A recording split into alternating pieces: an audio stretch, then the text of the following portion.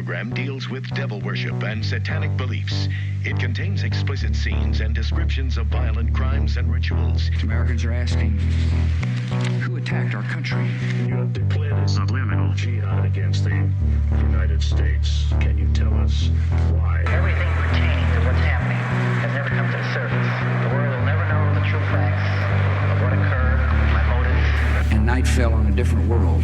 And Iblis is thinking, I should be getting this position, not Adam, and this guy is created from dirt. And how does the army feel about you being head of the Temple of Set? And the conspiracy theorists can say what they will, but I want you to give me power over Adam, and I want you to give me soldiers and minions and all of these things. The people have so much to gain and have such a material motive for putting a position on them. We'll never let the true facts come of their boards to the world. And I want you to be able to give me the ability to whisper into the hearts of mankind. And who was the grotto leader? Don't remember his name. You don't remember the name of a person who involved you in murder? Now these people are in very high positions, Jack. Yes. Ooh, welcome back to Subliminal Jihad, episode 301. I'm your co-host, Dimitri. I'm Khalid. And today, we are, without further ado, we are back in the saddle with our fourth installment of Epstein-Pocalypse.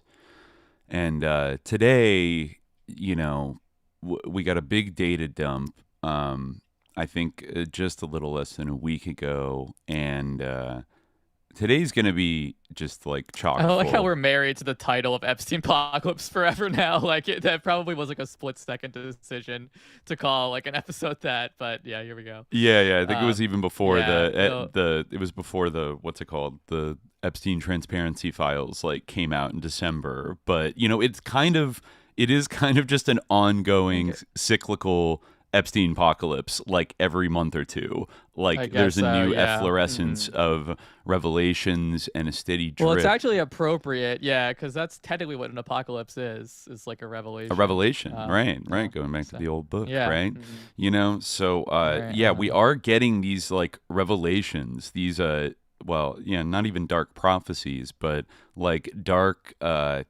partial confirmations of dark prophecies being fulfilled. I think it just keeps getting more disturbing, and but on the flip side, I do feel like there is value in going through these things. I know that some people might already be feeling a kind of Epstein fatigue. I've even seen, takes being bandied about I just don't care, and who even cares anymore about this? But no, I feel the exact opposite. I feel like not enough. There's so much material here, and we probably haven't even scratched the surface. Our ability to search through it for key terms is so limited. With the resources that we have, people need to be building ways to because it is something people are interested in. Yeah. There's a lot of important topics out there, a lot of important files and materials, right? That maybe are publicly available, maybe are in a drawer somewhere, either some university or in some government archive. But rarely do you have the level of popular interest that they have in this. Mm-hmm. And I think that people should be really don't just let everything go to Jmail, brought to you by Dropsite, which is as we were just talking about before, is a not an adequate website and sucks. We need a good searchable database of these files, of which there are many in this most recent release. Again, it's frustrating how many redactions there are. It's frustrating that probably there's even more that has been left out. But still, I definitely don't think that we've heard it all from this. Even close, I think, yeah. I think the last thing anybody should be doing right now is taking the advice of one very implicated individual and conclude that it doesn't matter. It doesn't actually matter because everyone in the ruling class is bad. So it's okay if I'm best friends with them and help them escape their pedophile allegations. We don't want to take the Noam Chomsky approach. Truly R.I.P., though his body still lives in some form. on this plane. Truly RIP to the man's reputation, and RIP to everybody who tried to defend him this week on the left. Yes. Nobody's gonna forget that. Sorry, y'all. Y'all fucked up. I think, astute listeners will know who we're referring to. You probably, if you're on X, you probably have seen it. But some people really just weren't willing to let the lifetime bond go with Dr. Chomsky. And, yes, they will never like cancel Chomsky. Yes. I mean, it's crazy. Like I have an undercut right now, like with my mullet, like being on one side of my head. I really need to get a haircut. But anyway, what I was saying is like, it's like, you can really see like the deep, it's crazy. Like Chomsky like lied and like misrepresented his relationship with Epstein. Like the least he could have done if he's going to be like this moral and like political exemplar of like, people used to like, send him emails like, Mr. Chomsky, or sorry, Dr. Chomsky, how do I, be a good anarchist? How do I be a good leftist? And he'd be like, well, you should do that. And like, this guy like couldn't even like come and like admit, like, come forward and admit like how much of a friendship he had and like an intense like, relationship that he had with Epstein. Like he knew his wife, like they were emailing back and forth all the time. He was helping him in a way. Epstein was closer to him than his own son because Epstein was helping him like to, with litigation that was being brought by his own son, like against him and Valeria. So there's a fight over the estate of Chomsky's first wife who had passed away, and like where the money was going to go. And I feel like there was kind of like the vibe is like there was a classic children of prominent man are worried about the maybe gold digger wife that he married immediately after his first wife died, and wants to like leave her everything. And they're like, wait, hold on a second. And then Epstein comes in to be like, let me help you with this, like, probate court estate tax, like shit. And like, make sure that, you keep control of all your money or something. And like, you could see like getting into family fights and like, they made the scurrilous allegation that my new wife is sus and blah, blah, blah, like very untoward. Yeah, it's very funny because like Epstein's like email writing style is like so like radically at odds with Chomsky's. Like, as I was like doing preparation for this episode, like one of the strategies I had to use, which was kind of like haphazard, was basically like think of a word that might have interesting results and like put it into the like government, like the DOJ search database. And like one of them that I searched was disgrace, and that like yielded a lot of Chomsky good results. No, a lot of Epstein. Oh, really? Epstein loves to call things a disgrace. Interesting. And in fact, one of the things he called a disgrace was like Max Chomsky's offer to Chomsky, like of, I don't know, some kind of like stipend of like $100,000 a year, like from the marital trust or something. Is like, it's a disgrace and you should be ashamed of yourself. Oh, wow. I think he told Chomsky that he should be ashamed of himself, like for, considering this offer, which honestly, like, it's more than enough, like to live on. I'm sure you also, but whatever. Like, I really don't think it's such a bad offer, but I don't know, like really the sort of behind the scenes, but Epstein was like very intimately involved with that, and Chomsky was constantly asking him for advice. It's really, and he was like so like submissive to him too, in a way that's like, that's a true disgrace. It's very unbecoming. It's like, And remember like, how sassy he was about when people asked him about it. It's like, actually, it's none of your business. And like, I've met with war criminals before. And like, one of his last public statements, like, none of your business. I spent a beautiful night with a great artist, Woody Allen, and like didn't mention going to the island, or as he tells Epstein in one of these emails, how he fantasized about the island. And okay, like interesting. He left all of that out. So like, he's a fucking liar. Like, we should learn to discipline people for lying about themselves and like who they consort with and who their buddies are behind the scenes, especially when they posture as like the moral thought leader of like the American left. Like, sorry, you should be held to a high standard of not hobnobbing with the sussest people ever and doing such shit. Like, if you want to have that crown, it's only fair. Like, this man has been celebrated and mostly left alone by the national security state that he criticizes, all the time, publishing like watered down Michael Parenti books as bestsellers. And writing books with like Nathan J. Robinson, another person who fell on his sword this week. Yeah, like what the hell? Sorry. Like, Well, he wrote a book with him in 2024. Oh, I see. And he considers him his main political inspiration. Okay. Hard to let that go. Hard to let... I just got to say, to you, sock them, motherfucker. The tankies were right. The paranoid tankies were fucking right about all of you for the last 12 years. Deal with it. It's true. Don't try to run away. Don't try to squirm away. It is crazy that we made that sign that said Chomsky is sus before any of this really came out. Yeah. We were selling it in this house yard sign. We didn't actually even know about his connection with Epstein at all. We didn't really we didn't mention it in our episode. It wasn't really public knowledge then. But yeah, well, that's crazy. Yeah. I don't think there was anything out yet. And, I remember other people that consider themselves top Epstein explainers, emailing Chomsky and being like, oh, Chomsky said there was nothing to it. Don't worry, guys. Yeah. Don't forget that either. He said that he just met him briefly. Yeah, something like that. He didn't stay at his apartment in Paris. We could take his word, right? Right. Yeah, that's so funny. Just relaying what he said. Yeah, just relaying what he said. Because he's a man of integrity or whatever, but he's not. He's a liar. He's lied. Not. He's a fucking liar. In fact, I feel like he lied multiple times. I feel like he had to confess to a different a higher level of correspondence with Epstein multiple times, and now it's really outrageous. Yeah, first I think he lied about the going to Paris. Then he kind of lied. He just said that he helped me out. Well, I was briefly there on the plane or something like that. Yeah, yeah. And then it was something like he helped me out with a tax issue once. That was it. That's all we did. And then people found out they were partying together. He's like, well, he invited me to an amazing dinner with an amazing artist, Woody Allen. What the fuck do you expect me to do? And then he had a stroke. And then that's pretty much. And then all this comes out that he's going to dinner parties all the time. He's going to the island there. He's helping him with these allegations. Jeffrey, you've done such a good job beating these scurrilous allegations. Me Too has totally got out of control. Yeah. In 2018, and other people. He was literally the guy of Jeff Epstein, the New York financier. That was actually Noam Chomsky in real life. It's well, if they're going after Jeff Epstein, they've truly gone too far. I can understand it up to a point, but once they're after a man of such sterling reputation as Jeff Epstein, that truly Me Too has gone too far.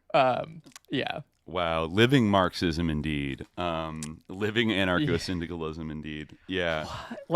It's really crazy. And then, other people coming out of the woodwork saying that, well, he was 90. How can you, whatever. It's well, he was still going to Democracy Now! All the time, telling people that, people that don't get the vaccine should be put in concentration camps. So, yeah, he was still saying, that, Iran needs, the Islamic Republic of Iran needs to be removed or whatever. He was still saying that, we need regime change in any random country and just opining about global politics. I don't understand. Telling everybody to vote for Biden. Yeah, if he has a judgment to just talk about some of the most important things in world affairs, why doesn't he have the judgment to be oh, maybe I shouldn't be best friends with a sex trafficker and a pedophile? Right. And and as much as other people, I know there's other people that they're not that bad, but they're I'm gutted. I'm gutted by this. I wrote 3 books with Noam Chomsky. I considered him a great friend and a mentor. But, this is too sus. I can't, despite all of his great work, I can't associate with him or, stan him anymore because of this. And I would say, well, that's better than, totally defending him. I don't think we should just let him off the hook for his entire vibe, his entire career. I'm sorry, but I think this casts a light on his entire academic, intellectual, celebrity career that once again, the paranoid tankies were kind of right. Michael Parenti was kind of right that this guy is the compatible leftist par excellence, and his whole project served a function throughout his entire career, and people that called him out for being kind of sometimes on the right side of big issues about imperialism, enough to earn credibility, but then always throwing in some extra thing that is bullshit that sort of the U.S. empire would want to be seated among the left. Whether it's his stubborn, his kind of anti-communism, his anti-Soviet, anti-communist positionality, or being credulous and supporting all kinds of NGO color revolutions around the world, and kind of just generally being, I don't know, and being I mean, I think anti-conspiracy so. theory. Well, because isn't like the whole sort of like point of a lot of like, or at least, on the philosophical level, like if you have like kind of a materialist or like structuralist like analysis of these things, then like I think, well, I mean, I don't even think you need to like have a left wing perspective or anything like that. This is just kind of like something that I feel like in intelligent, mature people should like acknowledge that like the society, like so social networks in which a person is embedded, like shape that person's politics, and like they like are like incredibly like formative for like that person's political orientation. Right. Like no one is like kind of like floating. No one's the kind of the floating man of this kind of like a guy just kind of in a vacuum, right? In his like ivory tower. Just like not unaffected. I mean, in this case, his ivory tower was at MIT, which is also a huge through line of where Epstein had influence, so they do kind of come out of the same milieu in a way, like that kind of weird, like military science, like kind of spook shit. Chomsky sort of like existed in that milieu for decades. They never, found some way to get rid of him. They seemed to like tolerate Chomsky. And, he did things along the way at MIT that were kind of red flags. Like I remember when I think it was around like John Deutsch, who was like one of Clinton's CIA directors, getting like elected to be maybe like the president of MIT or something like that. And some people were protesting because he was like a CIA director, like banker guy, like like covered up all the. I remember he was a guy at the Gary Webb. Not Gary Webb. What's his name? VCIA.com. Michael. Why am I blanking on him right now? Jesus Christ. The guy who went to the town hall in South Central and is like Mr. Director, like I'm a former LAPD cop. Michael Rupert. Yeah, Michael Rupert. Yeah, Michael Yeah. Rupert, when he's like, and I know the CIA's been trafficking drugs for years, and everyone's like, yeah. And Maxine Waters is there looking awkward, and then John Deutsch is like the CIA director who like showed up for that's the last time they did some shit like that. Like came to like allay people's concerns about the Gary Webb articles and stuff. But that John Deutsch, I believe Chomsky was like, he's a serious man and a great friend, and like he should be the MIT president. I don't see any reason why he should be. So he's always like caping for like, people that you shouldn't be as a leftist caping for, but because he has that collegiality with all these like elites, he always felt himself like, it's okay if I go hang out with all these people and become their friends. That doesn't pollute my analysis or my perspective at all. And we see how that ended up, right? Like it's literally the epitome of like the idea of like class solidarity. Like it doesn't matter like what your sort of different politics are, like political disagreements. Ultimately, you have solidarity with your class. This is even on a different level because we're talking about like an even smaller network than just like the ruling class or the capitalist class or whatever. I mean, obviously, like this framework doesn't like apply strictly because you have people like of all different like professions, but they all are like connected financially and like connected socially in like a very tight network, and that like network has like you can actually see, and like Noam Chomsky says it many times, and like many of his glowing sort of expressions of praise for Jeffrey Epstein, where he's exchanging ideas with him. He's a great conversation partner, right? Like the kind of things that you see Epstein talking about in his interview with Bannon and stuff like that. Like that. Those are kind of, you can imagine maybe the dinner conversations that Jeffrey Epstein might have with Chomsky, and it actually would have probably been like less hostile than his conversation with Steve Bannon. Because there's like a little bit of tension there, whereas like Chomsky is like, yes, Jeff, you're just so very intelligent. It's just fascinating to hear what you have to say about Isaac Newton. Like that's fair. I never considered that before in the scope of and it's just like like he's like constantly deferring to Jeffrey Epstein's judgment in these emails. So you can see it. Like it's when he meets with Steve Bannon, when he meets with the Hood Barak, like he's interested to me to feel like why. Like it's kind of like the thing of like actually Muslim guy is that like musician. Muslim gauze or yeah. I remember like that he had this thing where like people would say like, well, have you ever been to Israel? It's like, no, I haven't, and I don't want to go. Like I don't need to go to Israel to be able to like criticize it. That is the same thing. Like you don't need to meet a war criminal. Like you don't need to meet like Ehud Barak to be able to criticize him. Like you don't need to meet Steve. Like why? Why are you interested in doing that? Seriously, R.I.P. Bryn Jones. turns. You know, That's how you do be it. A reason I can think of, but Yeah. like not one that like Chomsky, like, you know, maybe under certain circumstances, I don't know, like what that would be, but like, Well, I will certainly not like these yeah. circumstances, and not like any rationale that Chomsky offered is like, I've met war criminals and I think that's epic. Like, what? Like, that's not. It's like, well, I was friends with Epstein and I'm also friends with war criminals. It's not an excuse. That's worse. Like, I like that he's kind of shit coding like every kind of like public leftist figure that has ever like crossed the line and like sought an audience with like a, you know, like Hugo Chavez or Castro or something like that. He's putting it in the same exact bucket as like being great friends with Jeffrey Epstein. And it's like, bro, like, shut the fuck up. That's not the same. That's not what anybody's talking about. Like, you know, like this wasn't a thing where you went and had some kind of shadowy sit down so that you could pose hard questions and like understand this person. First of all those people are like enemies of like, usually they're kind of like often enemies of the United States that he would go and like meet with, you know, which in retrospect is like, should you have trusted Chomsky? You know, should Nasrallah have trusted meeting with Chomsky and like taken his advice about anything or told him anything? You know, I don't know, given who his friends were. Like, he could be almost an unwitting, like, kind of CIA listening device, you know, just based on his conversation. Yeah. Like, even if he himself was like, that's ridiculous, I would never be a CIA asset. Well, if he goes and meets with Nasrallah and then he goes back and talks with his best friend Jeffrey Epstein about it, I don't know if that might have been before he and Epstein were friends, but, you know, like even something later, like if he goes to, you know, he was didn't Chomsky go and meet Lula in jail and then they called Epstein together? In fact, I think Steve Bannon might have been there too, right? Or no, maybe they just did call Epstein together. Yeah. Yeah, I think Chomsky and Lula called Epstein together. Texted Bannon about it. That was okay, yeah. He said, yeah.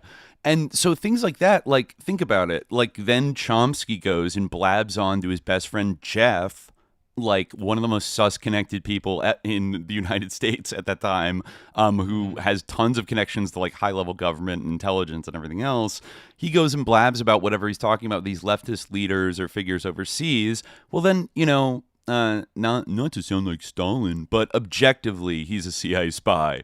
You know what I mean? Like that, he serves that function, even if even if he lies to himself and pretends that's not exactly what the fuck he's doing. That's what I see, is somebody in like, I think there is maybe, he could be a conscious, like double consciousness guy who is just like really kind of a sicko, though I think it's also possible that Chomsky if I'm shooting from the hip psychoanalyzing him, he seems a person that might be prone to extreme self-delusion about like who he is and like what his role is in the world. And that self-delusion was taken advantage of and cultivated and like utilized at various points because he's such a useful idiot in a way. Like, he's smart in some ways, but like he has a fundamental lack of like maturity and understanding of the stakes involved for being the kind of figure he was. There's something about being a lifelong academic. Like, I'm pretty grateful, actually, that, like, you know, we have to do the show, like, that I have to do the show to survive, you know, and that, like, I didn't, like, immediately get, like, a tenure track, like, because, like, it, like, anesthetizes, like, you know, or, like, you know, prestigious tenure track job and, like, you know, get, like, into, you know, into the, because, like, it anesthetizes, like, because then you, like, basically, and, like, at least I had, like, years off in between, like, my undergraduate work and my graduate work. If you're, like, Chomsky and you just go through your whole life, like, you know, first you're in undergrad, then you're in graduate school, then you're a professor, and you're never out of that like pipeline, and you just like are like there's like this sort of like paternalistic relationship with the institution, or like this sort of subservient relationship with the institution that you have to constantly have, and like you never like actually like stand on your own, and like then you end up having this sort of like at 90 years old you end up having this sort of relationship where you need Jeffrey Epstein to hold your hand in legal mitigation with your own son. You know, and that's like kind of this is not that's not the posture of a man who stood on his own 2 feet for most of his life in his career, right? It sounds more like somebody who was like that, propped you know, up. Like that's the thing, he didn't. Yeah. Even I think we went over this. Even Marcuse is like the amount of sus connections he had and shit. Even he got pushed out of his job at like UC Irvine, right? Yeah, in the 60s, and he got some FBI surveillance. So like, hold on, like, what is it that Chomsky allegedly is arguably even more radical than Marcuse, and like didn't get, you know, like didn't have a lot of FBI like harassment dispute. Maybe there's a little bit here and there. Well, this is another take that I have about Chomsky, which is that he's not more radical than Marcuse, and in fact, he's not radical at all. Yeah. Chomsky is like, I'm not saying that all anarchists are liberals, but like Chomsky, if you were to make that argument, Chomsky would be an amazing example. I don't think Chomsky's politics are any more radical than the average academic in the humanities. Maybe in STEM, which I guess he's kind of in. I don't know, like because he built like his language. Was sort of research was useful for like missiles or something, or like machine communication or something like that. Yeah. Like linguistics is a bit more of like a crunchy field than I don't know, comparative literature. But in terms of like the academic humanities, I don't think that his politics are remotely radical. I think it's like pretty normal. Like they're just basically like the norm for the field, like the norm for the profession. I think like, that his that, politics fall smack dab in the middle, and you can see by who platformed him a lot over the years. They fall smack dab in the middle of like what I like to increasingly call like Ford Foundation leftism. Like he and that's like so much of the leftism that is remembered and had a quote unquote big impact and that you hear about and that has some kind of like celebrated legacy. So much of it during the Cold War and after has been Ford Foundation leftism, which is not the same thing because it matters who pays the piper. And, like all these organizations and figures, like, for example, I mean, he was a mainstay on Democracy Now!, which is run by the Pacifica Foundation, which has been funded in part by the Ford Foundation since the early 1950s. KPFA Radio, the fucking New York one. I'm forgetting right now. WPFA, is that what it is? Not or WPFA. WBRG? It has a totally different one. It's the one BGH, WBGH, is that what it is? That's Boston. That's Boston. I'll remember it. There's so much to remember today. I'm spottier than usual. But that Ford Foundation leftism, like, it was cultivated, funded, and like sustained, like initially as part of the cultural Cold War apparatus, whose like ultimate goal was always the containment and like the undermining of like actually existing socialism, like in Europe and in Asia. And oftentimes, like this is a very important point because WBAI, yeah, exactly. Where a lot of yippies and people like that's kind of where Dirtbag Radio was first, Bob Fass and all those people. Like all those stations, KPFK in LA. And then Democracy Now! Is like kind of the big flagship TV version of that now with Amy Goodman. And I wonder what she's saying about Chomsky, because I know they've been covering the Epstein Files a little bit, but I have a feeling they're going to have to skirt a few issues because their favorite boy Chomsky is so heavily implicated. But like the important thing about Ford Foundation leftism that people have to understand is like, and you could extend this to the CIA because we use CIA broadly, but like the figures that organize both the big three foundations, Carnegie, Ford, Rockefeller, and organizations like the CIA, like have huge, very porous boundaries, right? Like during the height of the 1960s, when the Ford Foundation was founding just the most heckin' radical radio and all this other shit. Actually, no, I'm sorry. Like the 60s, and I think the late 60s through the 70s was Mick George Bundy. Like Skull and Bones, like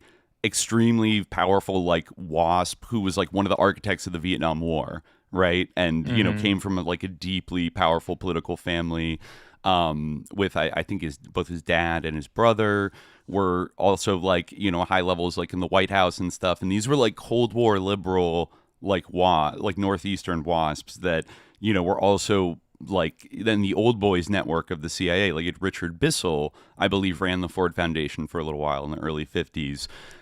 These are all kind of the same people. And so think the institutional funder of some of the most radical media in the 60s, when people were this media was protesting the Vietnam War, was a foundation bankrolled by the capitalist ruling class and run by one of the guys who was the architect of the Vietnam War and had advocated for it in the Johnson administration, in the Kennedy and Johnson administrations to escalate it.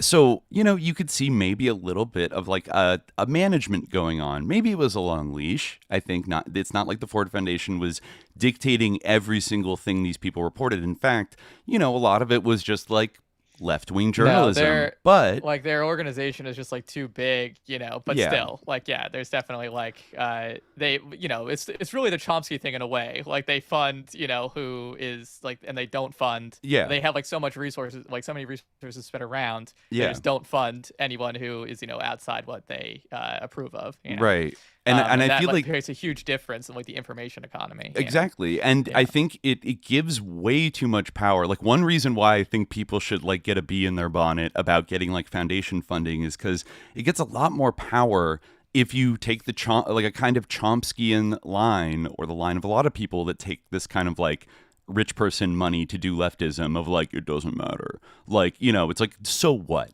So what if they gave us money? We get to do whatever we want. We're still totally independent.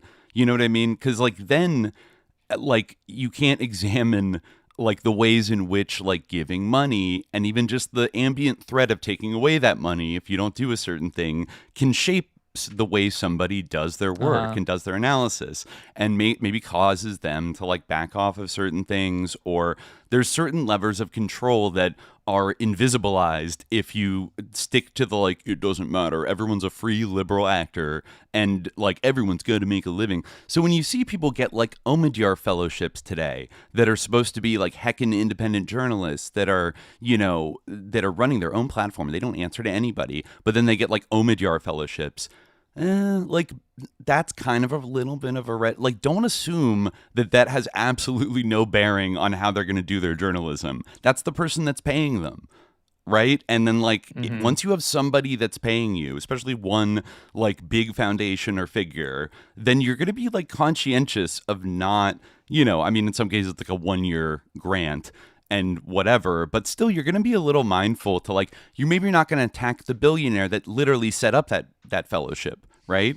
Like say Pierre Omidyar, who was very much in this milieu actually, or, and then he's already been funding journalism the last like 12 years or so. He sort of took control of the Snowden story and then founded The Intercept with Glenn Greenwald and Matt Taibbi, who is now a real like nothing burgerist about the Epstein Files. This is so stupid. Like, whatever, man. Noticing a lot of exiled alum actually doing a little downplaying, some of them around Chomsky, others around the thing. Like Matt Taibbi is just going full like Tealite, like, this is stupid. Like, there's nothing to see here. But then Omidyar, like, he has this whole stable of the Intercept people, and then some of them break off and start drop site news, and now they're like positioning themselves as like major kind of compilers and disseminators and explainers of both the Epstein story and like a lot of geopolitical, sensitive things like the situation in Iran, etc. We'll circle back to drop site because they've gotten a little criticism this week that I want to add a little more info to that, which is interesting, but. And I mean, I think also like what in terms of what you're saying, like about how like, some of these foundations, they only give like a grant for a year or something like that. It's like, well, I think also like certainly at the level like the Ford Foundation, obviously like smaller foundations and smaller like funding sources exist, but like at the level of the Ford Foundation, like they fund like things that they fund organizations that then in turn fund individuals. Like they like really like sponsor and underwrite like pretty significant like operations, pretty significant organizations that then like distribute that money. Like they're like at the macro level, and then at the micro level you have like kind of smaller Ford Foundation funded NGOs and stuff like that. So like really like someone can make like their entire career. Certainly like in the NGO sector and like in academia, like it's a little bit different because like you have the university, which is like the sort of source of one's income, right? Where you don't like make any money from like your own books even, but you have this sort of salary from the institution and you're constantly on a clock, right? Even your tenure, once you get it, gets reviewed, like, which is kind of like crazy, Meaning you can lose it? Like you could theoretically lose it. I think it rarely happens, but like, you could. I think theoretically, like if you did something bad enough, who knows like what that could be, but or you like don't show up to your classes I or can't something. think of any like examples of it happening, even like that like come to mind, like someone like losing tenure. I mean, obviously, I guess Marcuse, didn't they do some workaround to like they release did something where like the mandatory retirement age was changed, or something like that, where he had to like be pushed out. But yeah, like something like that could happen. And then like what do you and like it's a pretty small world. Like word gets around quickly. Yeah. Like it's so I think. Yeah, like, and that's the thing. Like, you don't want like academia wants pets, not threats. Yeah. That's like something that one of these. I think it was Mary Ohm, someone who like was who kind of left the academy. I think after like causing some controversy in like the like Association for like Anglo-Saxon. She was like an Old English studies person or something. But she like talked about how there was like racism in the field, and there's this whole controversy. But then she said that classic quote, which I always think of because it's very true, and they kind of do keep you on this like on like kind of like a hamster bottle, And I think that's partially like what happened to Chomsky in a way. Yeah, I think like these foundations, I don't know, they pump a lot of lifeblood through all these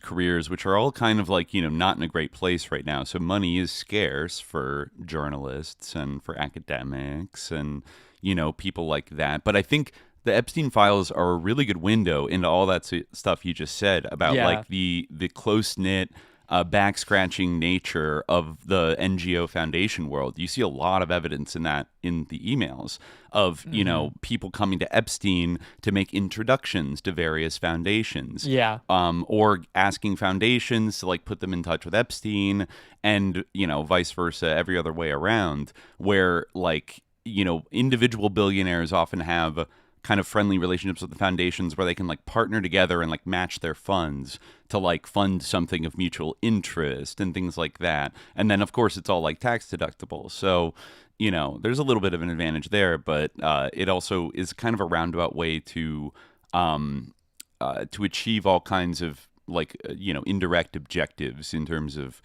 like societal influence or cultural, economic, whatever, scientific influence. Like, and Epstein's he is very much up in that world. I mean, I think he was on the board in that video that came out, the 2-hour video with Bannon. He talks about, it sounds like he's talking about being on the board of like, I guess it's the Rockefeller Foundation, though it sounds like it's kind of maybe like the Rockefeller University, because that's like I'm not sure a medical. Like what he like, but he worked like he worked for Rockefeller, but I'm not sure like what capacity for David Rockefeller, because he says that they wanted like a money guy to come in. They invited him to be on the Trilateral Commission. Apparently, that's what they he did. says. Yeah. That was always a rumor that he used to say he was in the Trilateral Commission. So I mean I believe that. Like, and this is, I think he said around like 1988 or 89. So this would have been like before Robert Maxwell dies, and allegedly before he meets Ghislaine.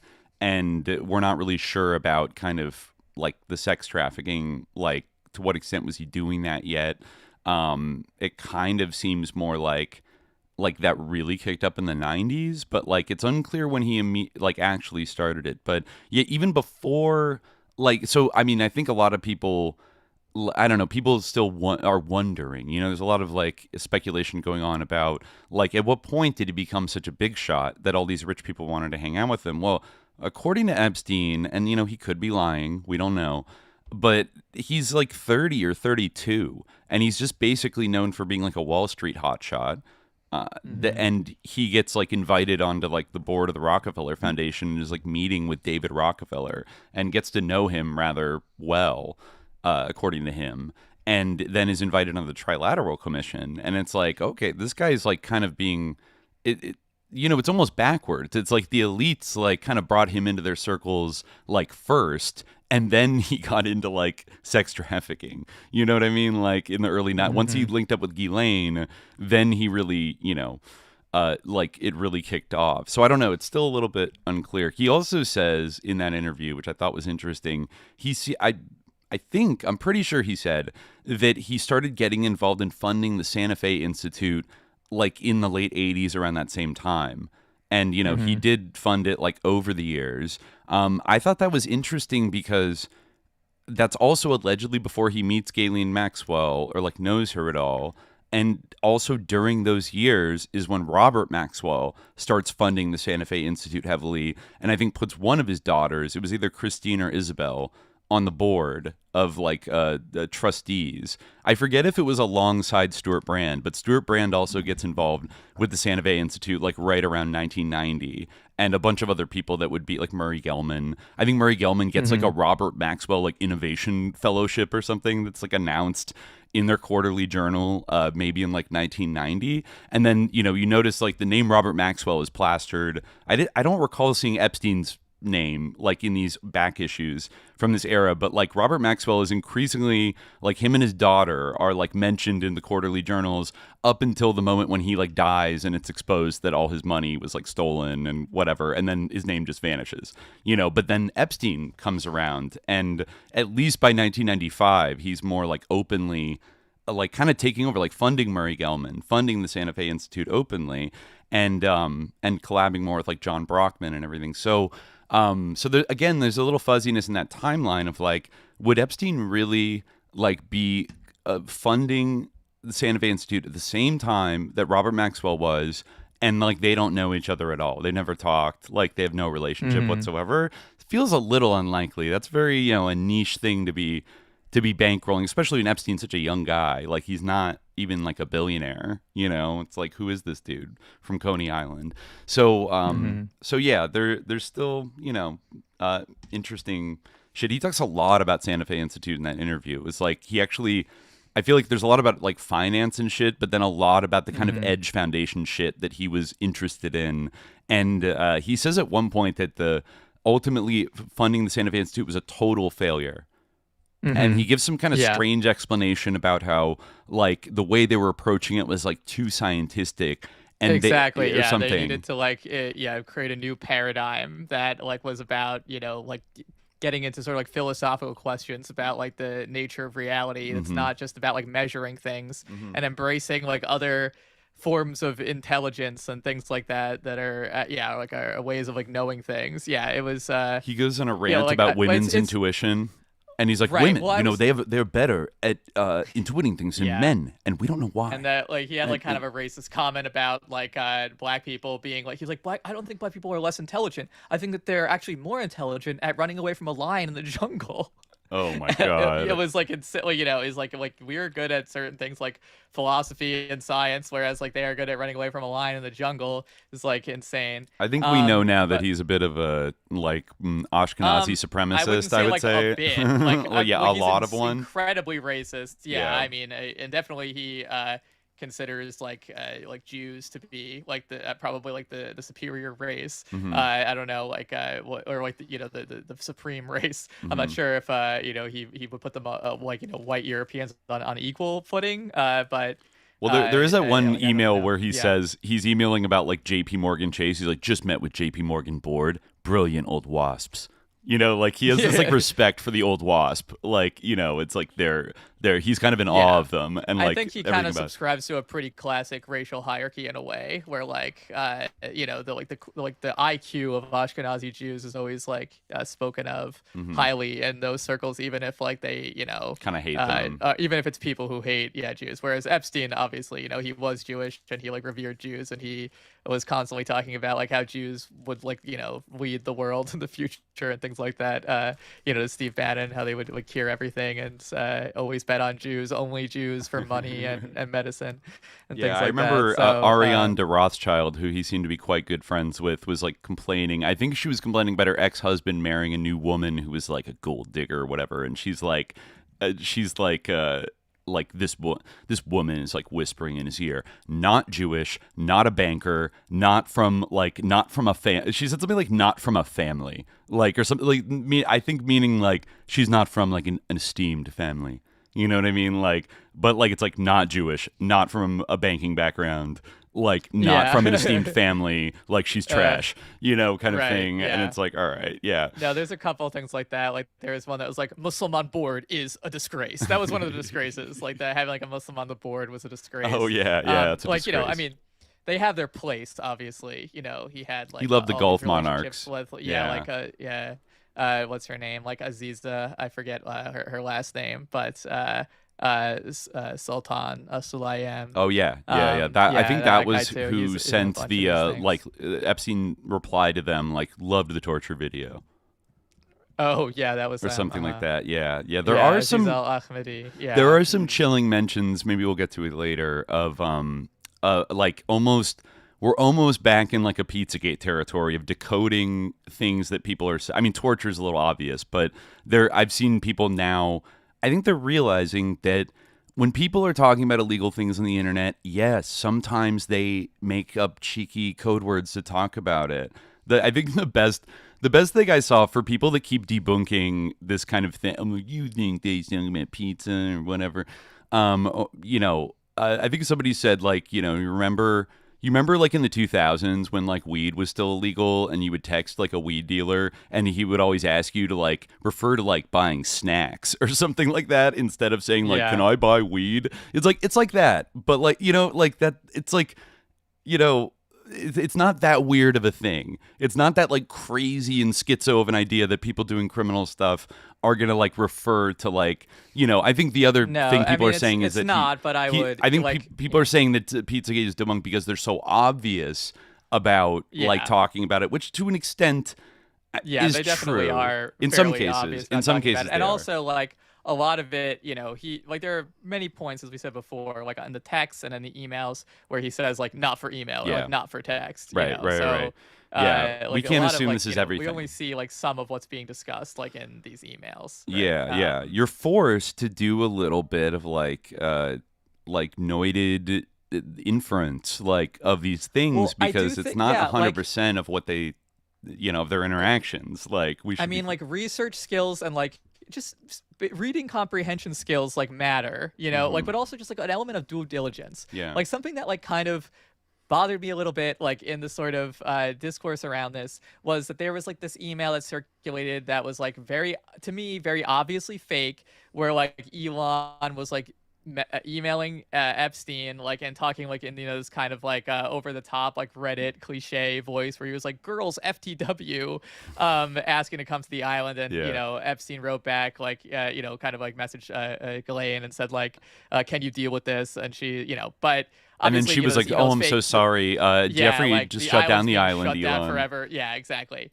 And to me, like, this is an obvious joke, right? It's like, for many reasons it's clearly a joke, because like Epstein didn't shut down the island, like etc. Like, I mean, I guess she was just like telling Elon that, but I think he would have maybe been able to put it together if it were real. But there's like a correction like squiggle in the actual image, like it was fake. Somebody made it up. People who are like interested in this, it's obviously made up, and like I see people who are interested in this subject like sharing this as if it's real.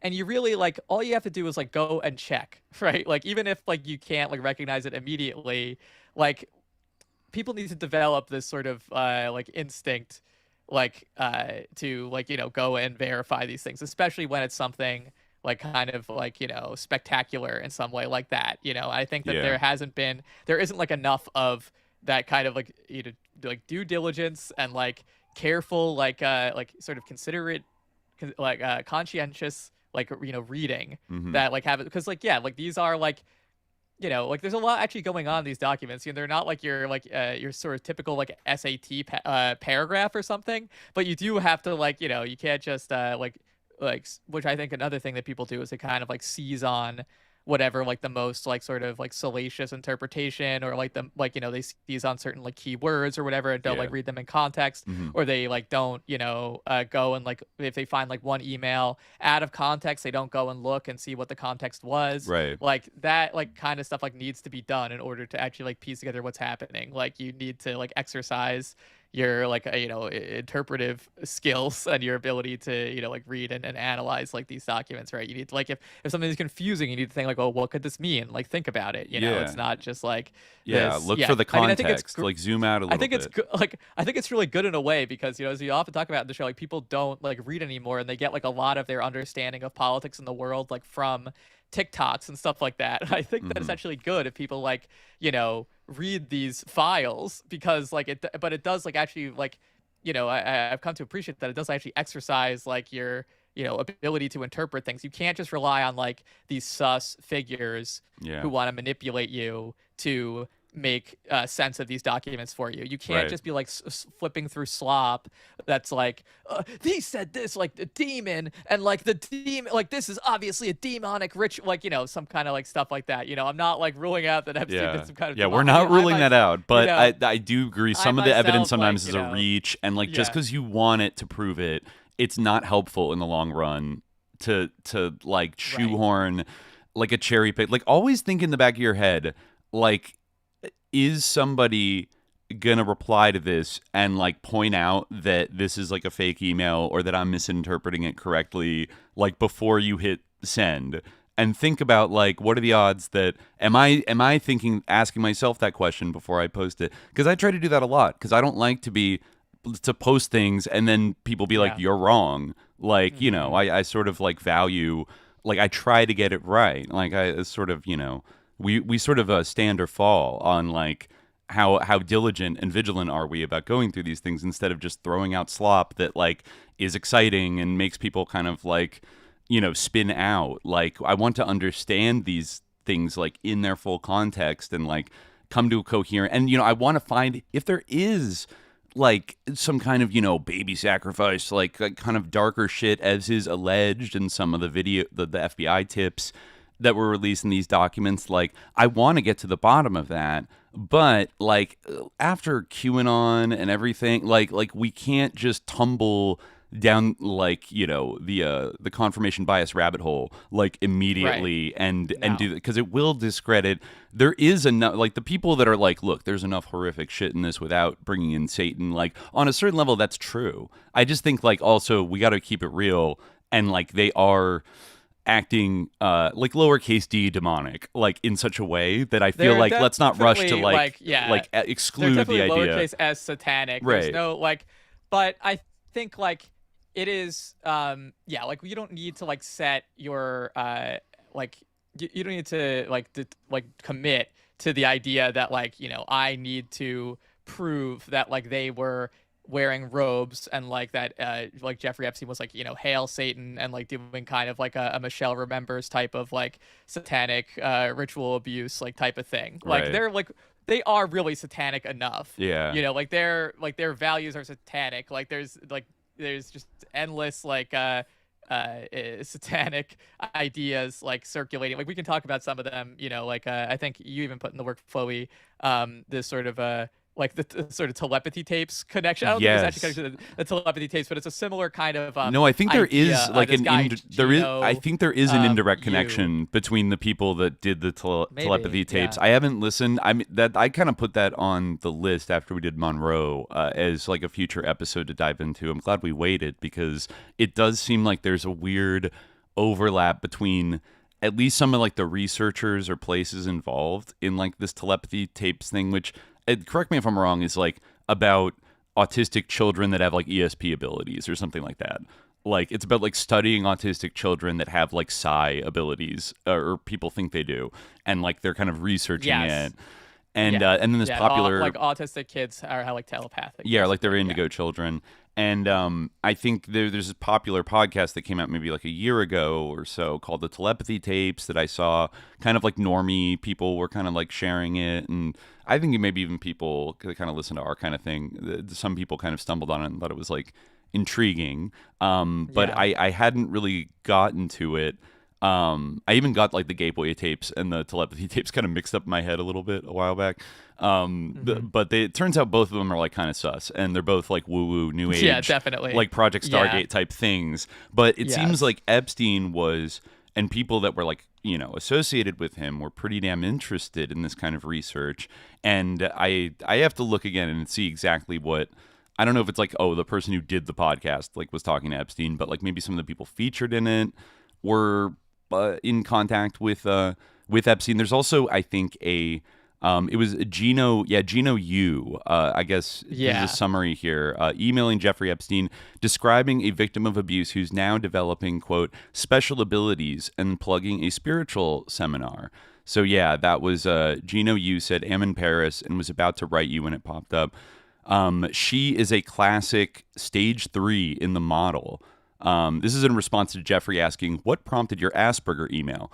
So Gino goes on. Yeah, Outlier who is intelligent, was traumatized when she was young, parentheses, sexual abuse, and now gradually coming into her own and becoming self-realized, can share our text interactions with her permission, starting to develop special abilities.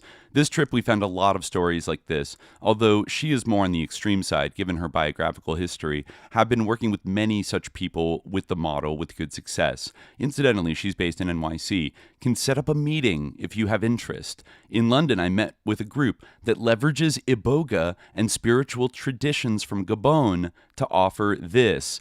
And then there's something called alternate paradigms. So that's another thing. And this wasn't someone who we just corresponded with occasionally, or who just emailed him and he didn't write back to him or he wasn't interested in this. He was very interested in it, and he actually gave him more fulsome replies, and he gave a lot of people who would write to him about projects. They went back and forth a lot about this whole framework that he had of stage 2s and stage 3s and stage 4s, basically these sort of different sort of psychokinetic abilities or special powers, and it doesn't even have a connection to sex.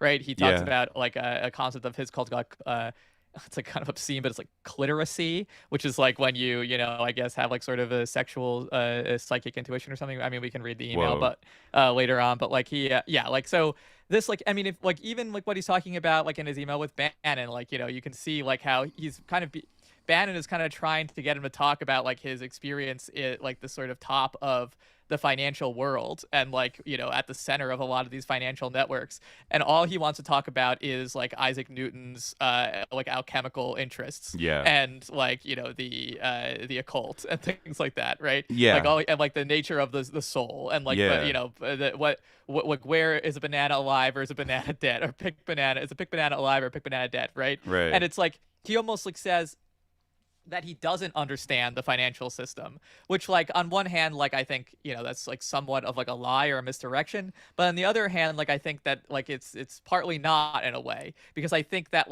what people think about when they think about the way the financial system works, I could imagine, people can disagree with me, but I could imagine that Epstein, for him, and in fact, he may be right in this, for him, all of that stuff, the numbers, might not be what the financial system really is all about. What it really is all about is connections and favors and networks and human trafficking, things like that, right? So human chattel. So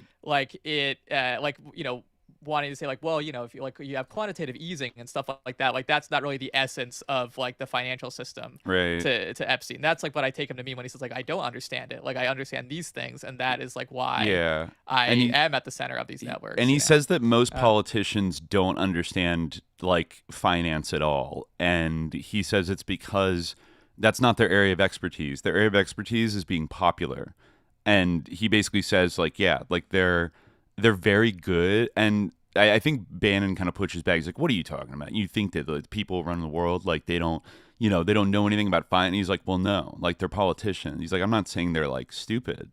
They're very good at one thing they do, which is win people to their side and make connections and be popular and get people to vote for them. But that's not, their background at all. So they don't really know anything about financial markets. And he does kind of brush off kind of the idea that that the money stuff is kind of central. And in his discussions about Santa Fe Institute, he does kind of say, that it's not actually about this rigid number stuff. He does say that the invention of the calculator and the scientific calculator sort of changed everything in on Wall Street, and then kind of from there everything else in the 80s, having a Texas Instruments calculator, because suddenly everything was based on mathematical models, all the trading decisions, things like that, all went to a very quant approach to everything. And then he brings up artificial intelligence at one point in kind of a weird way, where it's interesting, given it's kind of Eddington vibes, because he's saying this in 2019 when artificial intelligence was still kind of a vague thing people were researching, and like nothing had been rolled out yet. But he's like, what's interesting about this artificial intelligence is, they can build a computer that is the best at certain games like chess or Go or whatever, and they can play better than any human ever played it before. But then when you ask the scientist who built it, like, how did it do that? They don't know. And, that's what we're talking about. That it almost gets against also, like, kind of, we're building the AI god, like, like, we're building a consciousness. He seems to maybe be a little open to that idea. But also, like, that they've built something so complex that it's beyond, like, humans' ability to, like, wrap their heads around. And that's kind of what they were trying to do at the Santa Fe Institute, was develop, like, models of complex systems that could be kind of, like, universally applicable, and kind of explain, like, cybernetically the way everything works. But he says it was a total failure ultimately, and then goes on a kind of weird tirade about, like, for example, women have intuition, but, like, we don't know what that is. Like, how does that happen? I don't know, and other things like that. Why do I love somebody or something? Yeah, why like do I that, love somebody? Which, it's so mysterious. Yeah. Yeah, and so he talks about things like, like love and intuition and other things. It starts to get a little woo-woo, like he's actually more like, he's a little more Esalen pilled than maybe, we think. And just to follow up, there was another tweet here about there was a more direct connection with the telepathy tapes. Yeah. This tweet said that the telepathy tape scientist Julia Mossbridge, I assume she was in the podcast, helping the podcast test autistic children for ESP,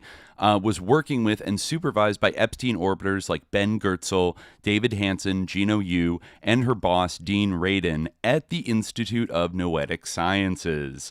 And that's, that's an old school New Age institute, isn't it? Right?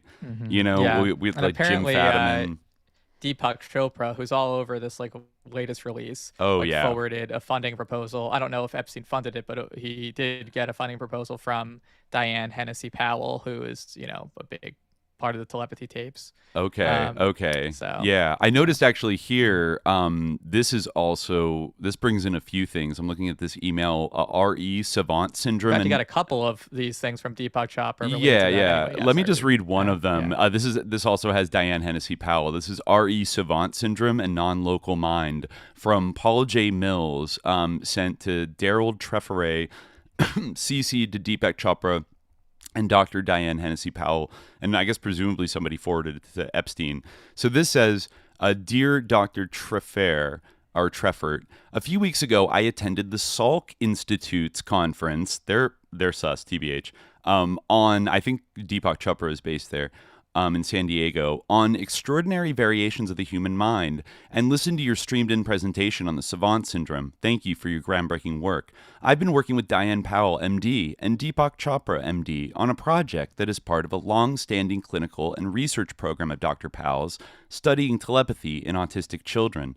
Earlier this year, we conducted a pilot study of a young boy and his mother and aim to continue this work under improved experimental conditions pending grant funding. The link below is to a 5-minute video of some of the testing, and we would value your opinion and any advice on moving the project forward. So this is from Paul J. Mills, PhD, a professor of family medicine and public health at UC San Diego, a bunch of other things too. And then, let's see, Daryl Trefferay wrote back, Paul, good to hear from you and your interest in telepathy on autistic children. In my recent view of our Savant registry, now over 300 plus cases, about 1% of parents or other reporters indicated ESP telepathy abilities in that sample. When Rimland did his review of 3,500 detailed parent reports, he also noted about 1% had paranormal abilities. Even in my most recent acquired Savant sample, 59 cases, one such case reported paranormal abilities newly present. And I've been working with a girl with severe autism impairment since 2013 who shows clear, to me, telepathy connection with her ABA therapist. Diane knows about the case, and I'm familiar with 2 other cases in other countries. Let's see. He's doing something in Japan. I enjoyed participating in this SALT conference, and then Daryl writes back. The clip of Leslie at the SALT conference was not telepathy. I guess some girl was like playing piano, and I don't know. They're talking about how like she's doing parallel processing. playing the same song as another piano with like a 1-second delay. But this person says it's not consistent with his measured IQ of 58.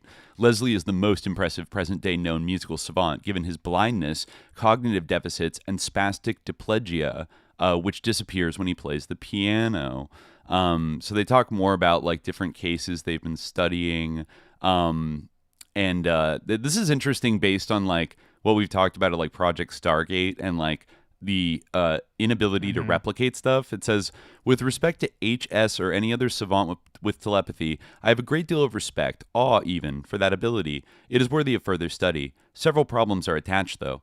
First, often the obsessive-compulsive OTD behavior accompanying the ESP makes it difficult to alter the routine or even site of study without losing some ESP.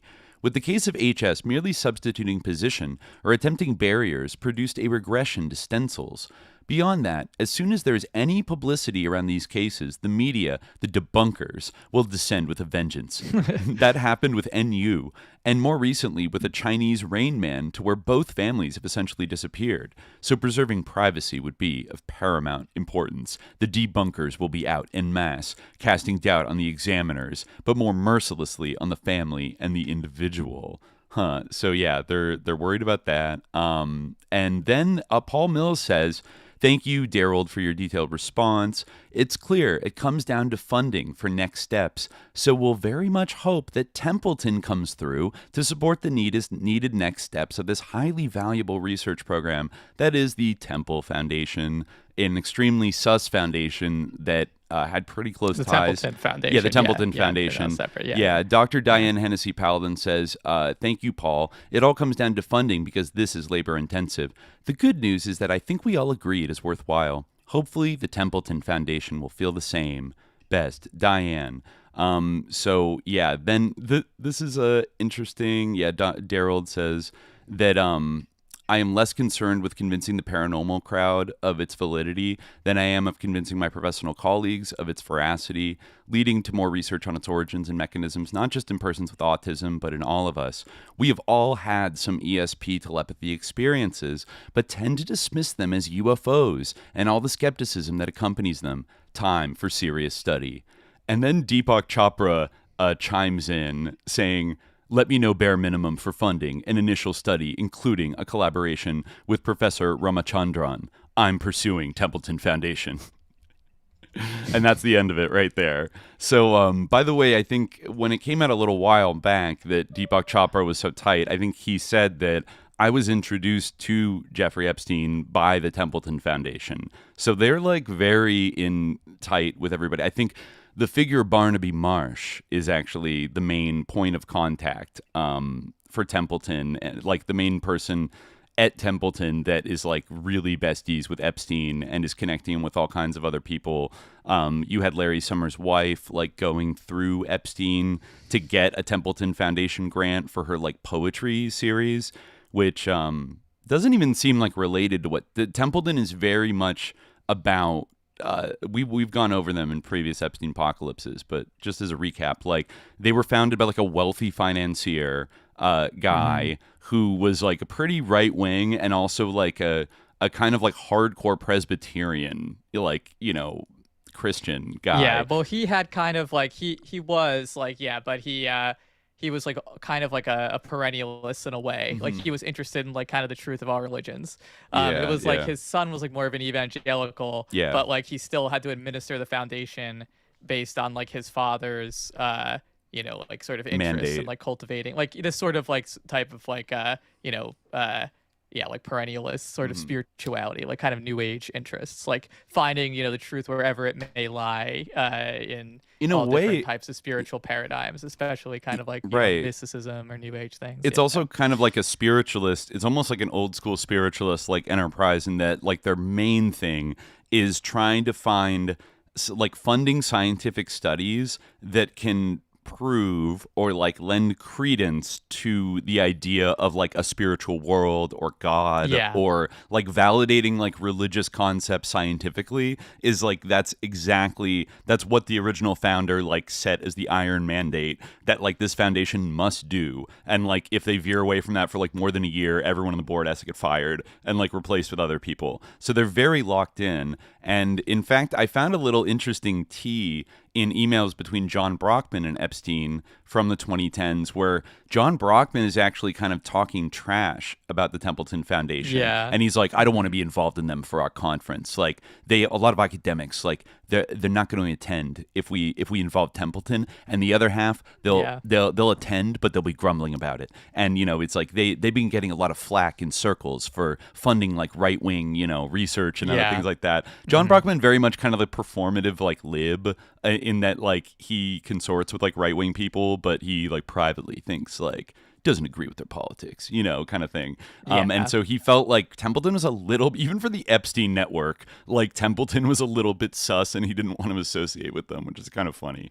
They do indeed. We found like evidence of like over the years, like the Templeton son was a huge funder of Prop 8, which banned gay marriage in, you know, California in 2008. Independently, I think, from the foundation. Yeah. But he himself. Right. And they got some flack after that. They're huge in funding like the religious studies field, but I guess this ESP kind of cutting edge shit as well. I think that probably was what Brockman was upset about, that like they have like, you know, they're going to fund things that like, as you said, like lend credence to the idea of a spiritual world, which I feel like is what Brockman was like mainly like disgusted by. It's like, because it's very interesting. Epstein like kind of had like there's a lot of emails where he talks about going to Templeton for funding, including with Elisa New, even her poetry thing. Like that's the thing. Like it's kind of like funny because, you know, it's like this sort of like classic grant writing thing where they are always taking like the same project and just like kind of rejiggering it to like fit a different foundation's mission. You know, like I don't understand how Elisa New's like poetry thing could possibly be relevant to Templeton Foundation, but you can totally imagine them like changing it to make it like spiritual in some way. But like I think it's funny how he also like is you know, kind of like he's great friends with Lawrence Krauss, you know, who's like you know, and he I think has been kind of disgraced, to use one of Epstein's favorite terms, like by his association with Epstein, like, you know, from pretty early on. And like he had his own allegations too, right? Yeah, but Arizona. Yes. And he's a like, you know, of course, a staunch atheist. And I remember he sent an email to Epstein that was like one Muslim at a time, and it was like some like stupid email he received from some guy who was like, "Thank you, Lawrence Krauss, for like teaching me that like, you know, not to believe in my religion anymore. Like I grew up like being Muslim, and like it was child abuse that I, you know, had to like." Wow. Pretty ironic. It's ironic, but that I was raised Muslim. But you know, now I see the truth, and like Epstein actually like kind of like clapped back at him and was like, "It disgusts me that you find this meaningful. Like you could get a million emails like this and it would mean nothing. This is not science, it's religion, and you know, it's a waste of your unique talents." Wow. Which I don't know like what exactly triggered him so much about that, because like it's not like he has warm feelings for any religious group except for like maybe Jews, but not necessarily like in a religious sense. He seems to kind of like disdain religious Jews slightly too. But it's true. It's more of like an ethnic thing that like he kind like when he sees people like observe, like I think like David Galanter actually being kind of an example, like he kind of seemed to share that sort of disdain for that was I guess we should just say it then. That's another revelation from these files, that Unabomber victim and early internet visionary David Gerlernter was emailing back and forth with Jeffrey Epstein like in the early 2010s, I believe after an introduction by John Brockman. You know, so if anybody, you know, remembers our episode about the Unabomber documentary, actually it's kind of funny. Like I think in Brockman's introduction to Gerlernter, he's explaining to Epstein who he is, and he's like, if you want a rundown of like who this guy is, like check out this video at like this timestamp, like that'll give you, and it's from like Das Net, you know, like the German Unabomber documentary, which like John Brockman on the one hand like loves because it like profiles his like milieu,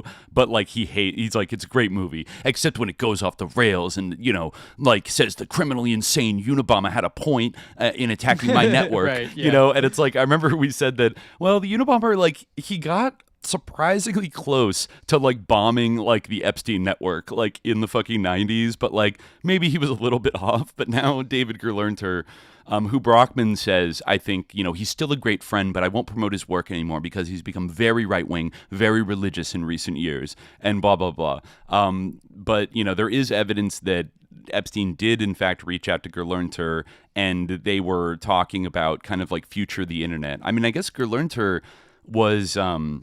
he was profiled in the New York Times a lot by John Brockman in like the late 80s, early 90s. And he was kind of an influential guy in the kind of theorizing a lot of things that would come to pass. Like, for example, like cloud computing. I think he was like an early sort of visual, an early kind of a, theoretician of like when there would be a cloud and like any device you log on to, like you'll have access to all your information. It doesn't matter like what device you're on, because there will be some kind of internet thing that has all your entire like life on it or something. He was saying this, back in like maybe like the 2000s that before the cloud thing really, maybe as far back as the 90s actually. But that's another person we didn't know was like in direct contact with Jeffrey Epstein. This is an interesting exchange between David Gerlernter and Epstein in 2009. Okay.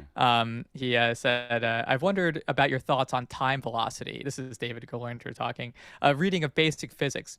As you approach c, you lose velocity or speed in time, reaching 0 in time at c. 0 velocity measured in space equals max attainable velocity in time, a constant related to c. The spectrum's endpoints are 0 in space and 0 in time. It's not a priori clear why you can't go faster than c, but it is clear that you can't go slower in time than stopped. Stopped in space equals max rate thundering through time. Nothing to do with physics, only philosophy.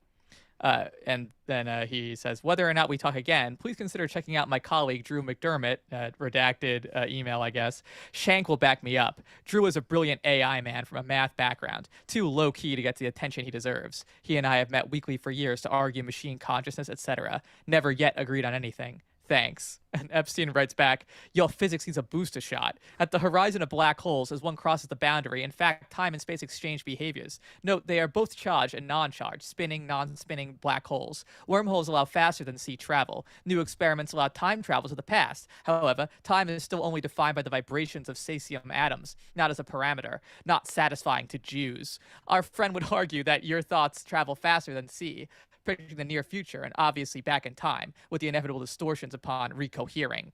And David Gerlernter replies, thanks. I should stick to software, but as I can measure a velocity over c if I pass a fast object going to the direction, I could measure an n-satisfying time velocity or time minus velocity of greater than c. I thought backward time motion was part of Fein's famous QCD equation, but would have to travel way back to remember how. For Jews, time is the comet's tail. If you fly right, you leave a luminous wake of lit-up time, and Jews agree with Greeks, that you face backward in time as you travel forward. Yeah, it's there's no vowels, so I'd take a second to realize it was Greeks. Right. But Epstein says, definitely back to general relativity intro for you. Velocity do not add. Only if train left Chicago at W and you left New York, blah, blah. If the Jews face backwards, I guess that could be a reason for the anti-Semitic comment that they are all assholes, at least in our view. Wow. Yeah. Not sure what to make of that. Like, interesting. Well, like Jewish quantum physics about like time travel. Like, yeah, kind of. David Gerlernter has one more comment that has to do with this. Interesting point regarding assholes. Facing backwards also explains how Judaism continues while Exianity collapses. Exians face forward and live to get to heaven. Hence Orwell's big question of how the religious attitude could be maintained, which he considered essential, given collapse of belief in an afterlife. Jews facing backwards only want to take satisfaction in life they've made tick by tick. Not trying to convert you. But the viciously appeasement-minded response of various bright young things to my Jew book, my Jew BK, I don't know. Is that what he means, Jew book? Puts one in a Jewish triumphalist mood. So they did have a little bit of friction, I guess, maybe over like David Gerlernter's like more religious approach to Judaism. I don't know, but yeah, I think that Gerlarnter, when Brockman complains that he's become too religious and right wing, I think he's referring to him becoming like more of a like Orthodox Jew and like a big huge Zionist, right? Like I'm pretty sure. Of course, yeah. But I assume like all these people are. Including certainly Epstein. But I think like the kind of like messianic like Zionist like vibe of like you know, I think he was like kind of getting more into the literal like religious, like deep in the weeds with it in a way where these guys are more secular, but they kind of have like a it's ethnic like a supremacy vibe going on. Right. Well, this is like what I want to loop back around to with the whole thing of like, you know, the approach people are taking to the files, like with regard to the issue of like, oh, was he like a Satanist? You know, like was he like, so I just like want like, I think for like some people, I feel like they're looking for like the sort of email where like Epstein says like, are you going to like the Satanic meeting tonight or something? And like they're like, yeah, I can't wait to see you there. Yeah. Like, hail Satan. Yeah, like, are you bringing your acolyte robes? Yeah. It's like, but I feel like we need to like deconstruct like what does Satanism mean to you? Like, what are like all the things that like you think of when you think of like a stereotype of a Satanist? You know, because like this is like Satanism, like active Satanism, is like a somewhat marginal phenomenon where you like worship the devil. Is somewhat marginal phenomenon, or even like identify as a Satanist. It's like a relatively a recent thing, and you know, insofar as it did exist in the past at all, like it's certainly always been marginal, and it's marginal now. Like so, but when you think of like all the sort of the constellation of ideas that go into that, like what do Satanists do? Like, well, they like hate God, right? They you know, they harm people, right? They harm children. They, you know, like including some babies, of them, like young some children. of them, they, you know, well, you know, I'm just talking about your stereotype, right? I'm not saying, I'm not trying to paint your, you know, you're like a 16-year-old Satanist who just like read an edgy book or something like with a broad brush. But I'm just saying, like, when people think, when they say Jeffrey Epstein was a Satanist, what are they imagining? You know, like, so I'm just talking about kind of this your sort of like satanic panic stereotype, right? So yeah, like what do? Like they harm children like deliberately, right? They are interested in like sort of supernatural abilities and witchcraft and magic, right? And they like believe in kind of a will to power. They believe in like the superiority of certain people to others, and that the strong should crush the weak. Yep. The slave must serve, as Aleister Crowley said. The slave will serve, I think, was the quote. Was that was from one of the Lee Bears. No, well, I mean, he said similar stuff, but I believe even Crowley said like the slave shall serve. You're right. Yeah, back in the day. Serve, they believe in kind of a like a Ayn Rand, like Nietzschean, like will to power, and the ability that they can become as gods in a way, right? Mm-hmm. Like that's kind of a thing, right? Yeah. So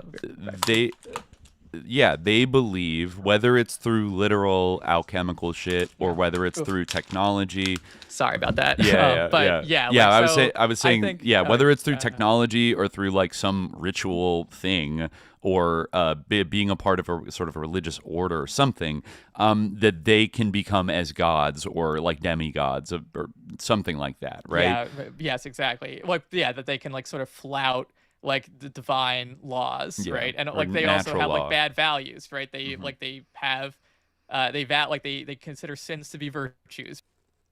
Mm-hmm. Yeah.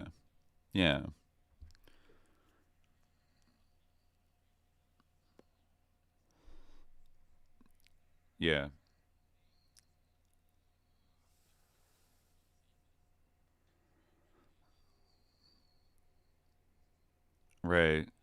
Like nobody deserves an honorary priesthood more than Jeffrey Epstein, and it's like the Church of Satan, even if they never gave him one. Like,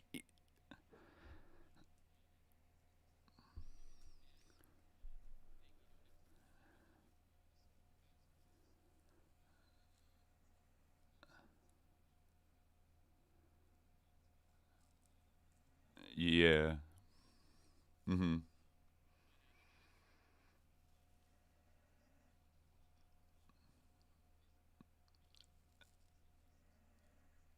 Well, we should be clear. It's not that Mark Fisher. That would be something, but I think so. Yeah.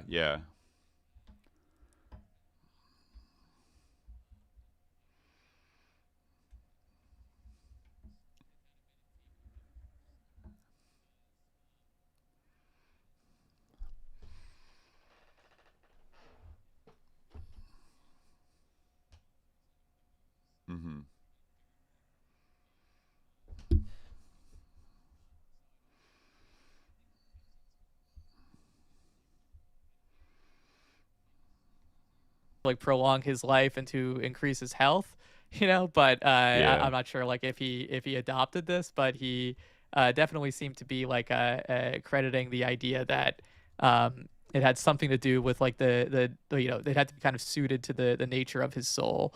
Like in a previous email, I mentioned that meditation techniques that don't fit the frame of a Jewish soul will always be hard. With that said, music is the language of the soul, and you, Jeffrey, are pretty talented musically. So he gives him some kind of thing to go on the piano and play Shema Yisrael Hashem Elokeinu Hashem Echad.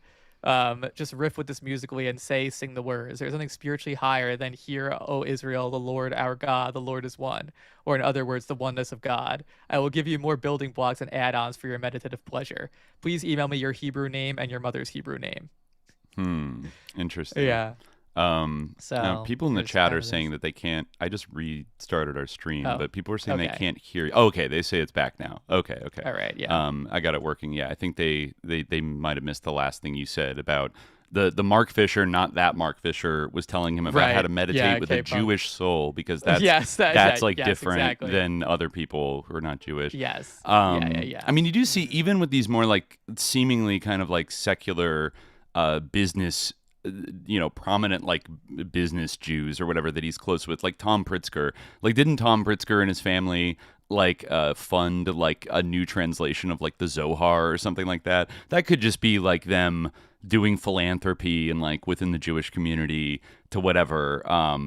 But I forget if that's like directly related to like Kabbalah or something like that. It is. It's it's like the Kabbalistic text. Right. Well, like it's the thing. Like, it's kind of like, I mean, like partially, like if you're gonna like fund a translation of like a great sort of work of like Jewish like mysticism, right? It's gonna be like the Zohar, right? Like that's like would be what you would go to, and like a lot of the time, like the most like sophisticated like texts of like a religious tradition are like those that kind of deal with the like what would be called like not my favorite word, but mysticism, right? For instance, like the greatest like Muslim writers, like they usually are like have like Sufic elements in their writing, right? Mm-hmm. Al-Ghazali, Ibn al-Arabi, etc. Like so it's kind of the same thing. Like you wouldn't want to just like fund a translation of, I don't know, like some kind of like legal manual or something, right? You'd want to do something that is like sophisticated and right. So it kind of makes sense in that way. But yeah, I don't know the details about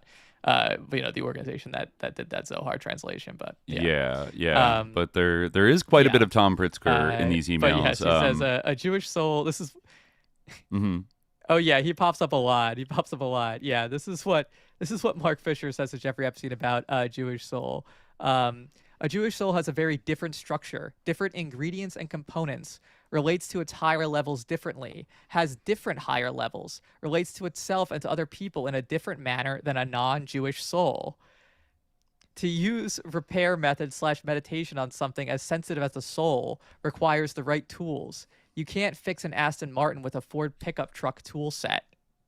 That's kind of an interesting comparison. Right. With the right meditation, it isn't so hard. So yeah, I guess the Jewish soul is like the Aston Martin, and the non-Jewish soul is Ford the truck. Ford pickup truck. The Goy pickup truck. So you can see that kind of like Yeah. I mean, that Epstein didn't say that it was this guy, but still, like, right. He's corresponding with him a lot, and he seems to credit, like, it seems like he's tried other meditation things, and he's like, I need one that's suited to my Jewish soul. Even, at the very, very end of his life, you see him kind of, having this with Bannon, having a very kind of like a Jewish supremacist attitude. Yeah, so, they kind of joke about there's it. There's definitely like that, it's or like even just like telling him like about, I'm worried about your health. Like, you only need to see Jews, like only Jews, like, and same thing with money and things like that. So, and like those little remarks of like, well, not Jewish, but, he definitely has like a, a very kind of a hierarchical supremacist mind in general about all sorts of things. Definitely.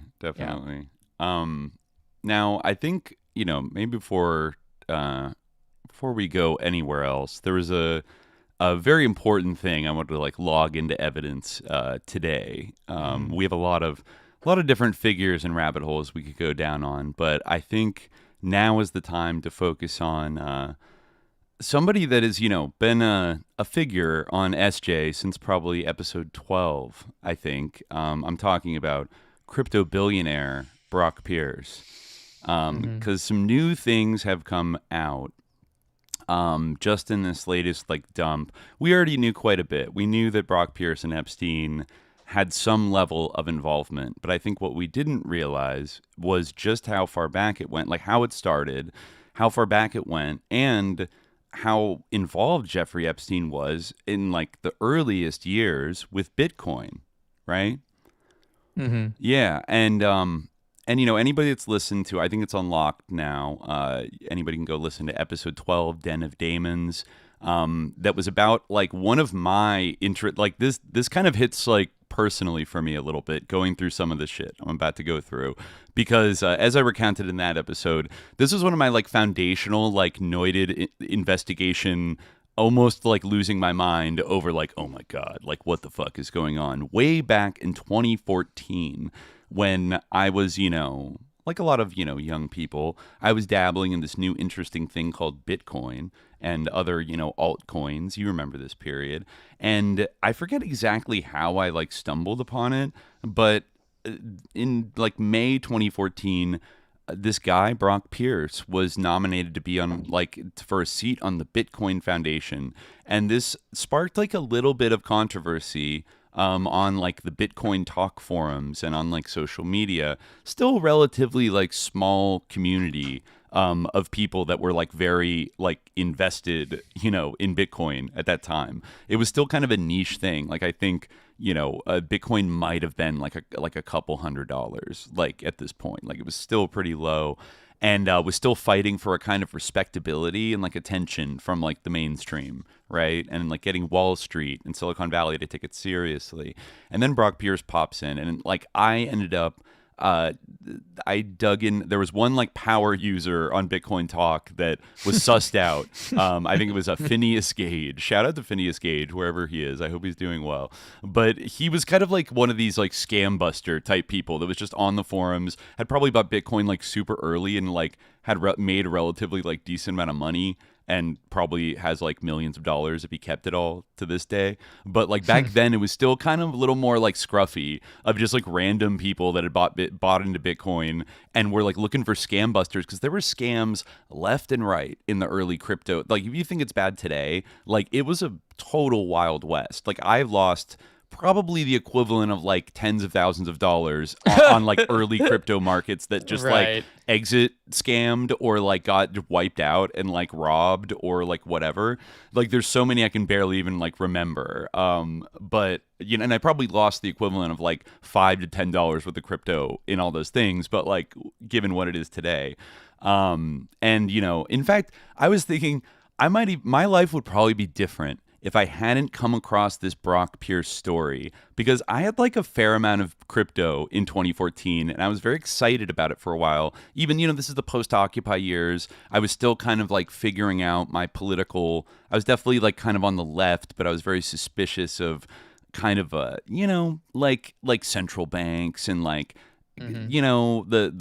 the cozy relationship between, banks and the government and everything. And there was something about the kind of cyber libertarian. This is probably the last point in my life where cyber libertarian, kind of ethos of an online currency that can't be hacked and lets people do whatever they want, what had a little bit of an appeal to me, and was an easy way for a broke millennial to make some money, right?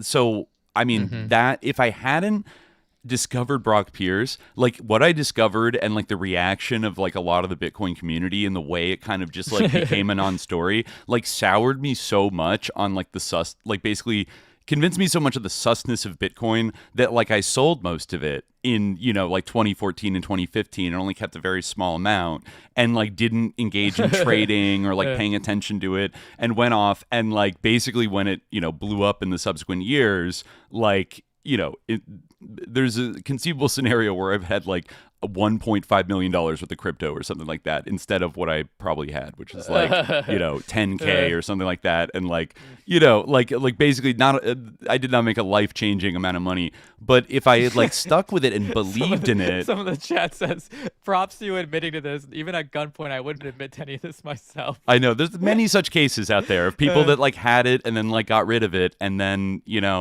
it just is what it is, right? But I mean, in a way, I think about like, wow, would I have like, if I had really tumbled into like believing in it, like would then maybe I would have gone on a totally different like trajectory or something in terms of like my belief in crypto or something like that. But in a way, I feel like it was like I was meant to find the Brock Pierce story because now, in this timeline, it in a way it led me to where I am right now. And like it set me on a path. Yeah. Also, the combination, this is when I was kind of writing screenplays and stuff. A big thing that I think freaked me out about the Brock Pierce thing was it coincided with this lawsuit from a former child actor, Michael Egan, against Brock Pierce and 3 other people about abuse that he allegedly suffered during the Den days, where Brock Pierce's company in the late 90s with Mark Collins Rector and Chad Shackley, where they were very much doing an Epstein type thing. A little bit more on like the gay side, but like basically with underage boys at the MNC estate in Encino, for Suge Knight's former mansion, by the way, former Interscope partner, Suge Knight. And they had this, I think we talked about it in our episode, like Den was trying to be like the internet MTV, but it was a little ahead of its time. And it was supposed to have these like original, shows and things like that. One of them was Chad's World, written by Mark Collins Rector, which is like a very chilling, dramatized. We discussed this in the episode. Where Sean William Scott plays like a cool dramatized version of Mark Collins Rector, but he's like still a psychopathic like maniac. It's just like about this kid has to go and like live in this mansion with his like brother and his brother's boyfriend, who's like a cool entrepreneur. And they filmed it in the real MNC estate, and it's just like, we bought you a PlayStation, and come check out the garage. We got you something else, a Ferrari. Wow, it's got the creepiest vibes. It's like, I could live here. I think I could live here. Yeah. All right, Chad. And Stifler playing Mark Collins Rector? Stifler, no, when he attacks the Chad's friend's homophobic dad who bullied his son into suicide for being gay, he like gets his like Nation of Islam bodyguards to like punch him and hold him down, and then he straddles him and gives like the most chilling monologue. Honestly, it's great acting that, like, work you from. Feel bad for a character that like it was literally just like designed from the ground up to be hateable. Like he was just meant to be like the evil. What do you want, Epstein? Like and then he like attacks him and jumps on top of him and is like, listen to me, you're gonna lose your job. In your mouth. Everybody who like works with you isn't gonna associate with you. I think you should just kill yourself, because everywhere you go, every day, I'll be watching you. And then he's like, and then it's like, he kind of gives him like one of these threats that like you see in the Epstein emails. You're a disgrace. You're a disgrace, and I'm gonna kill you. Yeah. Like it was really fucking creepy. There's like the pilot episode is the only one that like survived, but they produced all kinds of like content, and a lot of these shows, they would bring in like 12 to 15-year-old boys for auditions, and they would get parts, and then they would be invited to a pool party at the MNC estate, and then they would be plied, or rather surreptitiously drugged with like ecstasy or GHB or things like that. And then, there was a no swimsuit rule in the hot tub, and the boys would get in the hot tub, and allegedly, according to many accounts, Brock Pierce, who was then like 17 or 18, like somehow joined this outfit as a teenage ex-child actor from Disney movies, and Chad Shackley, Brock, and Mark Collins Rector would, and the wealthy Hollywood big shots that were funding Den, the tune of like about $100 million during this .com boom, would abuse them all, sexually abuse them. And there were horrible allegations, like, the Open Secret documentary is probably the kind of semi-suppressed documentary from Amy Berg, is one of the only things that sort of documents this and interviews like victims of Den. And it's pretty bad. I mean, like, it got to the point where also like Mark Collins Rector was like pulling out guns and like threatening like 14-year-old boys with it, and being like, if you tell anybody, like I'm connected, like I can fucking kill you and get away with it. Like scary Epstein shit, right? And then they eventually did get exposed because I think one of MCR's former victims like sued him for like trafficking him across state lines for sex. So then Brock Pierce, Mark Collins Rector, and Chad Shackley fled, just like up and fled LA. There were also rumors that because they'd taken so much money from David Geffen and blown it all away, and this company was collapsing, that David Geffen had like put a hit out on them or something, and they were like afraid and they needed to get out of LA. So they went to Marbella, Spain, where they were later, they lived for like a couple years, and then they were arrested by Interpol, who, according to the news accounts at the time, like raided their house and found a huge stash of drugs, guns, and child pornography. And then Mark Collins Rector has to like go back to get extradited back to the U.S. and like he kind of spends a couple years in and out of jail and eventually like has to settle with his, you know, his sex crimes and stuff like that. But then promptly like gets the judge to allow him to go to like England for like a brain surgery or something.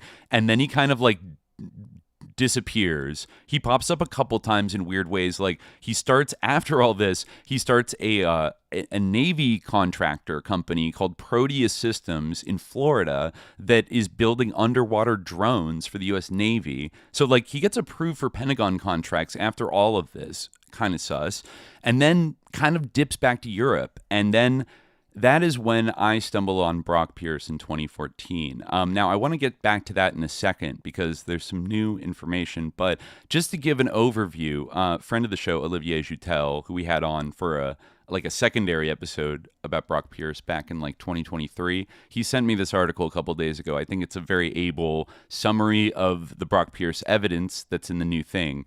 And I mean, just as I read this, like think about like I remember feeling for the first time like the chill of like, this guy's dangerous. And I'm like going on Bitcoin Talk forums and accusing him of being like a pedophile, a federal informant.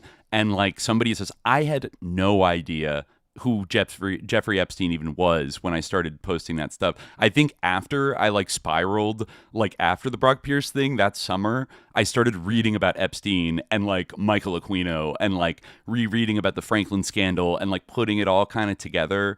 And like, you know, it was kind of a manic period, you know, but it was like I was encountering all this. And I just remember how kind of crazy I felt in not in the sense of like I'm crazy, but like, how do I even explain this to people that like I know, you know, that are like in my life and be like, this is what's happening in the world, you know, because nobody had any reference for any of it. It sounded crazy if you brought up Jeffrey Epstein. And I think some of our friends were very like, oh, come on, Dimitri, like you're being schizo. Like, you know, like you're reading too many conspiracy theories or whatever. And I was like, no, it's, you know, and, you know, I was probably, when I read my old writings back then, I'm like, I definitely was kind of like, I was like the Matthew McConaughey gif of like, just like smoking the cigarette, like staring at his like phone, you know, like freaking out. Yeah. I mean, it was a lot. Yeah, like, but, well, I mean, I still like want an explanation for the meat baby.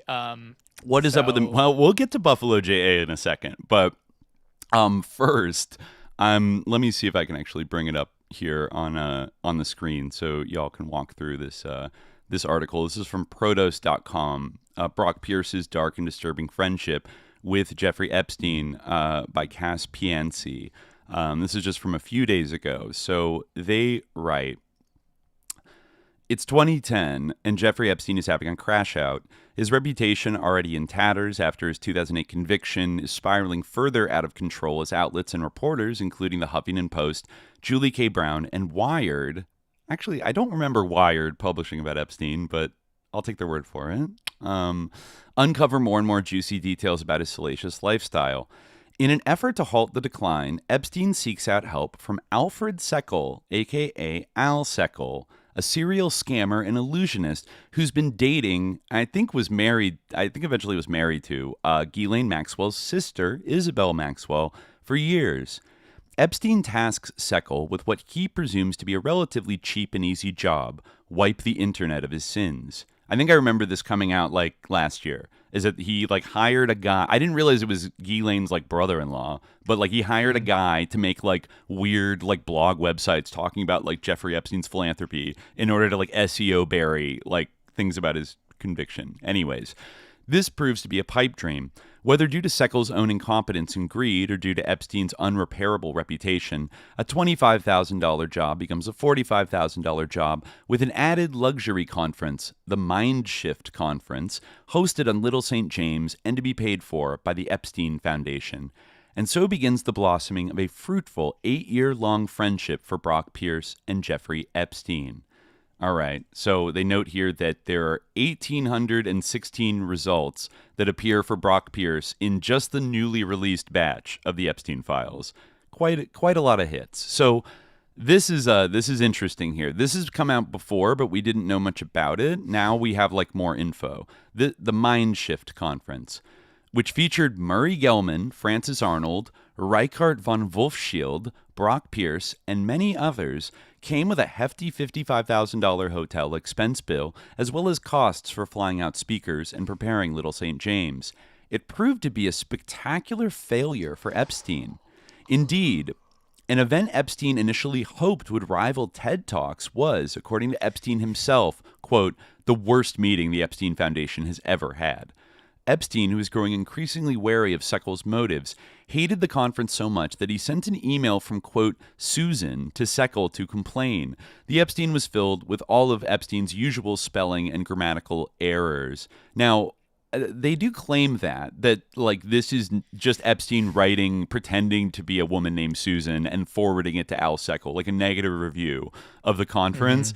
I just want to say, like, I'm not sure, because there's a character named Susan who pops up like after this and is kind of an important figure between Brock Pierce and Jeffrey Epstein, and like it does sound like it's him like writing this, but like I wouldn't say that's like proof. What did they conclude that based on? I don't just because like it sounds like him, and like it sound, and I guess the fact that he forwarded it to Al Seckel, maybe because like it's Ghislaine's brother-in-law, like he doesn't want to be directly like mean to him. Like I could believe it. I just don't think it's like proven that like 100 slam dunk that like he's pretending to be somebody named Susan and like he actually wrote this. But right. like there are definitely instances where like someone else uses his email, like whatever girl is like living with him uses his email to like write to him. Yeah. There are some confusing things like that. So let me just read what Jeffrey Epstein sent to Al Seckel allegedly from Susan, and the subject is, he's definitely purporting it to be like from somebody else. The subject is, thought you should see this. I know you tried. And it says, Dear Mr. Epstein, and this might be Epstein writing to himself, I think you should consider reimbursing the foundation for the cost of the so-called Mind Shit conference. It was without a doubt the worst meeting we have ever funded. Murray thought under instructions, no PowerPoint roll. Murray thought under instructions, no PowerPoint rolled out, his boring many-time heard lecture, 3 people actually slept through it. Paul talked about aid to Africa, if mumbling could be considered talking. Catherine spoke repeatedly about her life, her child, boring. Francis Arnold was unidimensional, not fun, not participating. This does sound like Epstein, I have to say. Yeah. Disgrace. The focus was on the dinners and wine. The spouse's friends were a total waste of money and energy. Len gave a lecture that I had received in high school with the same exact examples on priming, certainly a very far cry from new, modern, mind-altering interactions. Ron thought that a dolphin eating his young was too difficult to watch. What does that mean? Like, is that like a complaint? That does seem, that to me like suggests Epstein, that like he like that's the kind of thing that would bother Epstein, that someone like, it's kind of like the Larry Krasner thing where like sorry, not Krasner, Paul Krasner, Lawrence Krauss. Oh yeah. It's kind of like that thing where he gets like really randomly triggered over something you would think that like he would like love, like but yeah, like well, I guess I think he's mad that Ron thought that a dolphin eating its young was too difficult to watch. Like, what's wrong with you? He was pissed off that like he didn't want to watch the dolphin eating his young. Yeah, exactly. Yeah. I also I want to circle, but it's just random that like that would be what would set him off, I guess. But I don't know, maybe he's just such a sadist that like he was offended on behalf of people who love watching violence Yeah, why don't you want to watch it against their own children? Yeah, kind of weird. And also, I don't know who. We'll check the cross-list the list because Al gave Epstein it was a very small conference. It was maybe 12 people or something. It wasn't that many. But we'll read the list thing in a second. But anyways, so he says, Ron thought that a dolphin eating his young was too difficult to watch. Pablos fell asleep. Reichert was interesting, as was Brock. Poorly organized, money badly spent. I feel badly for you. However, the ratio of good to bad was so skewed in bad's favor that a charitable contribution, in my opinion, is unwarranted. Susan. Okay, so it does kind of sound like Epstein is complaining and But I wouldn't rule out that it is him. Maybe I don't know. That. Yeah, no, I'm not ruling out that it's him, but I'm saying it is a little ambiguous. I think we could say that. I just feel like maybe this author's very confirmed that was Epstein, and I'm well, let's be a little careful here. I think we could assume that it's likely to be Epstein writing this or whatever. But anyways, so. They go on. However, there was one important detail that would have far-reaching consequences buried in the details of this fake complaint. Epstein, as Susan wrote, Reichert was interesting, as was Brock Pierce. After this, Epstein found himself interested in Bitcoin and cryptocurrency at large, concepts he previously suggested were only for criminals. This heel turn is namely due to a presentation by, and the oozing charisma of, Brock Pierce. Seckel and Epstein soon had a total falling out, with Epstein telling Ghislaine Maxwell by late 2012 that Seckel is a, quote, bad guy. It didn't help that Seckel was involved with deceit involving an Isaac Newton portrait, or that he attempted to sell Epstein a collection of falsified antiquarian books. But the failed conference got Pierce's foot in the door with a potential investor, and he didn't let the opportunity pass. Pierce and Epstein met several times over the course of 2011, and by April, only 3 months after the conference, Pierce was asking Epstein for financial advice. He says here in the email, Jeffrey, I figured I'd send you the fund I'm working on with Bill Elkis's firm. Would love your thoughts, feedback, if you have time to check it out. Best regards, Brock Pierce. This is for something called the Clearstone Online Gaming Fund. So the pair continued to get closer and closer, and by 2012, their relationship had evolved into something entirely different. So here's a chart here just to give you the sense of this is, Robert Maxwell, Isabel Maxwell, Ghislaine's sister. Her romantic partner in the 2000s, up until his death in 2015, is Al Seckel, who is has a lot of allegations following him for scammy shit. He also, I think, I saw that he ran a version of the Southern California skeptic society. He was a debunker and a heckin' atheist debunker of paranormal shit. He was friends with a lot of people like that. Yeah. But you see here, so I mean, we don't know still. Maybe actually, I think we do that. Al Seckel introduces Jeffrey Epstein to Brock Pierce first. Brock Pierce is already a former business partner and friend of Steve Bannon, and I believe that that eventually Epstein is introduced to Steve Bannon by Brock Pierce, maybe around 2015 or 2016, but we'll get to that in a second. So then here we're going to get into some stuff that doesn't make Mr. Brock look so good, and makes me feel very uncrazy from 12 years ago when I said maybe he's still involved in abusing people, right? Maybe he didn't just stop. This is girls, Russian and Ukrainian to be exact. A year after Pierce and Epstein met, and 4 years since Epstein's procurement of a minor for prostitution guilty plea, a distinct change occurs in the discussions between the two financiers. Women come up a lot, often in disparaging or objectifying terms. The first time Epstein sent women to Pierce, it included someone who Epstein referred to in later emails as my little Susie or Sue, and takes place in March 2012 in Los Angeles. Sue would play a major role in the relationship between Epstein and Pierce later. So here we go. This starts out, I guess I'll read from bottom to top here. Jeffrey Epstein wrote, blank and blank are alone in L.A. I had to leave. Please assist. Leave your girlfriend home. Redacted. Then Brock wrote, will do. Broke up with the GF last night, so that won't be a problem. Best regards, Brock. Then Epstein says, call me. And then after that, Brock says, I had a great time with the girls. Hope they had fun too. Thanks. Best regards, Brock. March 2012. So in the first record that showed Epstein sending women to Pierce, he told Pierce to leave your girlfriend home. Pierce replied, will do, yeah. Then, a month later, in April 2012, Epstein told Pierce that, quote, my new Russian is in L.A. working. She knows no one. If you could help her see some of L.A., I would appreciate it. And Brock wrote, meant to invite her out on Saturday. Slipped. Sorry. We'll see if she's around tonight. And Epstein says, no, she already left. Thanks. Pierce failed. The Russian doesn't meet with him, but after a strange back and forth, he had a concession. Quote, I know a girl in NY you may like. How should I introduce you? Epstein responded, details? She can come to meet when others are there. And then I guess he sends, Brock Pierce, I think, sends a picture, or says, her name is blank. Are you able to check Facebook? And Jeffrey says, cute. So Brock Pierce is like forwarding women to, or girls, as they say. We don't know what age they were. He's forwarding somebody to Jeffrey Epstein in New York. So going on, only 1 month after sharing the information to the girl in New York, Pierce was given a new mission from Epstein when he told the financier and pedophile that he was visiting Moscow, Kiev, and Odessa. Quote, take photos and find me a present. Pierce responded with, will do, Aquino smiley face. Yikes. That's August 2012.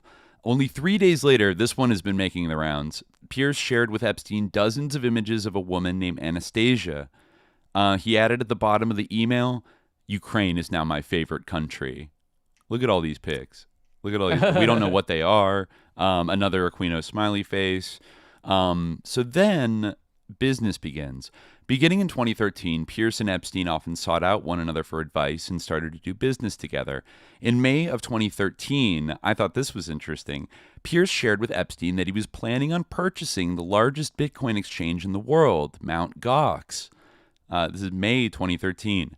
I believe this is around the time, like Mt. Are we Gox. supposed to be seeing something like on the screen other than just the headline of this article?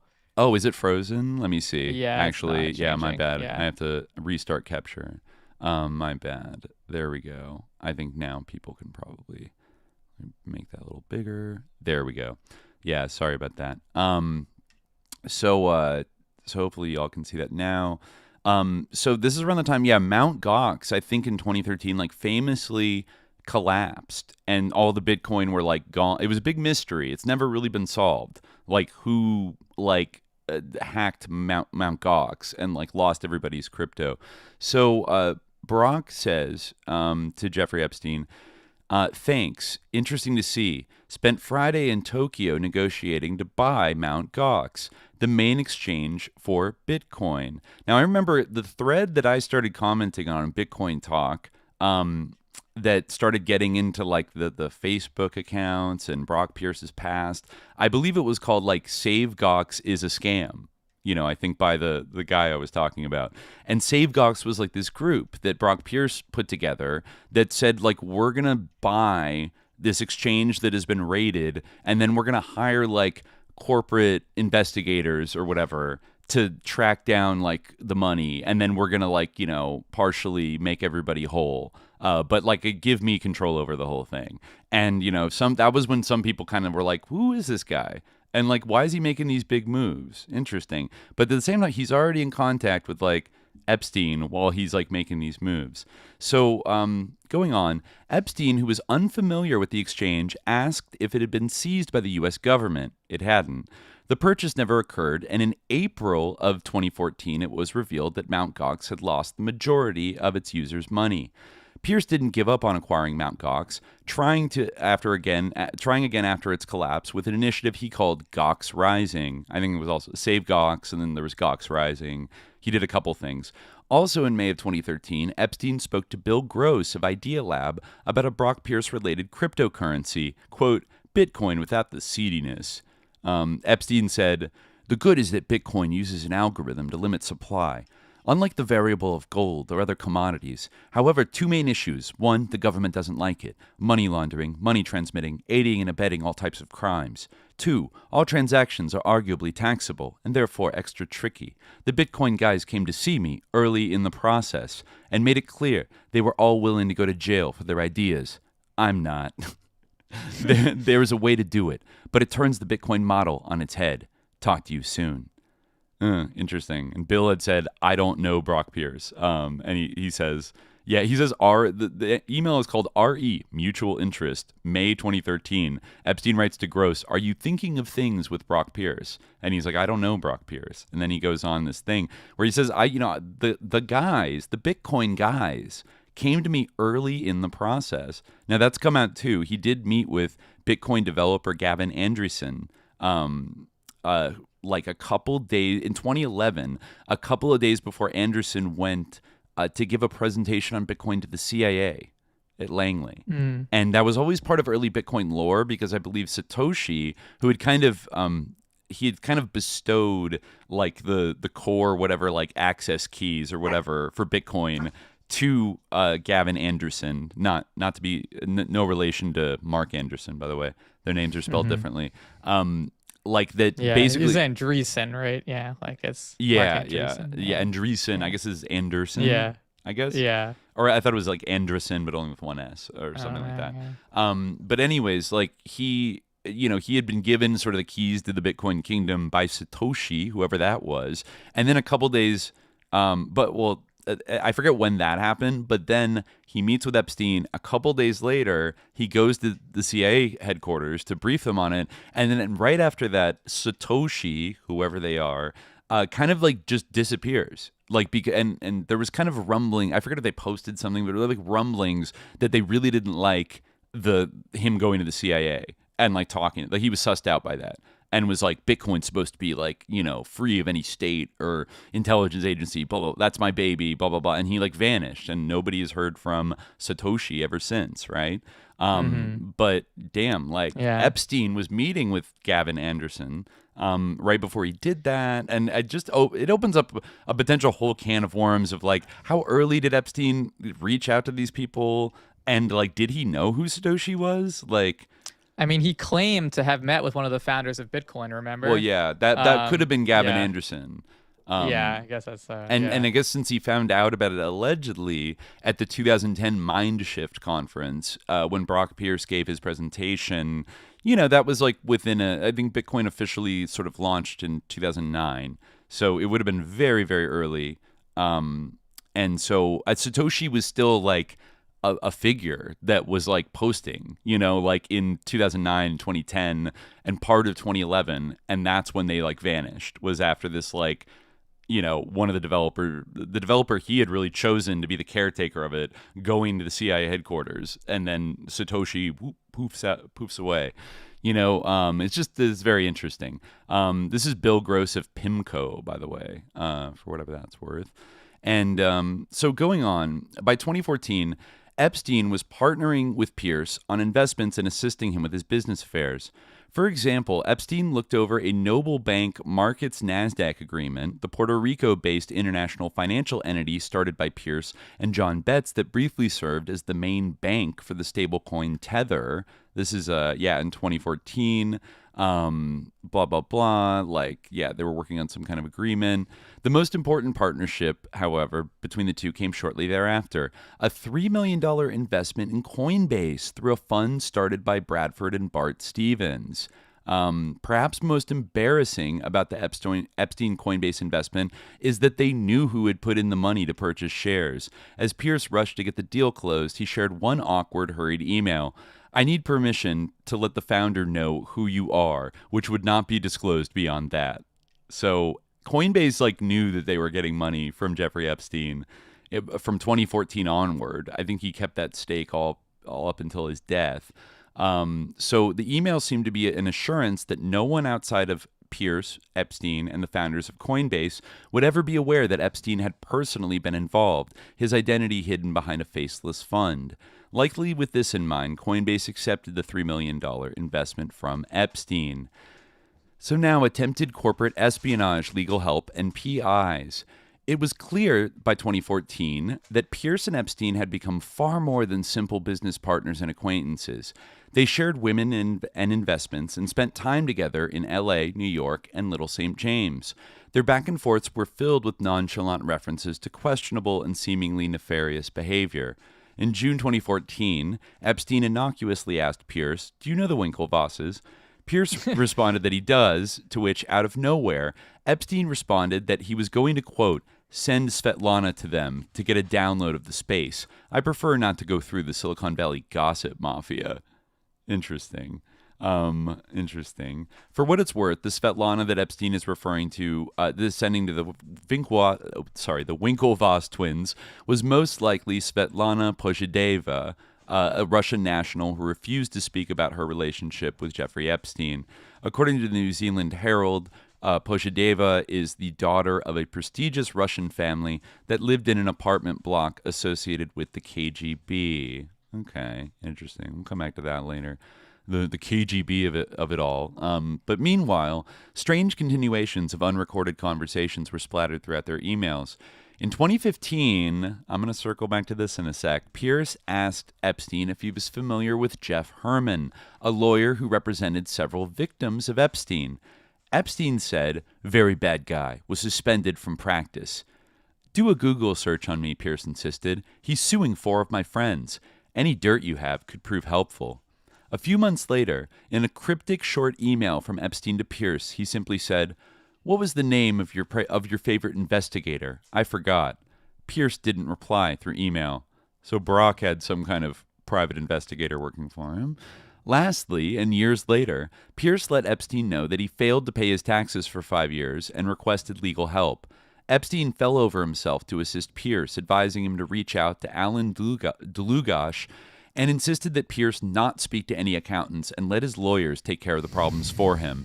The tax problems appeared to quickly disappear. I just want to note there that Jeff Herman was also the lawyer of Michael Egan, the child actor that sued 4 people, or as Brock would say, 4 of my friends, in 2014 for a sexual abuse that occurred during the Den era. And I guess he also represented several Jeffrey Epstein victims. But maybe, it's worth saying that I think I'll get to in a second, I'll recap that case, but it did collapse horribly, and it was proven that they had sort of made up some things, and the purported victim, Michael Egan, was forced to publicly apologize to the people he had sued and pay them a settlement.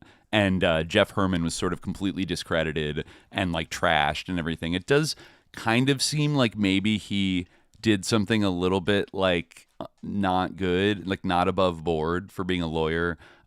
He basically had his client allege that there was abuse that happened in Hawaii because Hawaii had recently amended their laws about the statute of limitations on child sex abuse. Unlike California at that time, it almost seems like maybe the lawyer convinced Michael Egan to tell his story, name his real abusers, but because he couldn't run a case in LA, say he was taken to Hawaii, and then these guys were able to prove they weren't in Hawaii on the days mentioned, and his entire case collapsed, and they all got away. It's a little shady. There's a lot of shadiness going on with that. And then that story was kind of totally buried. All those guys got off. But anyways, more on that in a second. So Epstein kind of helps him with his tax problems. Now we go to My Little Susie and polygamy. One of the strangest episodes dotting the Pierce-related Epstein files was the multi-year love story between Pierce and a woman who worked for Epstein named Sue. As pointed out earlier, the first recorded example of Pierce and Sue spending time together is in LA in 2012. But Sue continued to come up all the way through 2018. In 2015, Epstein described Pierce to Joy Ito as Little Sue's boyfriend. Interesting. In fact, it appears that for some reason, Epstein has a distinct interest in Pierce's relationship with Sue. He repeatedly asks Pierce if he's faithful to or cheating on Sue and sends him reminders about important dates related to her. While they stopped mentioning her for several years, she popped up one final time in what was arguably the most obvious example of law-breaking deception and odious intentions. Pierce wanted to marry Sue while already being married. aka he wanted to be a polygamist.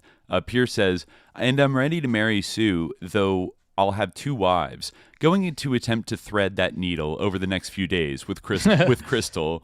Interesting. So then we go on, introducing Epstein to Steve Bannon. What perhaps had the clearest real-world consequences in regard to the Pierce-Epstein friendship was that Pierce introduced Epstein to political strategist and chaos agent Steve Bannon in 2016, kind of the end of 2016, going into 2017. This is also like literally when like kind of Pizzagate was like first exploding in December 2016, right after Trump got elected. Interesting. They say here, Jeffrey says, did you get a chance to meet with Steve? Brock says, yes, very productive. Jeffrey says, seems the pretty smart puppet master. Congrats. And Brock Pierce says, we've worked together for 13 years, 7 of which was full time. That actually puts back the clock on when I thought that Brock Pierce and Bannon first met. I kind of thought they met more than like the late 2000s with the Goldman Sachs investment in IGE, the World of Warcraft gaming company, whatever. But he says 13 years. If we're to believe Brock, that means 2003 is when Brock Pierce got hooked up with Steve Bannon at Goldman Sachs. And that's like, I think like a year after Brock Pierce's like villa was raided and they found a bunch of child porn in Marbella and they like arrested Mark Collins Rector and somehow Brock Pierce got out of it.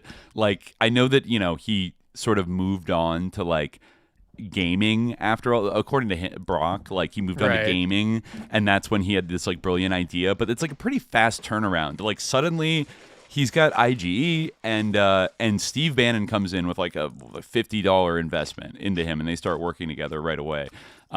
Just a little, it's like a little weird. It's like really that fast? Anyways, so they go back, it's further than I thought they went back. So while both Pierce and Epstein almost always referred to Bannon as Steve, the timeline that Pierce stated lined up thoroughly with his relationship to Bannon. When Bannon worked at Goldman Sachs, they took a majority share in Pierce's company IGE and installed Bannon as the new head of the company. The business model they incorporated was basically paying Chinese gamers less than living wages to find loot in World of Warcraft and upsell it to Westerners. Basically, kind of a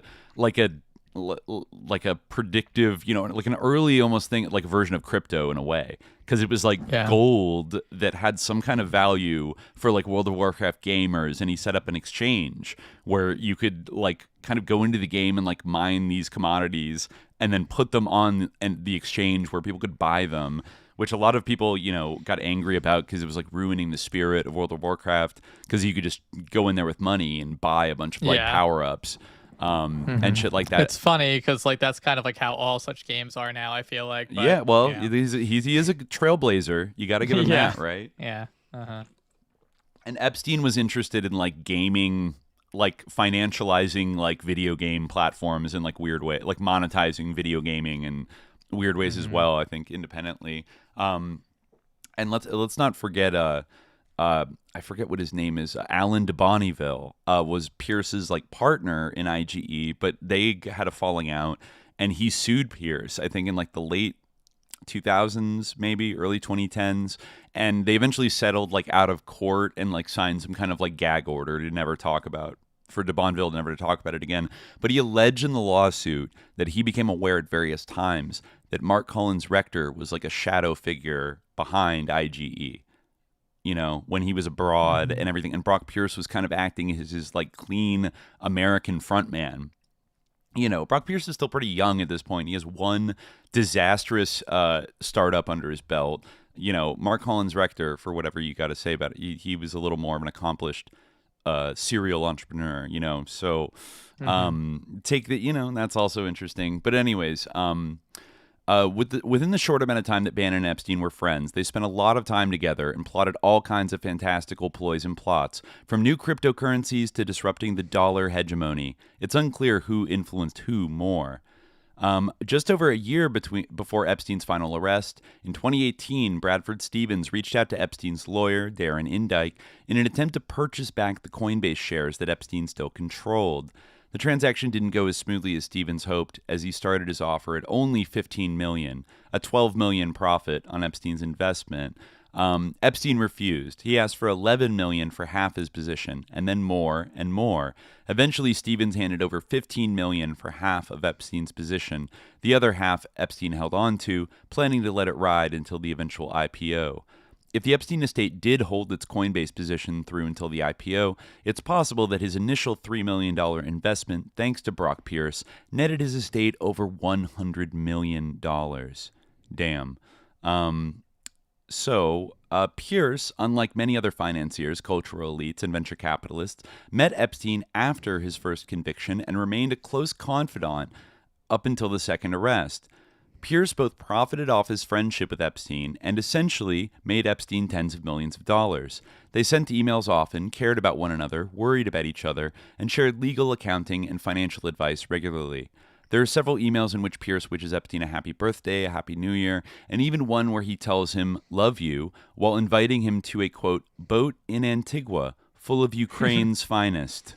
Ooh. Wow. Yeah, Ukraine. That's why Ukraine is his favorite country. Yeah. Yeah. I mean, it is like someone was talking about, like in the chat, they said something like about how after Castro's death, Epstein made some comment that was like, "we have more opportunities now." Yeah. I mean, this is like something that he said like about Ukraine too. After Maidan. Yeah, well, this is like something that I've been thinking about, is that like there really is like a dimension to like sort of these like geopolitical maneuvers. There's like a bizarre like kind of, I mean, I guess really like a lot of the sort of excitement that happens around these sort of changes in government that are like brought about in these other countries. Like a lot of the excitement has to do with sort of ways to economically exploit those countries.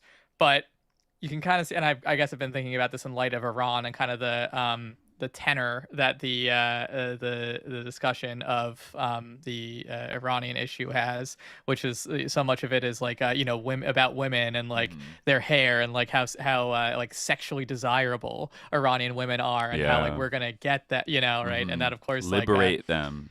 Yeah, it feeds into a lot of what you were saying. Like, I remember also seeing an email where Epstein was getting kind of advice on how to like improve his image, and one of the pieces of advice that he got was like to sort of donate to these foundations like the Malala Fund and things like that, right? To kind of like help, like women's NGOs, right? But like, it's like it kind of it adds like this sort of sinister subtext. I don't even know if one would call it subtext, but like it's like, oh, we're gonna get to sexually exploit these countries, not just economically exploit these countries, but we're gonna be able to like get girls from there, right? And like you can kind of see that pattern with like, where are so many of his girls from? Former Soviet countries. Yes, that right? Arguably that's kind of where they learned like this great trick that they could pull of like destroying a country and then like turning out a large a sizable percentage of its female population into like prostitution and like sex trafficking, and pornography and everything else. Like, this is where they kind of learned it the first time. I mean, and that's where Epstein's assistant was from Yugoslavia, his little Yugoslav sex slave or whatever. Everybody like Chomsky that this is a progressive day for humanity, that the Soviet Union's gone. Yeah. Like, to the little Gen X edgelords that went over to Moscow in the 90s and made a million jokes about like practically basically like raping like Russian teenagers and like being violent, and then like are kind of issues of colonialism and capitalism must be deferred until the people have a say in the election of the government, which will surely be brought about by Israel bombing them and installing a compatible monarch to reign for 1,000 years. Once that is done, I can talk about capitalism to zero effect whatsoever.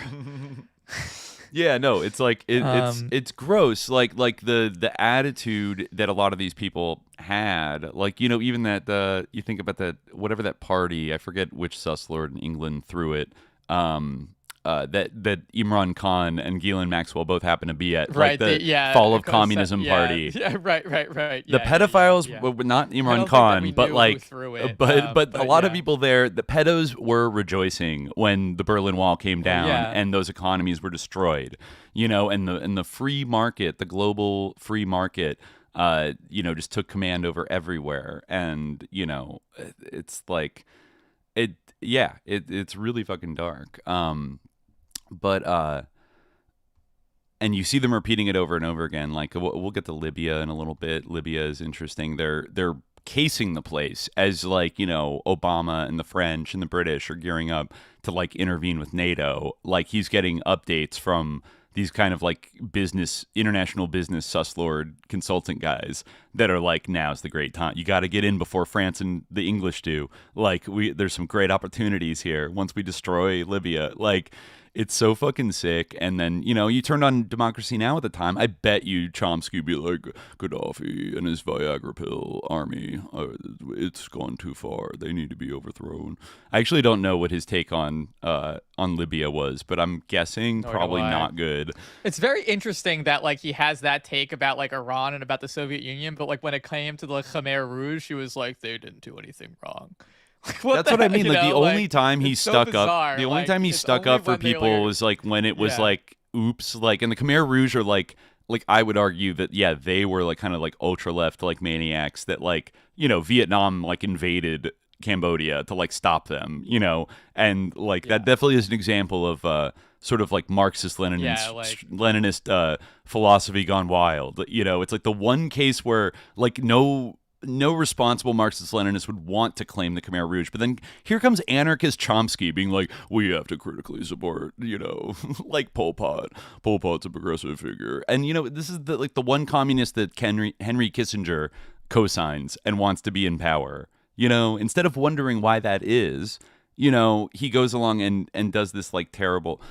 It's just like annoying, like, and now I've seen people be like, tankies, stop trying to pretend that Chomsky wasn't one of you because of like Cambodia and Bosnia. Like he gets the same, some people treat him the same as like Parenti because he made a very like hair-splitting point about Milosevic. It's not technically a genocide. You know, I don't like to use that word. It was, you know, whatever. And I feel like even what he said about that wasn't I don't know. But like he was not a tanky. He did not. He just he like weirdly occasionally would defend like some group that was like very far left or like, you know, socialist against like U.S. dominance to sort of bolster his credibility. I think that's where you can, it almost seems like you can just, you know, do say the opposite of whatever Chomsky says about geopolitical. No. Yeah. But you know, I'm exaggerating. But before we kind of like move. Oh well, wait. Apparently, I didn't know this either, but apparently, Marcinko is not actually from Yugoslavia. That is a like false report. Really? She's from. You know, apparently that's like the current. Information that she's actually Slovak. She's Slovak. Former Interesting. Czechoslovakia. Yeah, Interesting. That's it. But there was like a long-standing like rumor or like report that she was like purchased by Epstein in the former Yugoslavia, but which she herself like denied in one of those emails, but I think to him like that came out earlier. But also she was like she was like working with him and complicit in like abusing girls, so. Grain of salt a little bit, like, you know, her opinion of being purchased as sexually might be a little polluted. The purchased issue, I think it's just a geographic thing. I don't like, I mean, certainly like all these people were like, it's really sad like reading his exchanges with like the Russian girls. Like or you know from the whole like former Soviet Union, like from just like, you know, I mean, I don't really know. Some of them, their names are redacted, so I'm not even sure what their ethnicities are, but you know, there's a lot of them. Some of them you can see like Cyrillic in the email client and stuff like that. They're talking about visas and like taking classes and stuff. He's really trying to kind of like he's doing this kind of like sugar daddy thing of like I'm going to set you up with. You know, but there's also he does a lot of like weird emotional manipulation in it. Like at one point he tells a girl that's emailing him, he does a lot of like, you got to get your life together. Like, what are you doing? And he's like, you should read Karl Marx about, he's calling her lazy. Yeah, from each according to her, like his ability, I guess is what he means. Yeah. Like that you need to give me more according to, the one where he's like, I want you to make me eggs, shrimp, you know, like it's just like, like it's this insane like screed about how she needs to like learn to cook more and like eggs and stuff for him. It's they're so like and just constantly yelling at them at the state of their apartments, like saying they're not doing enough. Like Yeah, it's really sick. Like, it's really sick. Yeah. Yeah. Well, You know. but before we move on from Mr. Brock Pierce, I have to enter some new connections into evidence that that I don't think anybody else is quite. Are people getting ICE ads on our and like pro-Israel, like Zionist ads on our videos? Oh, like banner ads? Sick. That's sick. Yeah, I don't know. Fuck Yeah. YouTube. We already banned certain. Maybe we can ban. You can like manually enter like categories. I think we already banned gambling and drinking. Did you do that? Good. I thought you went on one night and like banned drinking proof juice that. ads. I don't remember doing it, but yeah. But no. I think we'll go review that. We don't want no ICE ads on this. It's because we're talking about like Well, yeah, Google connected with Larry Page, connected with Jeffrey Epstein. Google owned. Anyways, I don't want to get copyright struck. It's bizarre they interrupt the live stream with ads. I think it's a banner. They do banners. Yeah. Oh, yeah. I see. But anyways, like before we move on from Brock Pierce, I discovered something that like perhaps I'm in a very rare position to like have it jump out at me and notice because of my sort of a schizo investigation into Brock Pierce in 2014. If you all remember, a lot of that, the thing that really kind of like broke my brain about it was somebody had discovered these Facebook accounts that all seemed to be, they weren't in like a literal group, but they were like a kind of like a tight social circle. Like everything that was posted that was on their public feed was only liked by like 10 other accounts. And oftentimes they would leave like identical replies to like these kind of cryptic and sometimes incredibly creepy photo posts. Like you mentioned the meat baby, right? Mm-hmm. And like it was incredibly, I mean, hold on. Like, let me see if I have the Imgur folder still where I could like show people like this is basically a real deep cut of potential lore about Brock Pierce that is like mostly done. Let me see. I think I put it at the end of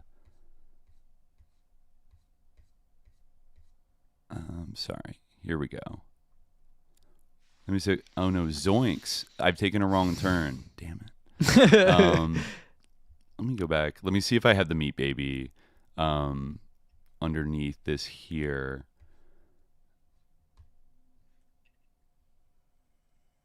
Yeah, what this symbol is. Okay, here, I found it. I found it, folks. The May 14th, 2014, I uploaded this. Jesus. So, as you can see here, I apologize for the creepiness of it. This is just one example of this group that I found, okay? And this is what it looked like in 2014 when I stumbled on it. This is a picture of Brock Pierce, okay? Right? Like, it's kind of more obscure. I think I eventually found, like, somebody found where it was taken from, but, like, not an easily discoverable picture of Brock Pierce. But this account is calling itself Brock Rector, I think, in terms of, like, Mark Collins Rector, the pedophile con man that he allegedly had no contact with for 10 years, right? That's what he was saying in the press at the time. With these other accounts, you will see the uniformity here. You have Kevin Collins, more on that in a second, using the photo of Chad Shackley, one of the three accomplices of Den, LOL. Then you have Newman Ralph. I think it was interesting that it's spelled Neuman. Again, more on that in a second. I think I was able to track down, this is like a World of Warcraft kind of power player named Wastegate, this picture of this guy. And so maybe he knew Brock Pierce through World of Warcraft. Who knows? Then there's the very mysterious kind of satanic alchemic symbol, John O'Connor and John Jr.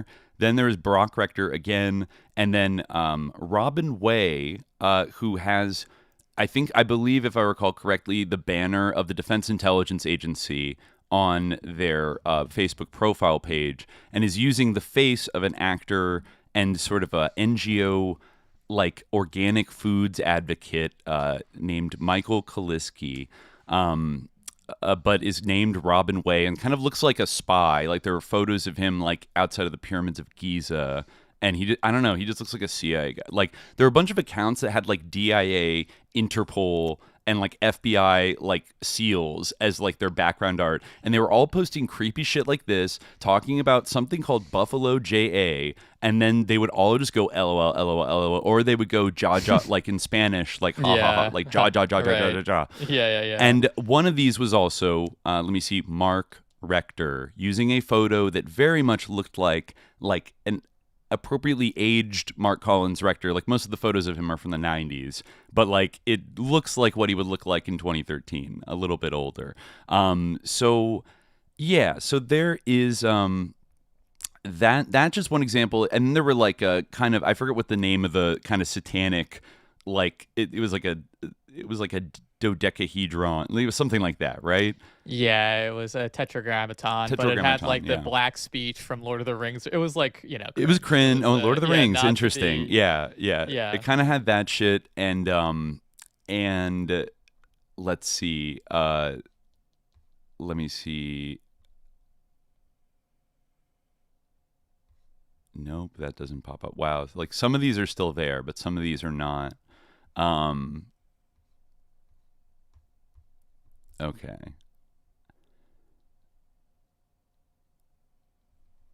Yeah, I'm going to bring this up. Okay, I'm going to bring this up. Sorry.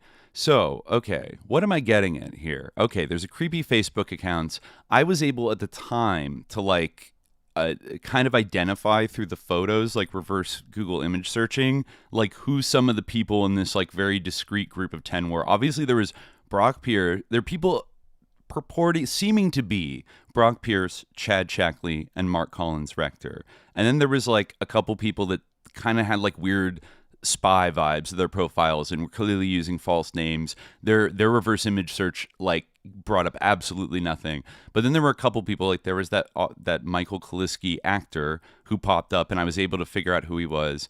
And there was a local LA business radio guy. But before I read that, let's go to this email here of Al Seckel talking with Epstein about the Mindshift conference in 2010. I'm going to bring this up. Al says, hi, Jeff. Now I understand what you want to do, which is identical to my passionate mind salon that Isabel Maxwell and I held at a superb Renaissance castle in France. We took the place over, invited some of our most interesting, smart, and fun guests who are passionate, as without the passion you can't get the conversation, and chatted away and explored the region together. It was the best time that people ever had by far. Us too. We limited it to 16 people, and the castle had that capacity, but I understand your limits now on Little St. John. The combination that works best in this intimate setting are people who are passionate and animated, exceedingly smart and knowledgeable, fun, happy, interesting to listen to, really fun to be with, and you will full enjoy their company, not dead. Okay.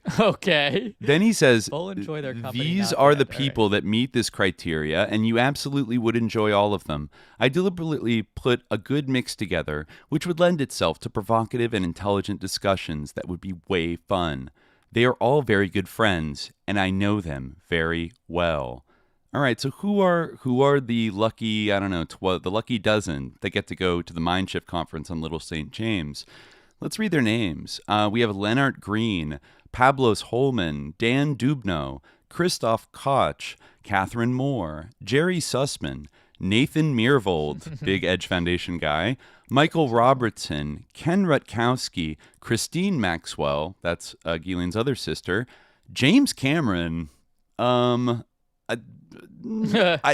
think he means that. I mean, he was in LA around Hollywood and shit. So, yeah. I don't know if he actually went to this, but this is who was recommended. Deborah Barabichet, Brock Pierce, and Yossi Vardy. Now, check this line out right here. I left some slots open for your own suggestions. Please note that some of these people have wives or girlfriends, but I would suggest that wives and girlfriends be left on a nearby island and can visit one day, but not stay over. Otherwise, you will get trouble from the wives and girlfriends who will want to come as soon as they hear what their mate is up to. Yeah. Every night, Isabel and I would pose an interesting but not mundane question that people would answer going around the room, which revealed something interesting about each one of the guests. Conversation would go on for hours. Less structure is better in this case. You go out, do some things, snorkel, etc., come back and have intelligent conversations around the dinner, lunch table.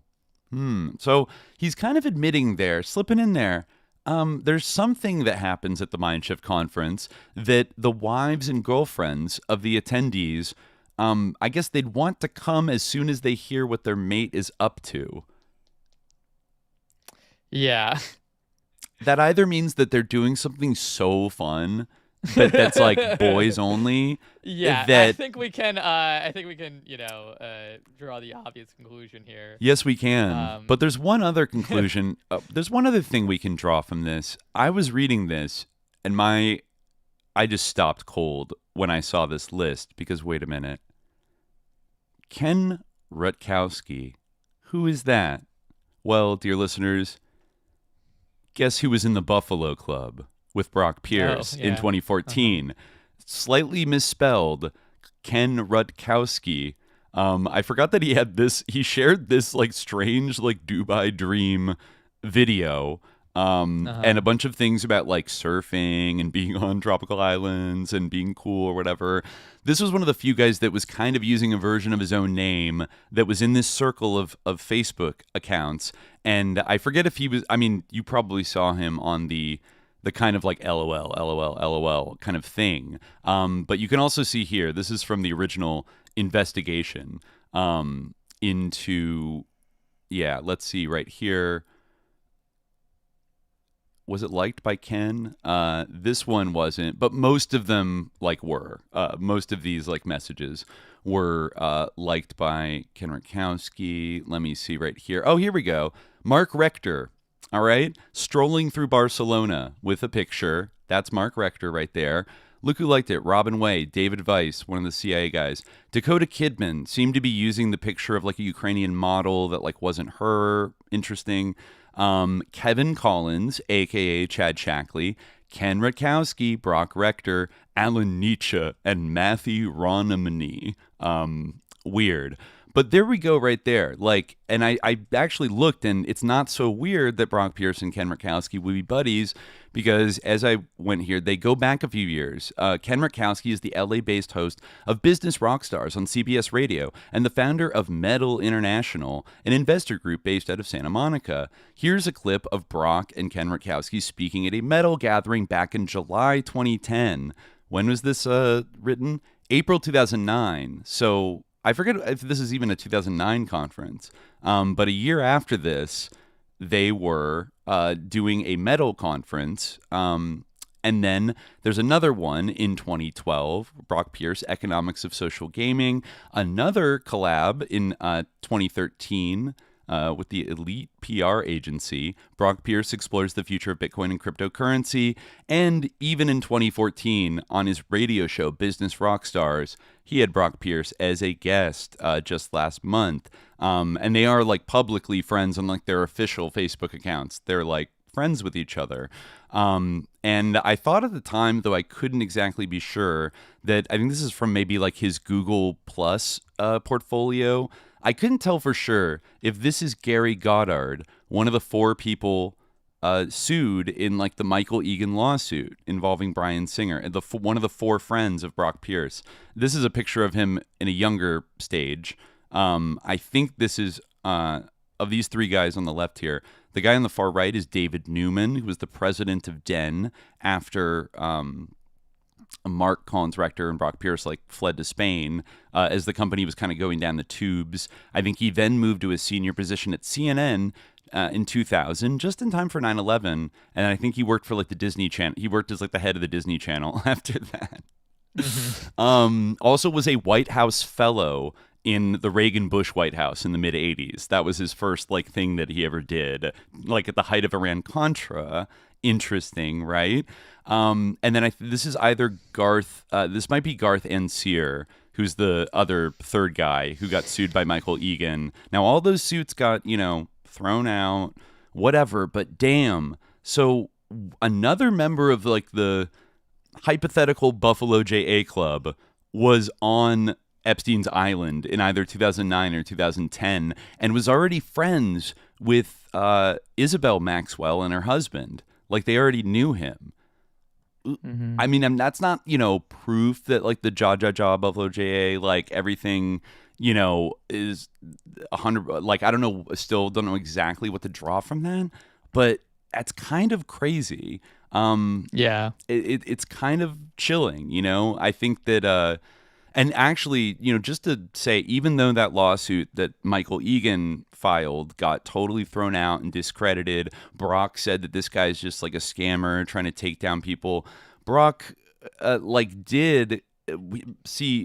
Owens Rector, Brock Pierce, and Chad Checkley were sued by Michael Egan, I think back in like 2000, and they settled privately out of court, and he signed a gag order about it. That's the only reason why he wasn't going after the Den guys in this lawsuit. But I think then he wanted to sue some of the celebrities and powerful Hollywood guys that had also abused him at the MNC parties. I think he had a shady lawyer that convinced him to sort of transmute what happened in California to Hawaii so that there would be a jurisdiction that would allow it. And then that got exposed as like technically a lie, and he got totally discredited. But I think maybe the abuse had happened, especially because there were 4 people sued.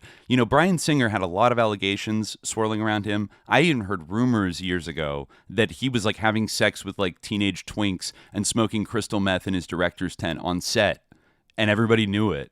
And it was just like, that's what Bryan Singer does. And he would throw these pool parties that were very MNC estate coded that eventually he did the Brett Ratner thing, another person in these emails, and moved to Tel Aviv when things got a little bit too hairy during Me Too.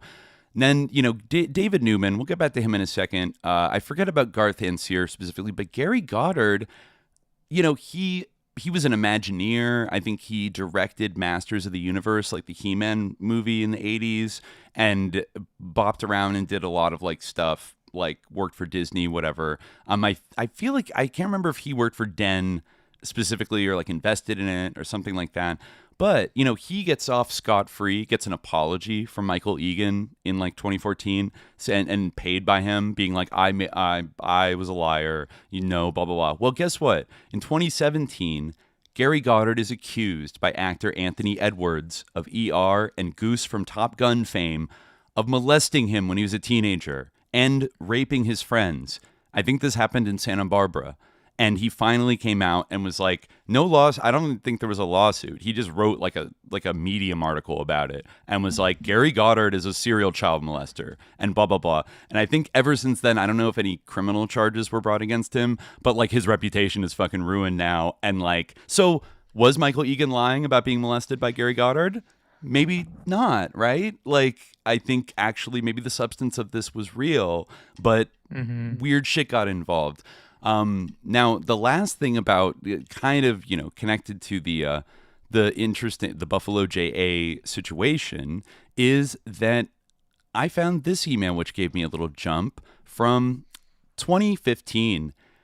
Brock Pierce to David Newman, Jeffrey Epstein. David, please connect with Jeffrey. Best regards, Brock Pierce.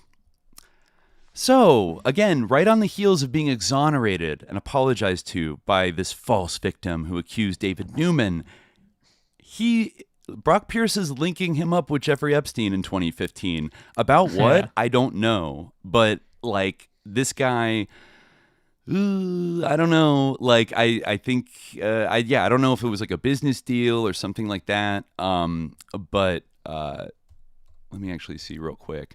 But this guy had a very meteoric rise as like a Hollywood executive. And again, I think he wasn't like the president of CNN, but he was like the president of a division of CNN, like when 9/11 happened. So it's just a little bit like, okay, that's a little sus, and whatever allegations, were thrown at him did not prosper. But then here he is talking with Epstein.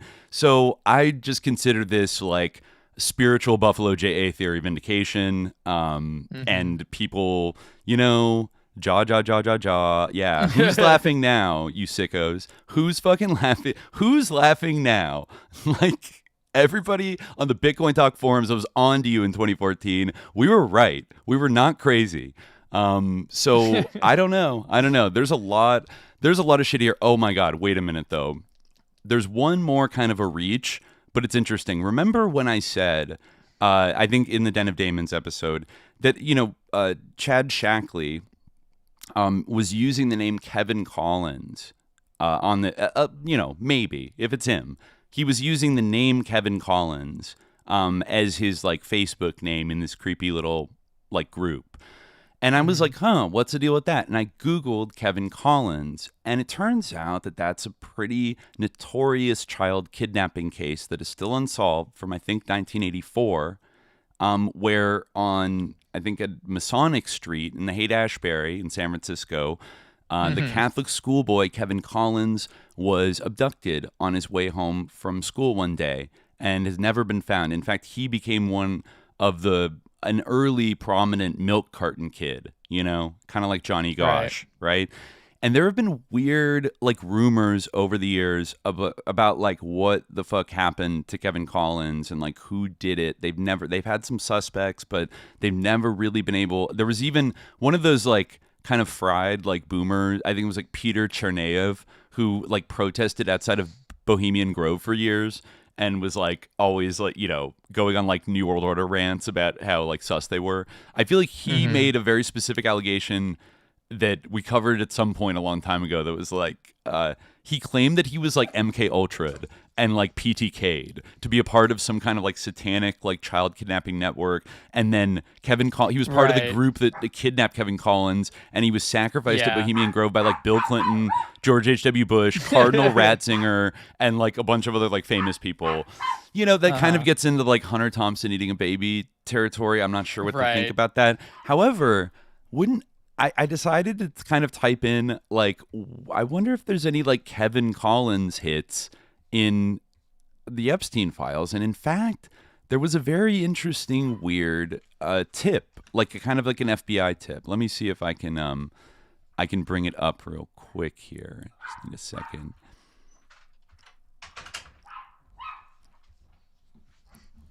Oof.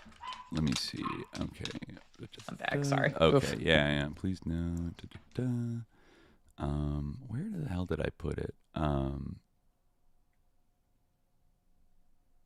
Shift, Milk and Global. Sorry, I don't know where. I have so many things in here.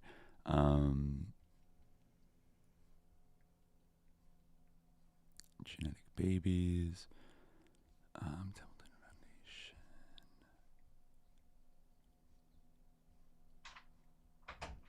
Yeah, hold on. Okay, here we go. All right, I found it. This is going to be... I'm going to read this now. Okay. So this is weird. We don't really have like full context for this, but I'm going to put it up here for you. This is an FBI intake tip from July. This is from July 2020. This is a tip the FBI received. So this is after Epstein's death, when they're, soliciting information, and an anonymous source says that. This is on July 15th, 2020. Anonymous tipster. Oh, okay. Oh, all right. You're being loud. What? It's loud. Oh, I'm sorry. Sorry. Okay. An anonymous tipster submitted an online tip to the FBI to provide information regarding Jeffrey Epstein and Ghislaine Maxwell. So submitted text. In response to SDNY USA request for info, I previously sent FBI web tip locating Jeffrey Epstein at an event in the San Francisco, California area in the 2000 to 2003 period. My best time placement is very early 2001, wintertime. As I said, at that event, a longtime child pimp and pedo, Dillard, with an upper age preference of 13, ending where Epstein's began, I now tried to, quote, sell me to Epstein, even though I'd never been a prostitute. Perhaps why it all went over my head then. I was that pimp's romantic partner, as yet unaware of her and their history. I am following up to report that at this same event, a woman playing faux queen, a drag queen, at a drag queen dominated LGBT event, natal women do drag queen type look, not royalty, likely Ghislaine Maxwell, seemed the close companion of parentheses, walking bobblehead, Epstein, under faux queen makeup and hair, can't be sure. But lots of photos were taken. I and my abusive now ex were asked to pose in and snap some. I believe that I handled Maxwell's own camera to snap some. Also a man claiming to be, quote, a real prince, royalty, seemed another close Epstein companion present. I do not yet recall his face with sufficient clarity to affirm Prince Andrew. I tend to make quick work of distancing myself from men hitting on me. If you find photos, there should be at least those 4 pedo-conspirators in that collection. Now this is wild. That said, at this same event, my ex introduced me to Dan Therian et al., the person she flatly, aside, identified as the 1984 killer of Kevin Collins, along with Therian's life partner, also a pedo. I provided this tip circa 2002-2004, and again around 2013, when the SFPD solicited info on Therian. And I'm sorry, this gets too much. Right after 2001 event, I believe this, after these 6 pedos met, X boasts with glee, quote, we're going to make thermate, I think she means thermite, a household word, and more vague and odd specifics. Later known as 9/11, previously provided tips circa 2002-2004, the appetite terrorists have for child sex slaves, or the appetite for wanton power and destruction of pedos. Violation, public corruption, white-collar crime, civil rights. What was the exact time this occurred? Child and other sex slave trafficking of interest to USA Public Corruption Unit, SDNY, Strauss, and Moe. Does this information involve a government official? Maybe. Does this? Do you have any evidence to support your claim? If found, photos were taken. Did you suffer any personal losses? Maybe. Later murder attempts, injury may be connected. How long has this activity been going on? Since at least 1970s, according to Perp Dillard. Yeah, so I don't know if there's anything else here. So they'd list out Ghislaine Maxwell. How is contact known? Survivor, domestic violence, Jane Doe housewife by relevant party, forwarded through Law Group v. Major Crimes, a domestic violence agency, may be of interest in U.S. versus Maxwell or versus Decedent Epstein and others. So it sounds like maybe she was forwarded through a law firm to make an FBI complaint. Known domestic violence agency forwarding anonymous domestic violence survivor tip. And that's it. Yeah. So, okay. So actually I went and looked this up. Interestingly, in the SF Examiner here, Dan Therian actually was named in it later, like after 2001, as a person of interest in the Kevin Collins case, announced by the SFPD. This is from 2013. And it says now the person now being called a person of interest in the kidnapping of Kevin Collins had a history of kidnapping and sexually assaulting young boys, including an incident at Fisherman's Wharf, but police said no witnesses have been able to connect him to the old case.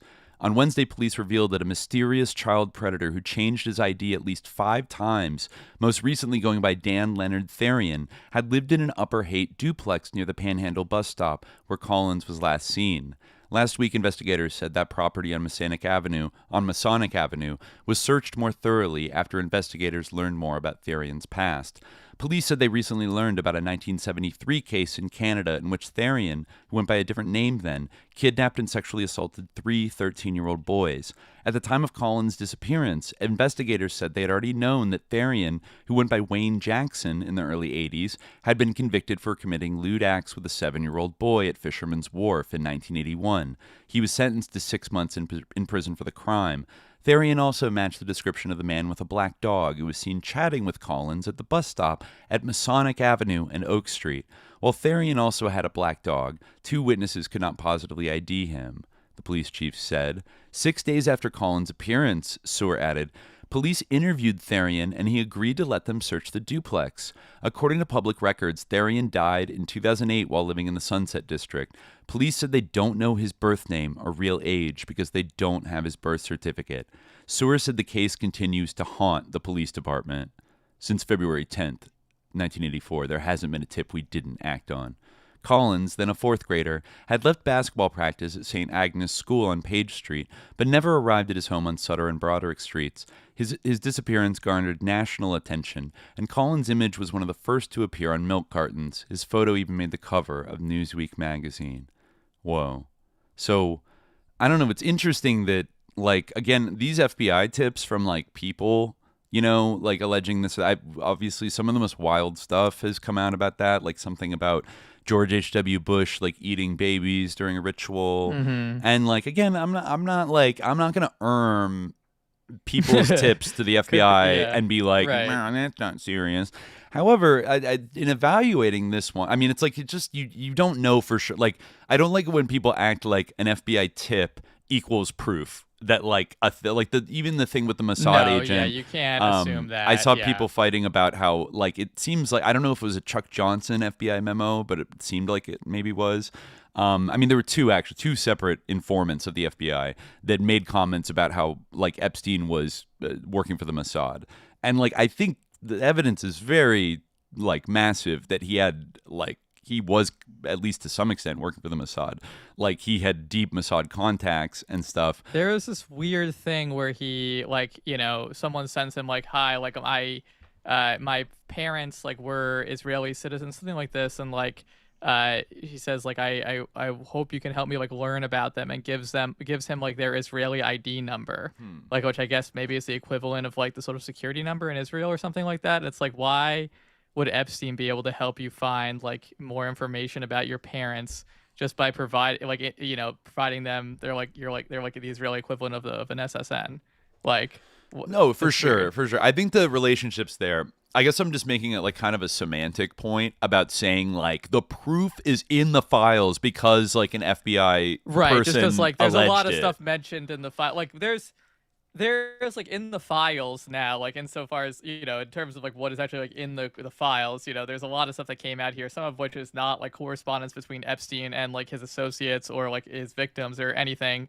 Like, there's just, like, stuff that, like, mentions Epstein that was in government files, like, you know, someone, like, sent like, you know, some, like, random text to Kash Patel or something and said the word Epstein, like that. Yeah, there's, like, internal discussion, like, about the case that, like, is, and there's just, like, people, like, you know, who go on a rant about Epstein and, like, email it into the government in some way, like that. Kind of stuff ends up in here. And you know, some of them have been, like, you know, you kind of have to judge each on its own merits, but you can't, it's hard to, like, prove you know, maybe in time we'll be able to, but given that we don't know how seriously the feds, like, investigated any of these leads, you know, I would just caution people to hold off on saying, like, it's, like, hard proof, like, versus, like, there's a mountain of, like, preponderance evidence, you know, that basically he had a deep relationship with Israeli intelligence services and was, like, doing things for them. Like, that's almost, it should be beyond debate that, like, he was doing something,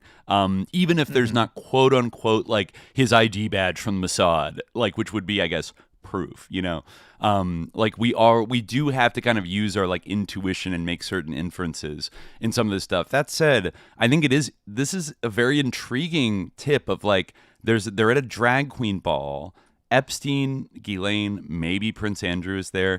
This seems, I can't tell if this is a guy or a girl writing this. It seems like it might even be like a lesbian who had, like, a older female, like, a kind of a pimpish, I don't know, like, doesn't it say, like, oh, my partner at the time who was, like, blah blah blah, she said this and that, like, so I don't know if this is a female writing it, then she had, like, an older female partner that kind of knew all this, like, dark underworld shit, and, like, I mean, the 9/11 references, that's one thing, but also saying, oh yeah, like, here's the guy who killed Kevin Collins.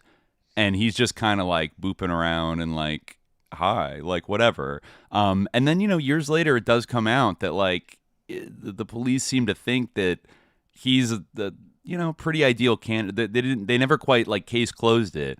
But this guy definitely seems like he would have been involved. So, like, what is this, you know, what was this weird party in San Francisco right before 9/11 that all these people were at? And I don't know, like, but also, you know, I think sorry, just for the chat is talking about this guy, Fish, who was the person who asked Epstein to like help him learn more about his parents just from their Israeli ID numbers and like his father's birthday.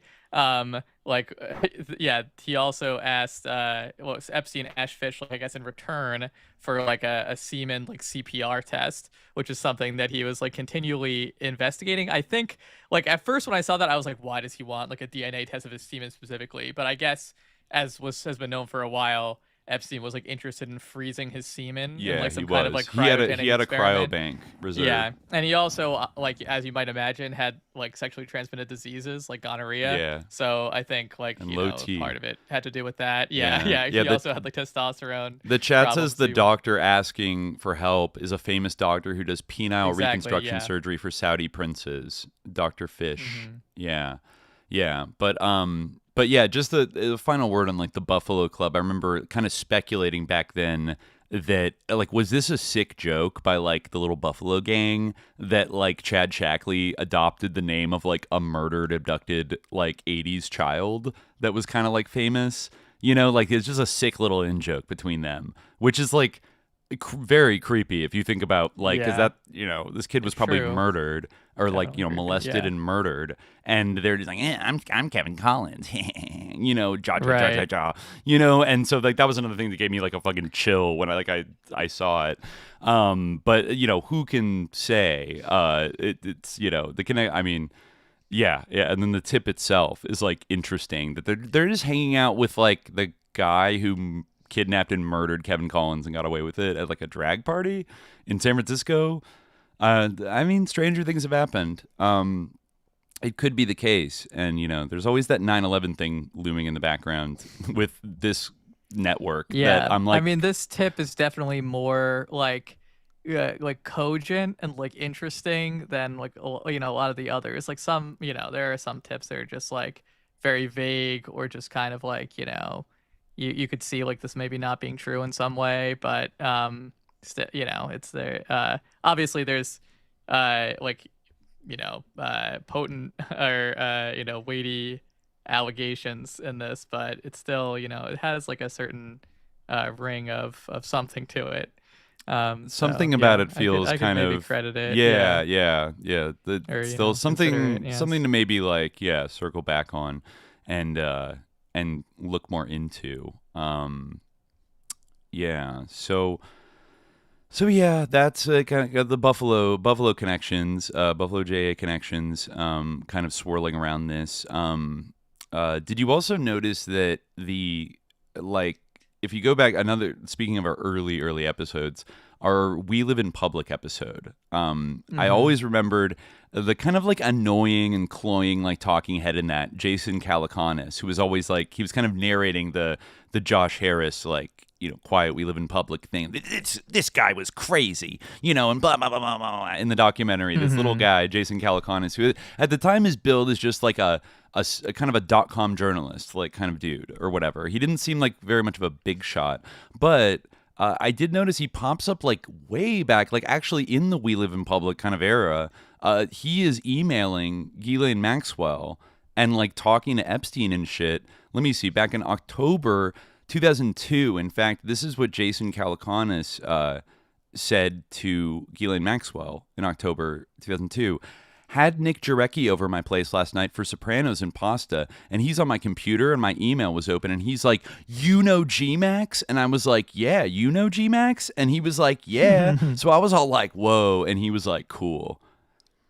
Jarecki family, not. I saw, speaking of the Jareckis, I saw some reference, some email with Nicholas Jarecki saying that he was filming something at Zorro Ranch, maybe in like 2007 or 2008. And I thought that was kind of interesting because, you know, I do believe he made a film in the late 2000s that was an adaptation of a Bret Easton Ellis novel called The Informers. And I think I remember Bret Easton Ellis like talking about like the development of this movie back. It came out in 2008, so unless he's talking about some other movie that never came out, I've never seen The Informers, so I don't know if it's shot in New Mexico. But Nick Jarecki alludes to like shooting something at Zorro Ranch, and I think I remember Bret Easton Ellis saying that he kind of had like vague, like bad things to say about this movie. Like he wasn't happy with like the process of making it and like the collaboration. Like something didn't really work out, even though Nick Jarecki was a friend. And actually, do you know what else? This was the last feature film that Brad Renfro was in before he died at age 25. And Brad Renfro was in some Bryan Singer movies in the 90s. There's a lot of like smoke around the idea that like Brad Renfro was like abused a lot on set as like a child actor and as a teenager. And Bryan Singer might have even been one of his abusers. His last movie is directed by Nick Jarecki, whose father has been accused all over the place of being like he was the psychiatrist, Henry Jarecki. He was the psychiatrist that Epstein allegedly would send his girls to when they were having like breakdowns or like problems. And then, some of them alleged in lawsuits that then he would start abusing them. And, it like Epstein said he was the best psychiatrist in New York City or whatever, but he was like a maniac. Then, of course, his other son, Andrew Jarecki, would go on in 2003 to make Capturing the Friedmans, which as much as I don't want to rewatch that, I don't think either of us do, but is a really interesting like artifact of culture from the peak Epstein era, because it's like this very complex, kind of both sides, like interesting documentary about a family where the father gets accused of like being a pedophile in the 80s in Long Island. And then eventually, like, one of his sons is implicated as an accomplice, and there's a big witch hunt, and he gets convicted. But then weirdly, the movie is all about trying to like exonerate the son, who also went to jail, as like he wasn't really involved, and blah blah blah. And maybe this whole pedo thing was blown out of proportion because of the Satanic Panic and meh meh meh. And like I remember the impact of that doc coming out in like maybe like 2003, 2004, and going to like Sundance and everything, and everybody kind of like the sort of like liberal NPR reaction is like, like what an interesting complex story about blah blah blah. Right. And he claimed that Andrew Jarecki claimed that he had no dog in the fight and he just wanted to present a balanced thing. But then he went on for like the next 10 years trying to like commute, like strike off the record. One of the Friedman sons, who had gone to jail and gotten out at that point. He was launching this campaign to like basically clear his name and get his conviction like overturned after the fact, and would go around like screening the film and other interviews with him, and became like this kind of did like a West Memphis 3 kind of thing where he like really becomes a partisan for like this epic cool guy was falsely blamed during the Satanic Panic, and we all have to like fight to overturn his case, even though at the time he like straight up admitted to like abusing, I don't know, like dozens of kids with his dad. And maybe he was abused himself, but still doesn't excuse it. Yes. Well, we can discuss that in a later episode or something. But yeah, I mean, one thing before we move on from Henry Jarecki, one like sort of minor story I was following this time around was Henry Jarecki had something called like the Scholar Rescue Fund, which basically was like one of these kind of like NGO type. It might have been an NGO. I'm not sure. Like it was something. It might have been organized differently, but basically it was like sort of offering like asylum to like scholars in like developing or countries or who were in some way like endangered, and getting them positions in universities like in the West or in a safe country. And Epstein, for whatever reason, like just hated this like initiative. Like he just for some reason like had this deep like vendetta against the idea. Maybe because he felt like Jarecki's money should be going to something else, or maybe it was just like his racism. I think that probably was what it was. Like that he. Like one of the big things that he was stuck on was like he kept demanding that Henry Jarecki demonstrate that the scholars who he had rescued, or whom he had rescued, that they had gotten enough like citations post rescue, that their scholarly achievements after like being moved to like Western University, like that they had made significant contributions to their field. And like he had like a very high bar that like Henry Drinking would have to demonstrate like the value of this program. And I'm like, I mean, both these guys are incredibly sus, but it was truly bizarre because like it's like on one hand, well, the idea I think is that these people are like, in danger for whatever reason, that they're like, their careers and their lives aren't stable, that they're not, safe where they are. And that's why, like, it's not that they're, but I guess Epstein didn't really care about that. And he strongly felt that, he even like cast doubt. I remember like one time, one of the people went on to be like have some kind of government post or whatever, and he was like, well, how in danger was he if he then had that government post? It's like, well, the government that he was endangered by has been toppled now. What governments what countries are we talking about here with this like all sorts of different countries, like Egypt. I don't remember the exact example like what country that guy was from, but let me see if I can find it if I search like it probably won't, because it's like I don't think I noted it down, but yeah, it was I mean, it may even have been Egypt. I know like one person was from Egypt, but there are people from different different countries, like in their scholar rescue fund. Some like Iraqi grantees in Jordan, a lot of them from Iraq. And Epstein wasn't about that. Yeah. No, he was really not about that. Yeah, one scholar was able to make his first trip to Europe, in the Netherlands. I guess he was frustrated. I mean, he may have like funded it. I couldn't like ascertain that from the emails. That's maybe why he was so upset that he felt like he wasn't getting like his ROI. It's mind shit all over again. Hold on, I'm gonna step away from just a second. When you look it up, I'll be right back. Yeah, I'll see if I can find it. Maybe it was like ambassador or something like that. No, but I can't search ambassador in the Epstein files because then I'm gonna find so many things. The problem with this is that you have to search like the government database. You have to search like the exact like words in order. You can't like search two keywords to narrow it down. You have to remember like exactly what they were in order. But I can give a sample of compare the likelihood of great works that change humanity, science, the arts from the countries you have chosen. Unlike the level of science, lit, and the arts of the countries that the original scholars were rescued from.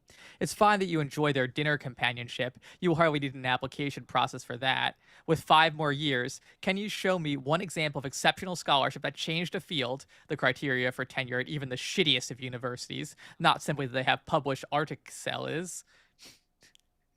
So that's how he spelled it. But in fact, has one scholar so far been offered tenure, even at these second-rate universities? So this is the kind of thing that he was concerned about. Let me see if I can. Maybe if I use Gmail, it might be in the emails there. Yeah, I don't remember which one that particular guy was from, but not super important.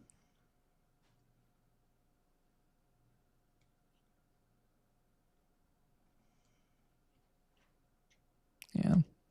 Well, I'm not sure what Dimitri's coming back, so I'll just continue.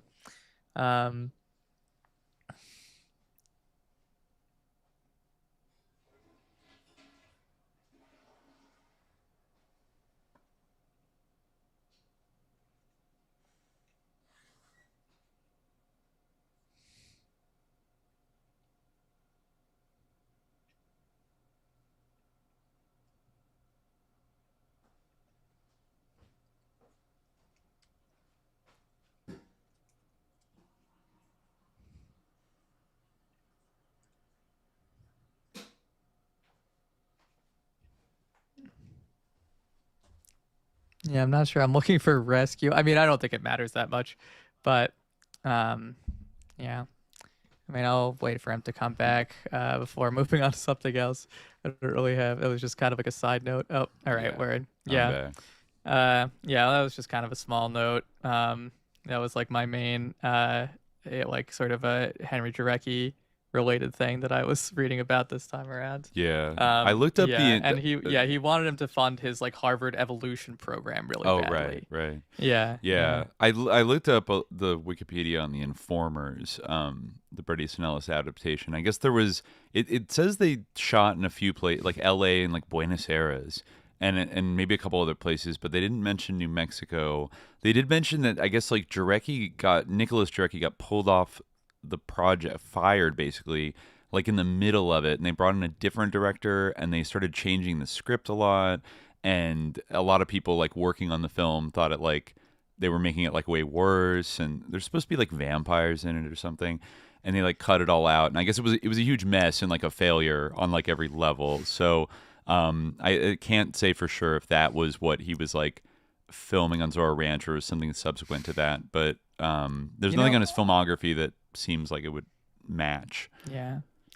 Honestly, it's kind of sus that like Epstein was able to like Henry Jarecki was running this like sort of operation that was supposed to be taking people. It was kind of like a witness protection program in a way where like they were supposed to have some kind of like confidentiality, like, or some kind of like anonymity, and Jeffrey Epstein was like, tell me which one of them have made any kind of impact on scholarship at all, and he was like, well, here's a list like of all their names and like where they are, and it's like, well, from like an intelligence angle, it's kind of like, what the fuck, but that's like kind of how it is with all these things if you think about it. I mean, you might end up with Epstein. I mean, like there's another like thing on that same note, like that I think people have been talking about this. I don't know, maybe on my social media it's been a bit more prominent than on others, but I know you certainly saw it, was like the whole Epstein's like big idea to create like Sharia compliant the Sharia coin. He wanted to create two currencies. Like he wanted to have like a pan-Islamic like fiat like dollar as well, like paper currency, but then additionally to have like a Sharia coin, right? And he met with like his big like Rafat al-Sabag and Aziza al-Ahmadi, who like he corresponded with a lot. She was the one who like he sent her like a DNA test. Okay. Like he was obsessed with sending people DNA tests. Yeah, he was. Right? He was. And he he actually got like in trouble with 23andMe. They like refused to fill one of his orders because they're like, we don't ship to the United Arab Emirates. We only ship to the United States. Like you can't send like 30 DNA tests to all your like little minions in the UAE. But I mean, also Anne Wojcicki, the CEO of 23andMe, whose sister was the CEO of YouTube for a while, like they were both involved in the Edge dinners. Like they knew Epstein, I think one or both of them are dead in like a very weird way. Like I'm pretty sure Anne Wojcicki, who I think was she married to one of the Google guys for a while. They had like a very tragic trajectory. Anne Wojcicki is alive, but I feel like her sister Susan, her sister died, was the CEO of YouTube between 2014 and 2023, and I guess also worked at Google, but she died in August 2024, and then I feel like one of their sons like died of like a weird fentanyl overdose thing, like also in the last like few years.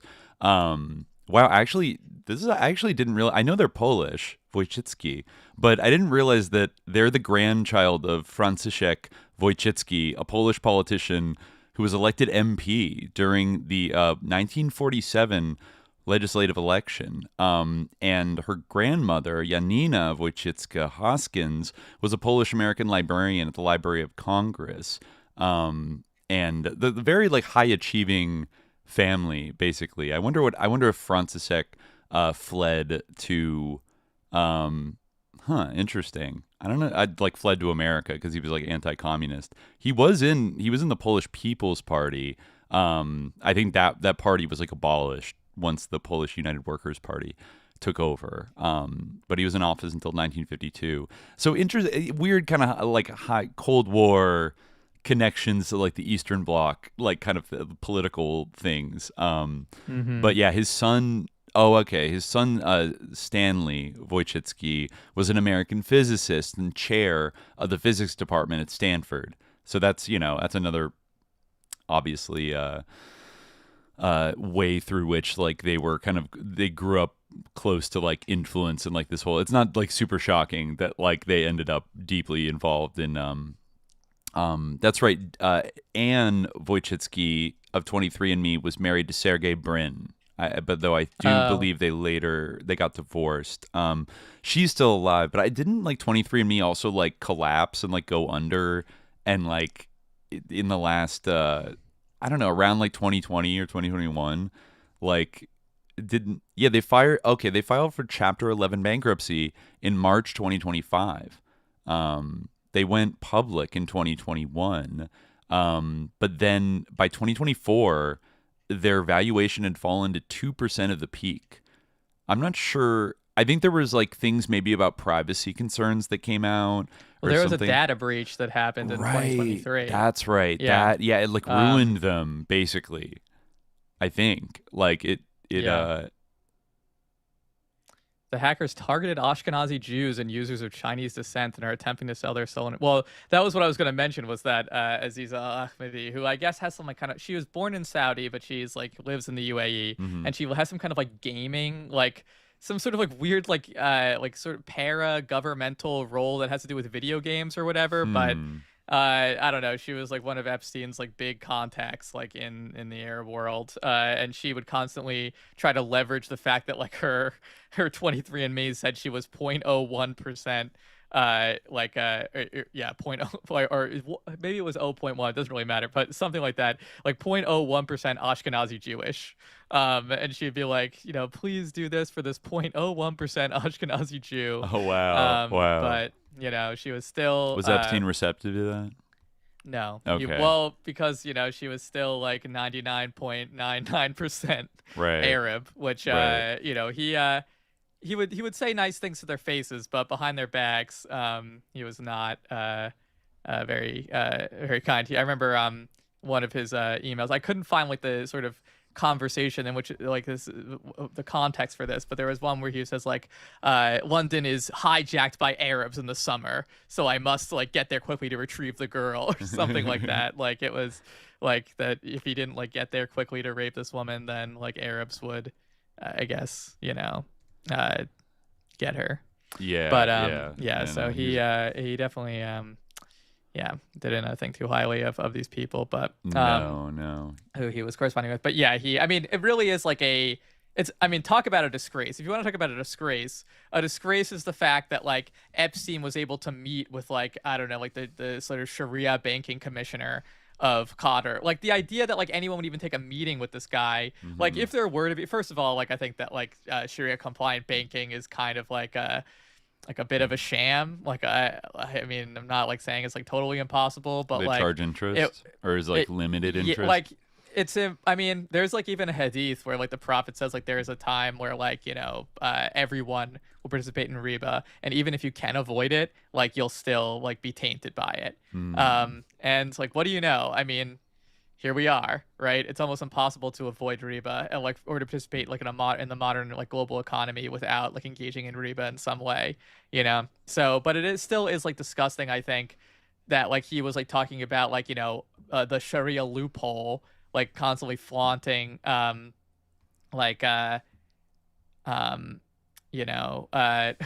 I see the plea to read the chats. We will read it. But yeah, he was talking about like, oh, we're gonna exploit this loophole so that my Sharia cryptocurrencies, like, first of all, such a currency, if it were to exist, should be managed by Muslims, not by Jeffrey Epstein. Like it's like this like disgusting kind of mentality where like, people are like willing to humiliate themselves for like some guy who like shows up from the United States and like flashes like the money around. Like the most despicable thing is that like he was like given like this is like the kiswa of the Kaaba, like the cloth that's used to cover the Kaaba. Right, I saw this. Yeah, he used it as like, carpeting, right? Yeah, or like he hung out like a tapestry. I think he might have. It might have. Was it even in the temple? Which is what like he did call it. It was at some time. At some point, it was on the island. Yeah. Right. So yeah, I mean, originally when like I saw that, I was like, folks. Like, you know, like No, he's doing seer. yeah, he's doing seer. Like he's, you know, he's like gonna do some kind of like magic, like evil like magic to like defile it or whatever. But right. I mean, of course, I couldn't find any smoking gun that he had done magic to defile what he referred to as his Arabic tapestry.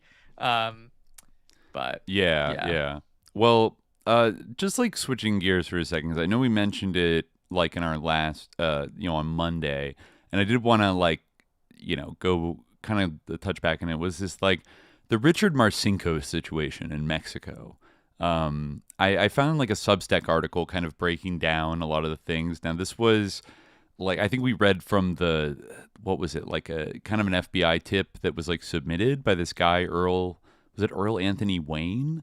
There was somebody in Mexico was kind of like running around trying to like, I don't know. There was a weird situation. Let me read from this a little bit.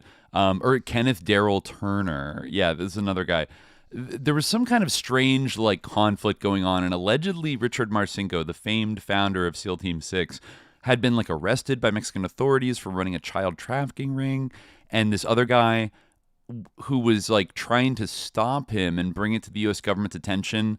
Then his nephew was killed in a mass shooting in Ohio, like a day or two later, after he was like emailing the government about like that Marcinko was connected to Epstein and like all this shit. Let me just read a little from this. Is from the Digital Holodomor. They read, but this is about Epstein's rogue warrior, Richard Marcinko, Epstein, Earl Anthony Wayne, SEAL Team 6, and the Mexico Nexus. Let me bring it up for folks here. You can see there's Richard Marcinko. Looks like a wonderful guy. This is the big commander himself. It says, in the deluge of files released through the Epstein Transparency Act, there are untold number of plots that, while less salacious than others, offer us an in-depth view into the Epstein network. One such incident has been revealed and sheds light on Epstein's oft under-discussed activity in Mexico. While Epstein's Little St. James Island and the New Mexico Zorro Ranch have become famous, there's been almost no discussion or photos of his residences in Cancun, Cozumel, or Playa del Carmen that we are aware of. Nevertheless, Epstein's activity in Mexico appears to be prolific, as he flew there hundreds of times, hosted parties in Cancun, Tulum, and Playa del Carmen, and met with prominent officials, including the former president of Mexico, the frontman of neoliberalism, Carlos Salinas de Gortari. The man one of the three who brought us NAFTA, actually in the 90s, I believe. Emails show that, to the glee of the chorus of Epstein's creepy and powerful friends, Epstein was importing models from other countries to attend his raucous parties. These parties must have generated an entire vault of compromising material, kind of like Noriega, right? And the Big Steal, that was in the possession of the rogue warrior himself. Actually, it might even tie back to, like, I guess it was in the possession, like allegedly, maybe he passed off the actual possession of the blackmail tapes or whatever was given to former SEAL Team 6 commander Richard Marcinko. The new files give a look into a frantic U.S. intelligence shadow war against Mexican federal police and an American private investigator that was waged in the weeks leading up to Epstein's death. While it's unclear what Kenneth Darrell Turner actually did for employment past his U.S. Air Force service, he clearly was some sort of PI. It's possible he once served U.S. intelligence and later started his own firm. A background check included in the files lists these as his former employers. Perhaps Turner Marketing Systems was his firm. So it looks like he worked for GPS Houston, Total Communication Solutions, Alert Cellular Inc., and Turner Marketing Systems. Suitably, and Smart Cards with a K. Suitably vague. Interesting. Ken Turner had been deputized by the Mexican government to investigate a child sex ring in and around Mexico City. Turner had been investigating this ring from 2000 to 2017. Wow, long time. And by 2018 returned to America and provided the FBI with all information he had regarding sex trafficking with minors that involves ex-Navy SEAL Commander Richard Marcinko and the ex-U.S. Ambassador to Mexico, Earl Wayne Anthony. I'll bring him up in a second. Apparently, the FBI had no interest in pursuing these leads, as Turner contacted the FBI National Threat Operations Center, from Mexico on July 19th, 2019, just 13 days after Epstein was arrested. In the July 2019 contact, Turner fills the FBI in on a 2014 raid by Mexican federal police on the American embassy. Interesting. Obama appointed Ambassador Earl Anthony Wayne was present. Obama appointed Ambassador Earl Anthony Wayne was present for the raid, but fled the country immediately and promptly retired from government, going on to fulfill positions with the American University's School of International Service, board for the Mexico Institute at the Woodrow Wilson International Center for Scholars, the Atlantic Council, and CSIS, which is run by Tom Pritzker. More on his alleged crimes later. During the July 19th contact, Turner also informed the FBI that in June 2019, alongside Mexican federal police, he found a vault, quote, containing approximately 10,000 videos of minors from Guatemala, Honduras, Mexico, and some white girls that later on was determined they had been brought into Mexico from South Africa by now convicted and in a Mexican prison, Mr. Nissan. Interesting. Turner claimed that some of the videos had Epstein in them, alongside, quote, a very prominent figure from the United States. Turner believed Marcinko sought to blackmail Epstein. Turner also said the findings had been shared with then-President AMLO, interesting, and that he had given Turner permission to contact the FBI. Apparently, the U.S. Embassy was not happy with any of this. The U.S.'s displeasure is evidenced by Turner's partner, Jorge, getting his arm amputated or chopped off in an unspecified incident. Turner said the American Embassy in Mexico doesn't want to admit they have agents in charge of investigating him. Turner knows what he was doing is very dangerous, that even one of his partner's arm was cut off.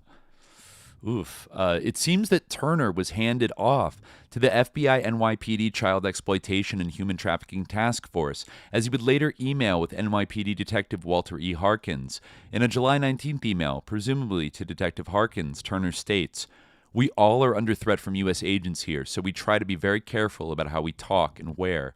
When you talk to Jorge, ask him who I was referring to when I said high-powered individual who has threatened him. Me and Marina, and who spoke to the president of Mexico last week and told him he would not back off on the threats toward us three." So it sounds like they went and talked to AMLO himself and told him he would not back off on the threats. Does it kind of sound like he, like AMLO's going to have his back? Is that what it sounds like? It's a little not clear. But anyways, The collaboration between FBI, NYPD, and Turner confirms that the investigation by Mexican authorities on Marcinko and Ambassador Wayne was real. Therefore, adding veracity to every specific detail and claim Turner makes throughout his dialogue with the FBI, NYPD, one can only speculate who this high-powered individual is, but considering the timing of this email and Trump's extensive involvement with Epstein, it is plausible that Turner was referring to Trump himself, especially if these threats against Turner and his team were being issued directly to AMLO. It's hard to think of many other people that would have a direct line to the Mexican president. At this point, Turner and his Mexican counterpart, Jorge Gonzalez, had Richard Marcinko in custody at a secret location, and Epstein was still alive. On July 22nd, 2019, Ken T. wrote, Ken Turner, "Jorge is prepared to talk to you, R.E. Marcinko, an Epstein connection, and all the videos and photos he has. He will not disclose where he is holding Marcinko, nor will he release him into your custody. He will openly disclose what evidence he has and whom some of the participants at these sex parties were. When can I coordinate this call for you? Ken Turner." Simultaneous to Turner's investigation, Trump issued a new and unprecedented threat against the Mexican state and President López Obrador. In June, seemingly out of nowhere, Trump threatened AMLO, stating that because of illegal immigration, he would be forced to impose an aggressive tariff regime on Mexico. It should be noted that this was before Trump's current tariff craze. The Trump regime, up to June 2019, deployed 2 rounds of sweeping tariffs. First, a targeted tariff on aluminum imports from Canada and Mexico, and the other, an escalation in the ongoing trade and tariff war against China. These tariffs seem different. They were not designed to protect specific industries or in the context of a broader trade war. The reason, quote, "the invasion of immigrants into the United States of America," is alarmingly vague. How could Mexico stop immigration? Was this actually an excuse for Trump to achieve a more personal victory An official White House statement from May 30th, 2019 declares that the U.S. will impose a 5% tariff on all goods imported from Mexico if the illegal migration crisis is alleviated through effective actions taken by Mexico. To be determined in our sole discretion and judgment, the tariffs will be removed. If the crisis persists, however, tariffs will be raised to 10% on July 1st. Blah, blah, blah. They'll be increased to 15% on August 1st and 25% on October 1st. Tariffs will permanently remain at the 25% level unless and until Mexico substantially stops the illegal inflow of aliens. Blah, blah, blah. Okay, we can assume that the discretion and judgment indicated in the statement referred to Mexico bailing out Trump's pedophile buddies, who are operating a pedophile sex trafficking ring in Mexico involving the U.S. ambassador and founder of SEAL Team 6. Trump in his second term has learned that he can threaten nations with tariffs to garner specific personal favors. Curiously, the tariff regime levied against Mexico in the summer of 2019 ended without Mexico signing an agreement regarding illegal immigration, or any agreement. Instead, Mexico promised to maintain the existing program, requiring asylum seekers to wait in Mexico before approval of their asylum requests. In other words, Trump touted a false victory, which was no different from the status quo. Afterwards, a horde of American racists cheered, ecstatic that America defeated its neighbors. However, all the while, America's pedophiles that preyed upon poor Mexican children escaped justice. Turner and his team were attacked even more vigorously following their July 19th contact with the FBI, as he would send this extreme weight-bearing email to Detective Harkins on July 27th. Ken T. wrote to him, "We've had another serious incident since an American shot the trial judge in our child sex trafficking case here. He and I both think this latest incident is tied to the fact that we reached out to your team. Who on your team knows that we're talking to you? Anyone assigned from NSA, CIA, or U.S. State Department? Please understand people's lives here are in jeopardy. We have had 4 armed attacks against us. My partner has shot and killed 2 and wounded 5 American agents to date, numerous white American agents following us in vans assigned to U.S. Embassy. Jorge was attacked and lost his arm. The president of Mexico is keenly aware of our case against Marcinko and other U.S. officials. This case we have here is most certainly connected to yours." Yeah, we read this in our last episode. I think so, yeah. It'll bring a whole new dynamic. Prince Philip is small fry compared to what... Does he mean Prince Andrew? Like Prince Philip is small fry? Yeah, but I don't know. Maybe he does mean Philip. So then, just to reiterate this, you may want to question ex-U.S. Ambassador to Mexico, Mr. Earl Anthony Wayne, about his involvement with an underage girl when he attended and was arrested by federal police. We believe that Marcinko and Epstein were involved organizing this party and that it was held in Juarez, Mexico in 2014 at a U.S. consulate-controlled housing facility. Ask him how he knows Richard Marcinko. He was sentenced in Mexico in 2017 to a life sentence for impregnating an 11-year-old girl. Her son's DNA matches Wayne's 100%, but he is allowing an ex-U.S. Marine, or Navy SEAL, to stand in his place and serve his sentence in Mexico. Or maybe it is a U.S. Marine, like somebody from the embassy that they patsied, to stand in his place to serve his sentence in Mexico. That was an agreement worked out between our U.S. State Department and a judge in Mexico after a huge payoff. Mr. Anthony has an outstanding arrest warrant here in Mexico for avoiding sentencing. His cell number is redacted. I want to confirm that the phone you'll be using has been swept for malware and keyloggers. After our call, you'll understand why we are so concerned with secure comms here. Turner, he's describing basically, there is, that the ambassador was like at these sex parties under Obama. There's a picture of Earl Anthony Wayne at a poppy field in Afghanistan. Probably at some point. Turner and his partner's experience is a perfect case study in the ways American operatives die abroad. The U.S. agents that died in shootouts with Turner's team were programmed to kill psychopaths that happily died in service of their pedophilic Zionist imperialist masters.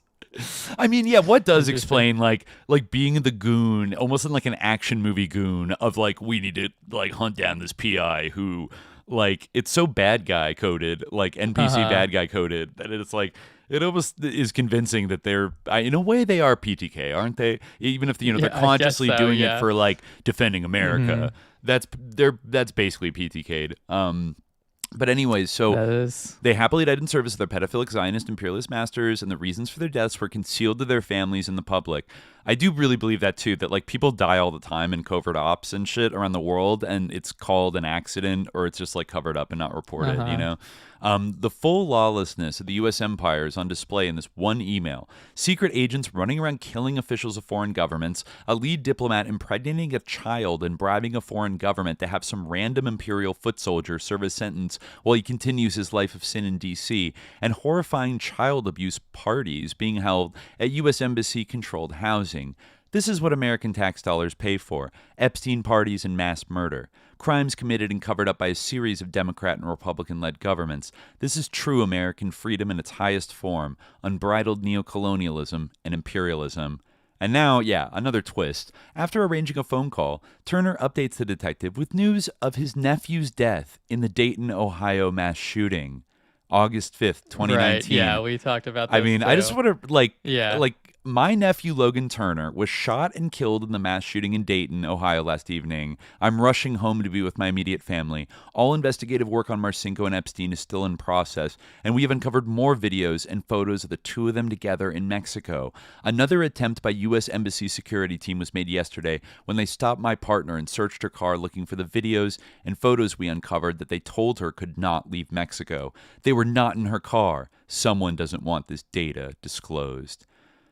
Oof, yeah. Very weird that, like, your nephew got killed by some rando PTK. Yeah, I was saying guy. before, this guy is definitely going to be, like, noited for life, like, after all those things happened in a row. And then Epstein, like, died, like, shortly thereafter. Yep. Right? Yeah, it says that Turner emails Harkin on the day Epstein's announced dead. Quote, just heard about Epstein.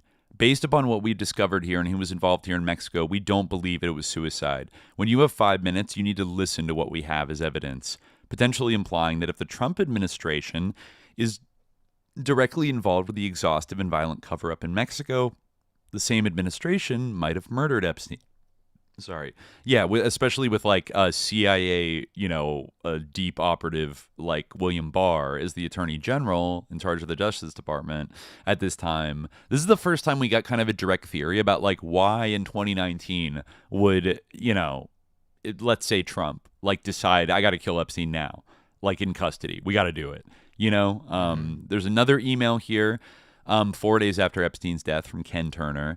Subject, young girl here in Mexico. She has identified Ghislaine Maxwell as a woman who came to Richard Marcinko's home in Mexico many times in 2010 and 2011 with Nancy Marcinko to set up sexual trips for her when she was 10 or 11 years old. We know of death threats against her because of testimony she gave in 2018 against Kelly, Biden, and Wayne in the sex abuse case in Mexico. Interesting. Biden. Right now, we have her in a safe location. We want to help you guys, but we also need to protect her, her son, and her guardian.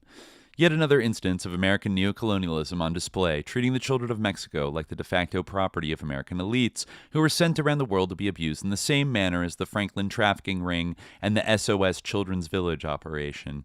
Reading this email, we see a very familiar name being dropped. Being an uncommon name, it's safe to assume that the Biden in question belongs to the Biden political family. It would be pure speculation to suggest which Biden it is, but we're reminded of Joe Biden's numerous accusations of assault and sexual misconduct, and Hunter Biden's child pornography allegations. In addition, it's worth noting that Ambassador Wayne was an Obama appointee and friend of Joe Biden. In 2012, Joe Biden visited Ambassador Wayne and toured a historic Catholic church in Mexico City. Turner would send another damning email, presumably to Harkins, on December 31st, 2019. Quote, as I tried to tell you a month ago, I've continued interviewing young victim Carla, and she has finally opened up after her guardian was attacked and beaten by U.S. agents in Chetumal. She has disclosed where she met Epstein, whose homes they visited in New York, Maryland, northern Mexico, Florida, Virgin Islands, Cozumel, Playa del Carmen, and Cancun in just the last 2 years with Marcinko. The names she has associated with him in these visits include Clinton's, Biden's, Wayne, that's plural, Clinton's, Biden's, Wayne, older politicians and lawyers. She has a photographic memory and is an excellent artist who made sketches of some of these men. These U.S. agents who attacked, raped her, and her guardian are under arrest in Mexico and have asked her and her guardian to drop all charges against them so that all the harassing attacks stop. I don't trust these people to not harm her and her guardian due to all the past attacks. If you want to interview her, let me know and we can arrange for you to talk. So are the actual duties of the U.S. ambassador to Mexico to act as the local pimp for the U.S. elite, working with program to kill operators like Marcinko and traffickers what is this from, like Digital Holodomor or something? Digital Holodomor, yeah. All right. I'm liking the vibe so far. I think honestly, calling anybody on SEAL Team 6 a program to kill sicko is like, it is accurate. They you don't go through that training without kind of being PTK'd a little bit. It's really inarguable. Right. When the full scope of Epstein and Marcinko's relationship is considered, it's hard not to shudder at the thought of the tasks Marcinko was likely given by the trafficker. We know there were thousands of Epstein victims, and Marcinko and Epstein seemingly generated thousands of hours of CSAM on their own. Yet there are so few victims that we know of today, and the loudest that come forward are silenced. Marcinko could have been tasked with possibly killing victims, disposing of bodies, engaging in paramilitary-like warfare against the Mexican authorities, or even American citizens like Ken Turner. It would be easy to chalk up disappearances or murders of young girls to gang warfare or cartel violence. Coincidentally, this is the same tactic Trump uses to wage war on nations, garner personal favors, and cover up horrific crimes. Blame cartels to go to war. Yeah, the cartels do not exist. To go to war with entire nations. To understand the full psychotic potential of Marcinko under the command of Epstein in the U.S. Embassy, it's worth analyzing his past in the American operator ethos. Of course, in any normal society, soldiers engaging in combat so emotional, vicious, or cruel that the fighting resembles a personalized vendetta would be considered strange or even base or onerous. In empires, we like to call these people warriors. Every empire throughout history has had their elite class of pathologized warriors. The Nordic kingdoms of old had their leagues of Vikings who vandalized the civilizations of the Celts, Scots, and Franks. In ancient Japan, samurai maintained political and economic control through a brutal enforcement of a strict feudal system where they enforced the will of the shogun on the condition of receiving title and land grants. Every once in a while, this delicate system would explode in a cacophony of ultraviolent spectacle where various shoguns of differing prefectures would wage absolute war on one another's. It's also no coincidence that the idealized image of the Arthurian knight returned to popularity during the Anglo invasion of Ireland in 1169. No. The colonization of Ireland, which would spawn the dawn of an imperial Britain that would be responsible for great crimes, genocides, and continues to this day. So yeah, blah, blah, blah. We have our operators. So yeah, thinking is for the culture that has as its creed, find the enemy, kill him. No time to think about the nature of war, violence, or revenge. Thinking is for communists and effeminate men. This is the Joe Rogan ethos here. So the great warrior epics of our time are told through kick streams and podcasts, and gallant knights have been replaced with drunk divorcees arguing over who actually killed Osama bin Laden. True. Operator culture or murderous psychotic veterans exaggerating their stories to the point of self-mythology for financial gain can arguably be traced back to one man, Richard Marcinko, the founder of SEAL Team 6, convicted felon, and author of the Rogue Warrior series. I think he co-wrote a bunch of things with Tom Clancy, the Rogue Warrior series. Yeah, so long before Marcinko would gallop around the world killing people and then sell books about killing people, he was born in coal country in Lansford, Pennsylvania, in Carbon County of the old, Molly Maguire lands back in the day. Marcinko grew up in relative poverty in a household of first-generation Yugoslavian Americans. He was Croatian. His father abused him as a child, and he was known to have a nasty temper. To summarize his childhood in one line, he said of his family in the town, all the men in the family, and virtually every male in Lansford as well, were miners. They were born, they worked in the mines, they died. So, he enlisted in the Navy, became a frogman. Let me think. Then he was involved in Vietnam, obviously, a special forces guy in Vietnam. There's a picture of him. Yeah, in Nam, he was he was serving with Lieutenant Bob Kerrey, future senator. And they went in and massacred everybody and killed all the civilians there. Kerry ordered his men to kill them and get out of there. The SEALs kind of operated very much as like a death squad in Vietnam in kind of conjunction with like Operation Phoenix. Anyways, so yeah, Kerry, I believe, went on to be on the 9/11 Commission years later. Good to have somebody of conscience on that. That's great. So yeah, we're talking about, the massacres in Vietnam were not isolated incidents of rogue soldiers. The indiscriminate murder of civilians was part of the Phoenix program, which saw these scattered massacres and ethnic cleansing as an appropriate psychological tool needed to engage the enemy in the battlefield of mental warfare. These killings were indiscriminate, but were clearly calculated.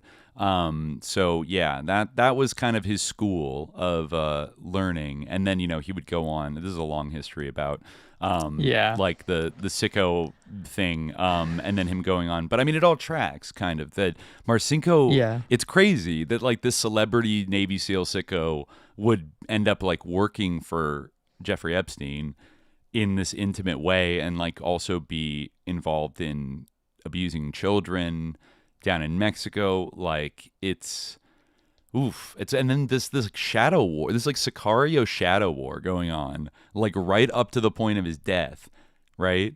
Where this like PI is like getting in like action movie shootouts with like US operators, and they're like blowing off his like partner's arm and he's like trying to, it's funny comparing it to like the fucking Operation Underground Railroad. You know what I mean? Like it's almost like, I mean, who knows what this guy's ultimate deal is, but I don't know, if the stuff about him getting shot at constantly is true, then it's like, this is what happens if you actually do a real Operation Underground Railroad that isn't like a weird psyop.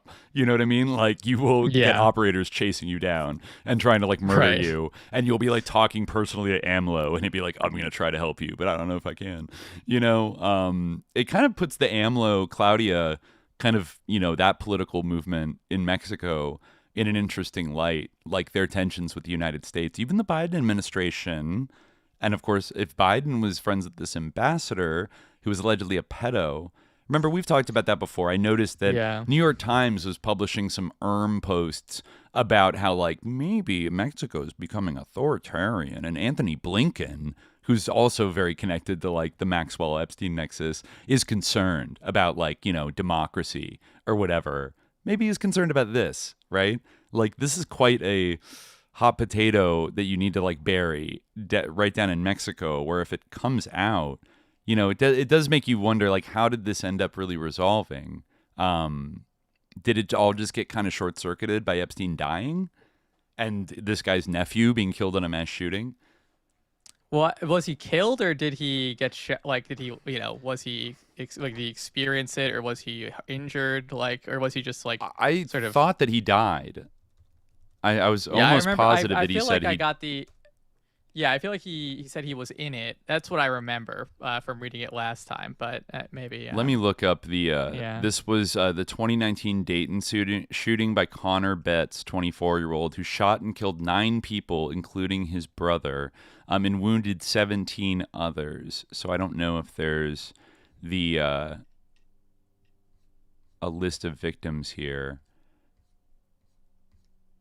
Let me see. They kind of weirdly... I know they often don't like to it mentions here of search of the shooter's home, found evidence that showed an interest in violence and mass shootings, and he expressed a desire to commit one. He considered himself a leftist and voiced his support for Antifa. A preliminary assessment did not indicate that Betts had a racial or political motive. This attack occurred just 13 hours after a mass shooting in El Paso, Texas. Remember that too? Wasn't that a Walmart shooting? I think. Or a grocery store, I think. This was Walmart. It was at Walmart. It was Patrick Wood Crucius, and I believe this one was like a right-wing chud, 4chan kind of shooter, right? Funny how you have like 4chan Nazi, and then like Antifa Bernie Blaster like up in Ohio, but one is at a very important border place right across the border from Juarez. El Paso, that's like a huge, it's a kind of a strategically important point between the U.S. and Mexico. And then 2 days later, like the nephew of a PI, like trying to like track down the Epstein network in Mexico. His nephew is either shot or, let me see. Let me go back to... I'm trying to find it. he. Just let me go in the back my in the nephew. article. Oh no, he was killed. Yeah. My nephew Logan Turner was shot and killed in a mass shooting in Dayton, Ohio last evening. Wow. Yeah. Yeah, Logan Turner, Dayton, Ohio. And that was on August 6th. Yeah, and then August 5th, and then on August 10th, Epstein. But yeah. In the interest of time, like, we should talk about like some of the like bizarre, like the truly like bizarre things that are in this like latest release. Okay. Like the yeah. sort of like references to like murders, like particularly like around Martin Nowak. Like, are we gonna Martin discuss Novak? this? Yeah. We could talk about Martin. Martin Novak had a like- lot of those like torture. Like I think he Yes. mentioned torture, right? He did like there. I think that might have been Salam who got the like that's torture but there was video. another Yeah, one that was him? like about torture. Yeah, basically. Oh yeah, like the one I'm thinking of is the one where he wrote, "Dear Ghislaine, many thanks again for your amazing hospitality. I am so very sorry I caused you so much worry that I spoilt this day. I am so happy that I did not kill anybody. My perspective of life has changed somehow. Lots of love, Martin." What did he do? Well, okay. Like, what? I Like, he got really thought drunk I and like endangered someone. Like th- what? I think my shooting from the hip here. I saw other people like speculate about this. Is it almost sounds like he was like on psychedelics or something and had a freak out, and was kind of saying like, "Oh, thank God I didn't kill anybody because that was crazy." Like it sounds like more than maybe just being drunk, but also I'm not sure what else. I mean, like what was going on there. And it's also like he's not like just saying like, as a joke, like, I'm so glad I didn't kill, like he's serious. No, he like, seems serious. He's like apologizing like, deeply. He did something like a little bit like too much. And it's like, what did he do? Yeah, this is, Martin Novak, is he at Harvard or is he at MIT? I always forget. I don't remember what, I think he was at Harvard. Yes, he was. He was, he had a lot of Epstein-Lee interests. Yeah. Here's one from 2015. Good morning, Evolutionary Martin. game theory. Good morning, Martin. Jeffrey would like to have dinner at the Institute this Friday with the Chomskys and quote all the boys. Wow. Cool. Yeah, Martin. Yeah, he pops up a lot in this kind of like this milieu of scientists that are recruited. Let me see. Yeah, where are some ones are there any other ones that him? I feel like there was one that mentioned like a torture video or torture something, like aside from it was it was very vague. Like Epstein said, like our spy was, or one of them said our spy was captured. Oh, right? yeah. And the other one said, was it Epstein? I think it was Novak said our spy was captured, and Epstein said, "Did you torture her?" Oh, right. That was it. Did you torture her? Yeah. Which like Epstein, and like that seems kind of like just like a sick Epstein joke in a way. Like, and I don't know like what our spy means. Like what is that all about? He does speak like cheekily sometimes. I think it's definitely a kind of deal where like sometimes when he brings up torture, it seems clear that he's not. It's the way people use like that's going to be torture, or like I don't mean to torture her, but he's talking about like Ariane de Rothschild or something, like that treatment would torture her or something. It's like he's not literally talking about like torturing somebody. Like it is a turn of phrase people use. That said, there's a few times where it's like I don't think this is like a turn of phrase. The torture video was vague enough where it's like maybe there's actual torture there, because someone in the same chain was like that upset me, right? Or like there was like that kind of like I don't want to see. I'm scared to open it or something like that, right? And a different video they were talking about. Admittedly, I've had a tough time like looking through the sort of indexed like videos. I guess it does say today, on Gmail, it says new February 5th, volumes 10 and 11 of the DOJ's 1 million document drunk are not now in Gmail. But it still seems like you can't search like the videos on Gmail, and I've had trouble on the justice.gov website. We don't have like a good website for this stuff now, which is why I'm saying people like need to build one, but people who know how to do that kind of thing need to build one, because right now one doesn't exist. But another one, so what about this one file that's it's labeled confidential? It's SDNY, EFTA 000344620, and it's just a piece of paper, like no other information on it other than the confidential on the bottom and the SDNY like serial number or whatever. That's weird. When I click on it, it says know, nothing found. Did they pull this? Yeah, I've noticed that too. Like that the links in my workflowy like don't like go to. You have to like go back and manually enter like the EFTA number. Oh, but, okay. Yeah, so this one is EFTA 000346620, Yeah. and it's just as a piece of paper, and it just says, according to the Suicide Watch log dated 7/23/19 at about 2:15 a.m., inmate Epstein told the staff watching him on Suicide Watch that his cellmate tried to kill him. Oh yeah, this is the like the big Italian, like the cop, the murderous cop that was like put in the cell with him, who was like roided out. And then that must be him, right? That was like his cellmate at the time that he had like an incident, right? Yeah. Yeah, I still can't find it on the. For some reason, I can't find it on the. If you search the Epstein. the EFTA number, it doesn't come up. Even if you put .pdf after it, it's such a unreliable thing. I know, it's so annoying. But, yeah. Well, now it's like there's a bar above it that's just a generic the like link in the chat. It's like a generic Department of Justice like fucking thing that's not actually searching the Epstein files. Let me try it again here. I found it. Yeah. Okay. Yeah. According to the Suicide Watch, piece of paper. Like, let me see if I can bring this what, up. Yeah. What is this? Yeah. According to Suicide Watch log, at about 2:50 a.m., Epstein told the staff watching him on Suicide Watch that his cellmate tried to kill him. Period. And then just blank paper. Yeah, that gets shoved under the rug all the time. Is that like, what about when his cellmate tried to kill him, and nobody ever talks about that? Like, very, very weird. And also, like, what is the like provenance of this? Like, is this like someone's text edit document? Like, what? Like, I just want to know like the story of this piece of paper more than anything. It looks like plain text, like it was copied and pasted. Yeah, like was on this printed out from edit. like Apple Notes or whatever the equivalent is? Yeah, like, and it's labeled confidential SDNY. All right, yeah, I guess. Like someone took a note on that just to like for posterity. And then right. Yeah, his cellmate tried to kill him. That was pretty much it. I didn't get to look through all the reports that were like from the jail as well. I think one, like the final conclusion was like, oh yeah, like everything failed in this situation, and like, weird. But also here's something that's interesting that I just wanted to get to because this has some of the most specific kind of allegations. Somebody like decoded this like cipher kind of thing. This is good. Yeah. Hold on a second. And there's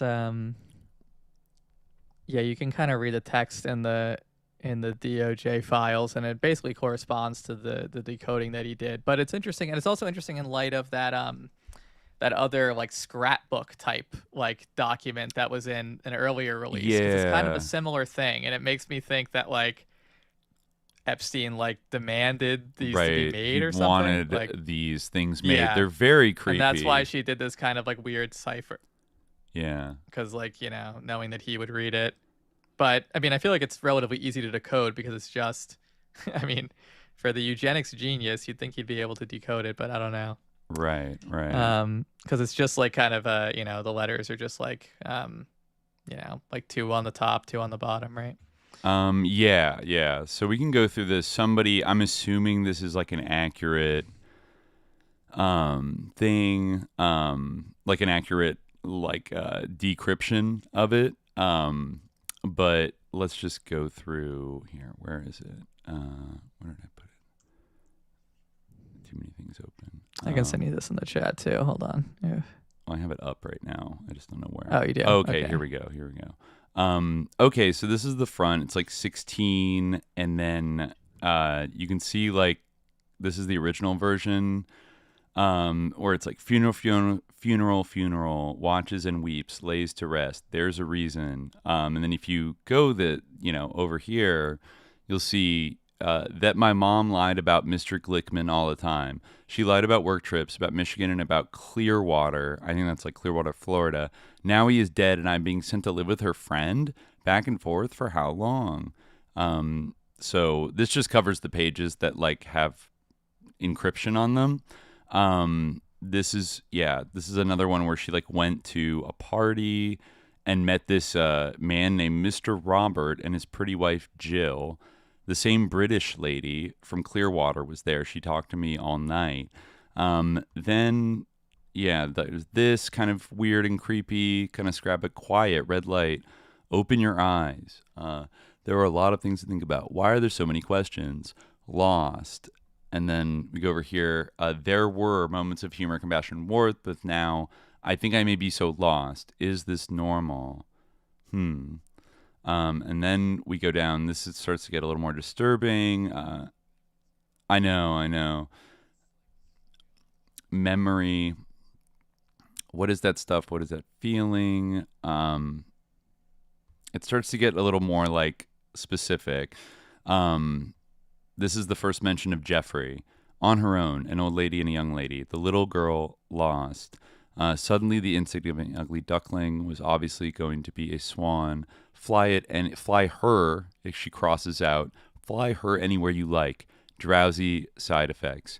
And then this says, no one can prepare you for this shit. I am so fucking lost. Why did Mr. Koigan agree to this? Jeffrey treats me like I'm special property, and when I need Ghislaine's, he is working, and Mary is just as batshit crazy as my mom. So E. Gibbs is so nice, but Dan Snyder is a pig, a redskin hoggette. Now, there could be a guy named Dan Snyder. There's also...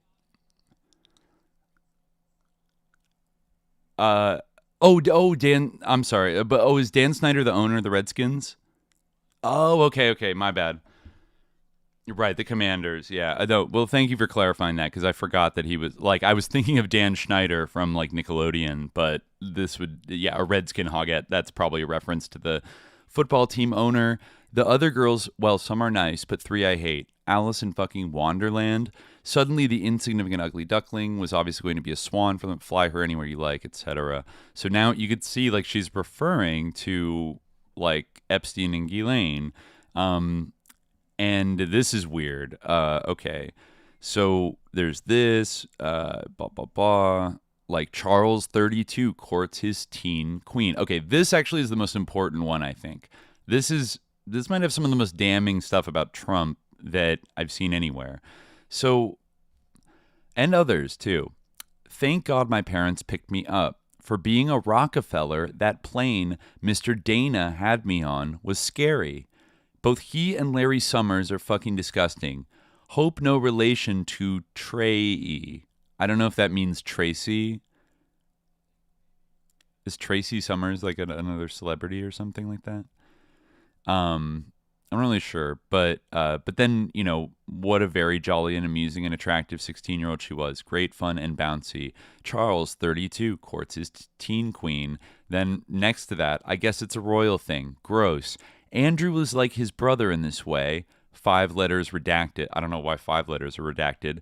Somebody should not brag because that was yucky. And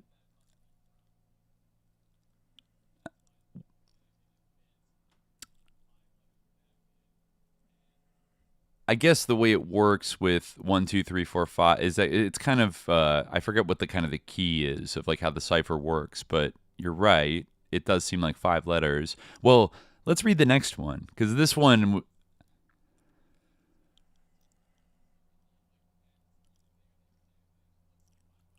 Okay.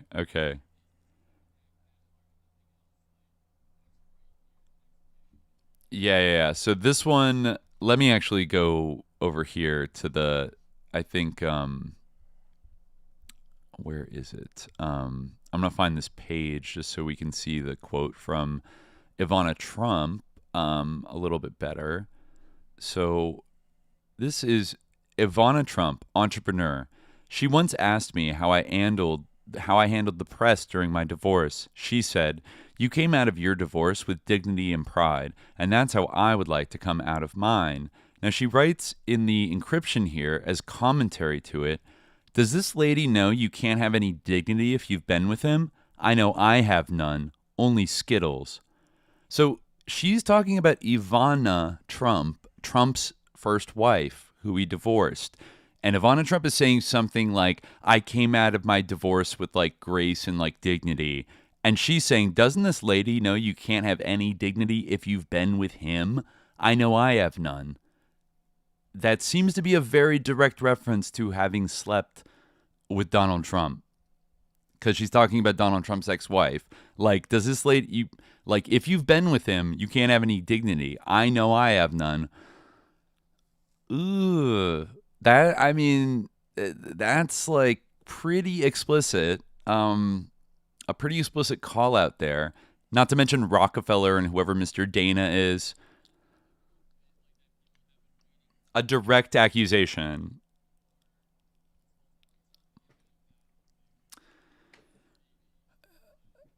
Short of like pictures, like the actual blackmail material.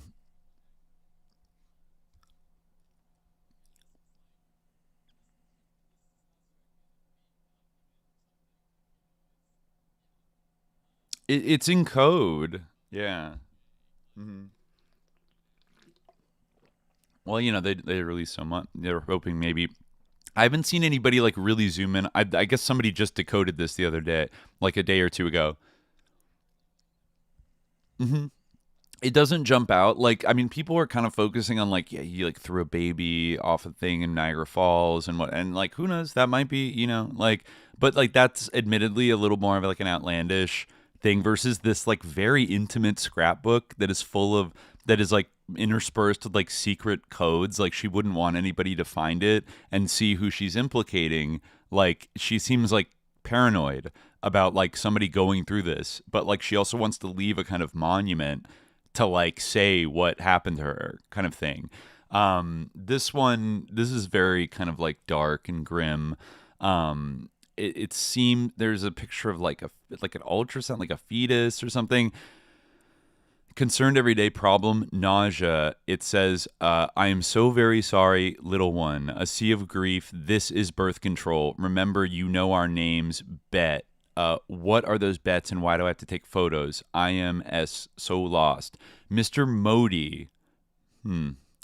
Interesting. Mr. Robert. Mr. Sant. Mr. Ludwig, Mr. Ketchy, Mr. Mora, Mr. Goodlot, Mr. Atkins R, and then like the rest of it is like cut off. You can see, down here. And then the next one, travel to another state, New York. I'm not, the Narendra Modi, maybe not. But travel to another state, New York. This one's also, quite specific and damning. Walk down Madison Avenue to 71st. That's where Epstein's like big townhouse was. Then the cipher says, my mother has lost her fucking mind. Even though Ghislaine said it was best to take me home because Mr. Black is so important for some reason over my health, there is going to be hell to pay. I ruined their trip and I am dramatic when that fat fuck bit me. He threw me on the floor and got blood all over Jeffrey's carpet, and I am the issue? Who the fuck bites someone? Sick. No one is that important, and Leon can go fuck himself. I hate New York. And then it says I was crying out for help, helpless, pain, hate, raging, evil, and really sick. You should call 911. Tears of rage. Sounds like she's referring to Leon Black, the big Wall Street guy, right? He's a big boy, and yeah, he's been implicated a lot, left and right. Oh, she says it more explicitly here. On page 19, this is an old poem. I don't know who it is by, but it's from 1962. A squeal of brakes, or is it a birth cry? And underlined. And then up here, it says Leon Black. You could actually see a kind of like example of the cipher code, I guess. Right? There's like LEON BLACK. So actually, I guess if you just read it like top to bottom, like from left to right, is that basically what it is?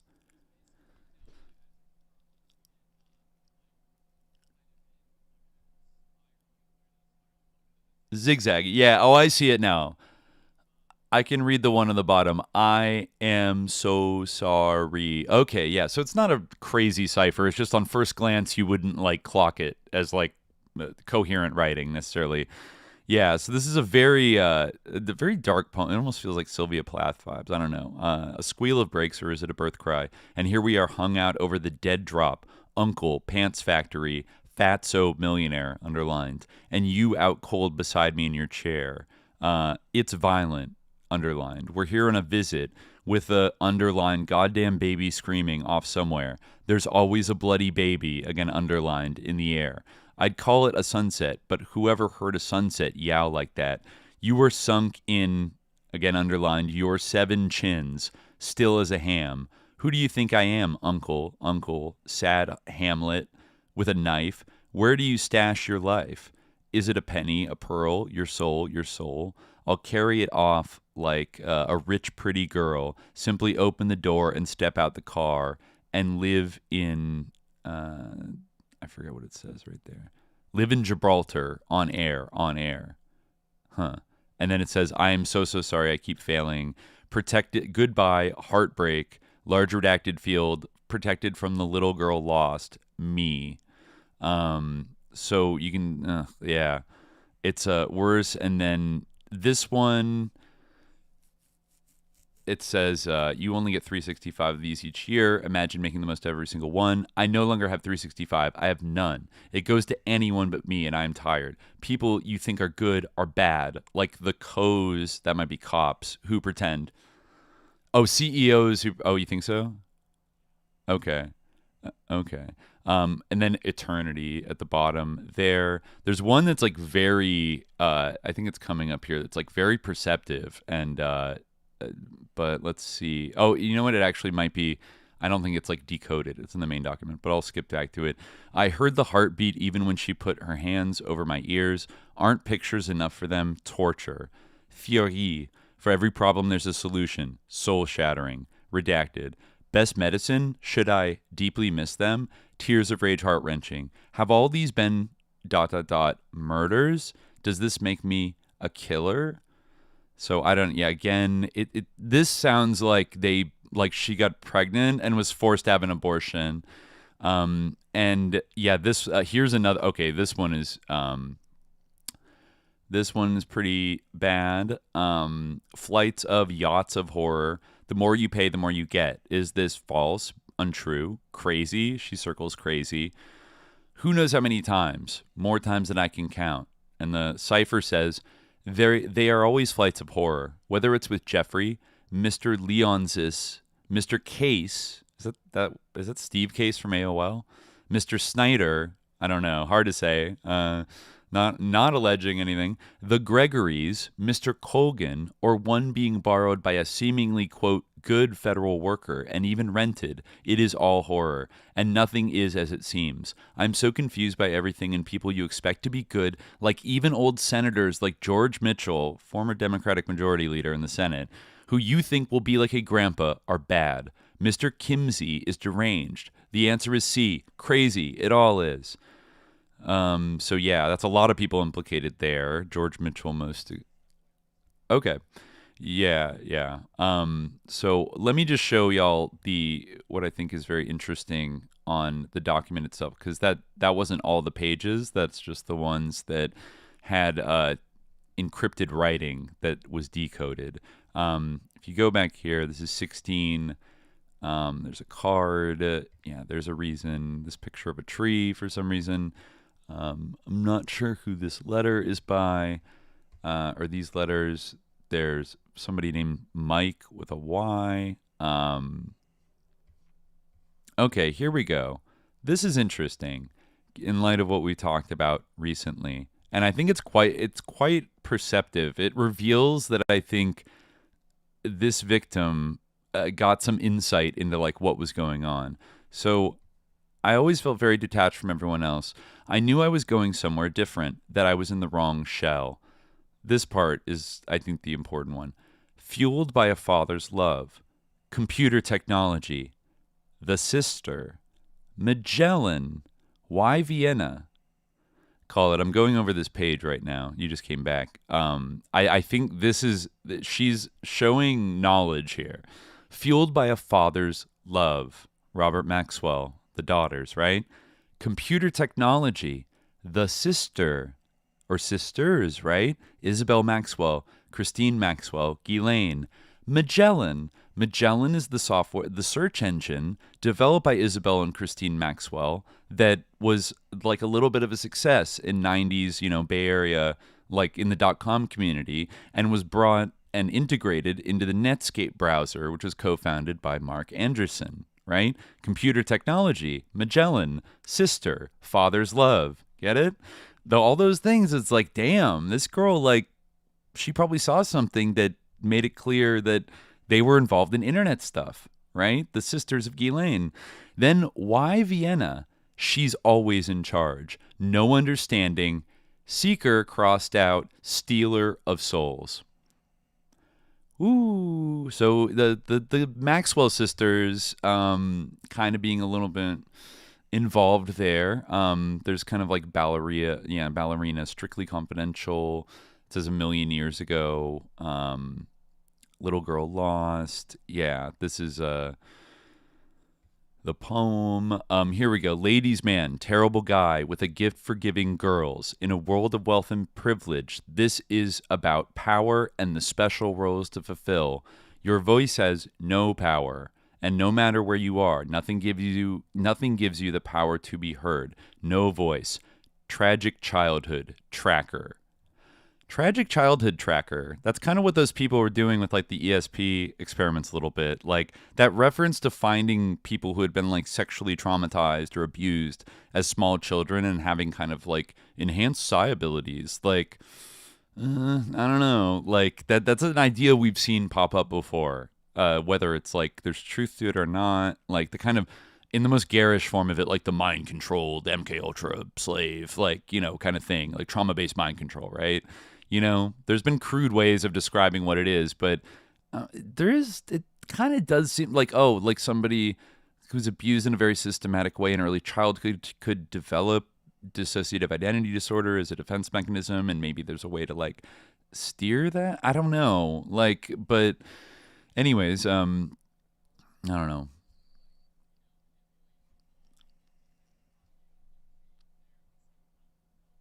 Right. Right. Yeah. Look at this here. Yeah. Anxiety is not finding. Good morning, please. Please explain. They know and won't talk about it. How much do you need to see to know she's beautiful? No one picks up more dirt than his girls. So what's the difference between us? Who else actually like me? This is interesting. Maxwell Shoe Company, Arrow. No one will ever be able to fill them. Like nobody will be able to fill the shoes of Maxwell, Interesting. I'll fight to survive with sensitivity and grace. Another ballerina reference. You have everything to lose. Never forget where real beauty comes from. Beauty is inside. This is another one of those things. Flights and yachts of fancy. And I think that might, and then, okay, this kind of like Buffalo JA coded, like picture of monkeys with redacted. I wonder if she's naming. Yeah.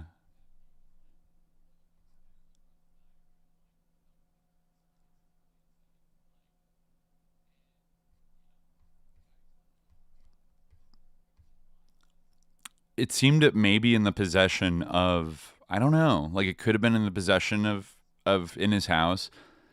I don't know, but it's very disturbing, and it does make you think sometimes, like, they said that there's maybe up to like over 1,000 victims. That's the official government line on this, right? Like at least 1,000 victims. And like, some of them have come forward. And then some of those prominent ones, I think there's even stuff in this new batch about Virginia Roberts Giuffre, like contacting the FBI like days before she allegedly committed suicide, like last year, saying that like people are following her and like she needs protection and blah blah blah. Think about the Mexico thing of there's just like operators floating around in other countries that just take people out and like whatever, and then she ends up quote unquote dead right before her book comes out and all these files come out, so nobody can go ask her now about, when I still haven't finished the book, but it's a good book, like, and it's a very vivid like recollection of a lot of these like scenario, you know, from her POV, and she's been taken out. But then what about all these other, you know, all these articles about like these Russian girls and girls from Eastern Europe and from Brazil and everything else? Like, like we still have heard so little about Zorro Ranch. And like, what was really going on there? I've seen like 5 different file release like the same photos about Little St. James and the New York townhouse, to the point where I'm like sick of seeing the same fucking pictures of like his bathroom in like, you know, like what about Zorro? There's never been like a walkthrough of Zorro Ranch that has been released yet, to my knowledge.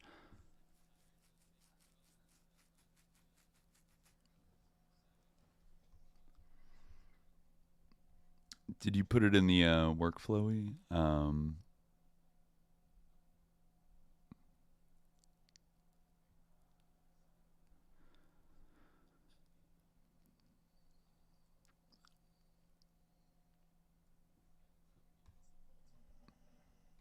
Okay. Oh, you're putting it in my chat. Oh, that's yeah, and I don't want to open it up because I'm gonna mess up the frame. Just put in the workflow. Oh, you did? Oh, this one that we just did. Oh, I gotcha. The 161. Yeah. Let me bring this up and see. Oh, it's doing it again. It's doing the can't find it again. I got it. I could bring it up. Yeah, I think I figured out the workaround. Let's do this. Okay, this is second diary. I don't know if I saw this actually. Here it is. Dataset 12.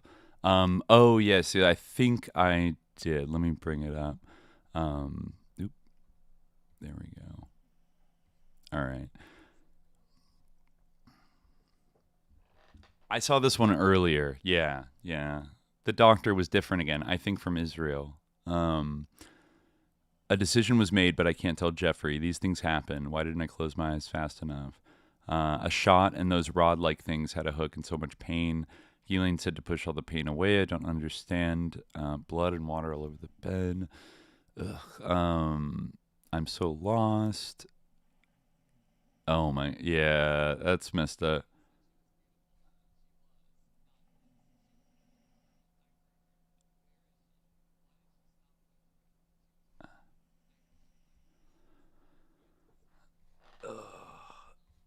Yeah. Yeah, I know Ghislaine is trying, but nothing changes. Why didn't I close my eyes? I can't go to school like this. Like, you know, like fuck you, Michael Tracy. Like, honestly, like, isn't he still saying that like there wasn't like, is there any proof actually that they were trafficking or whatever? Like, rest in piss, bozo.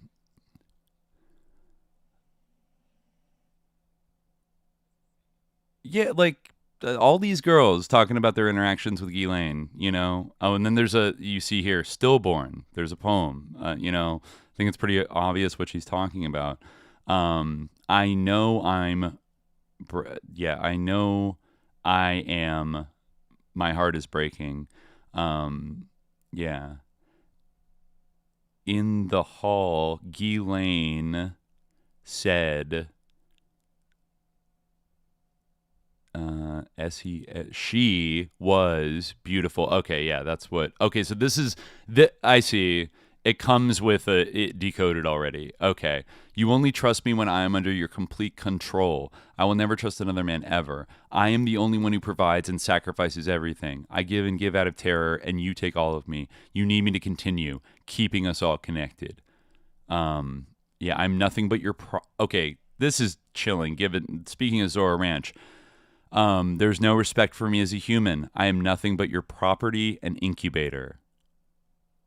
To like, you know, I mean, this is discussing what sounds like an abortion, but what if they were also like impregnating these girls like on purpose to, like, for some reason.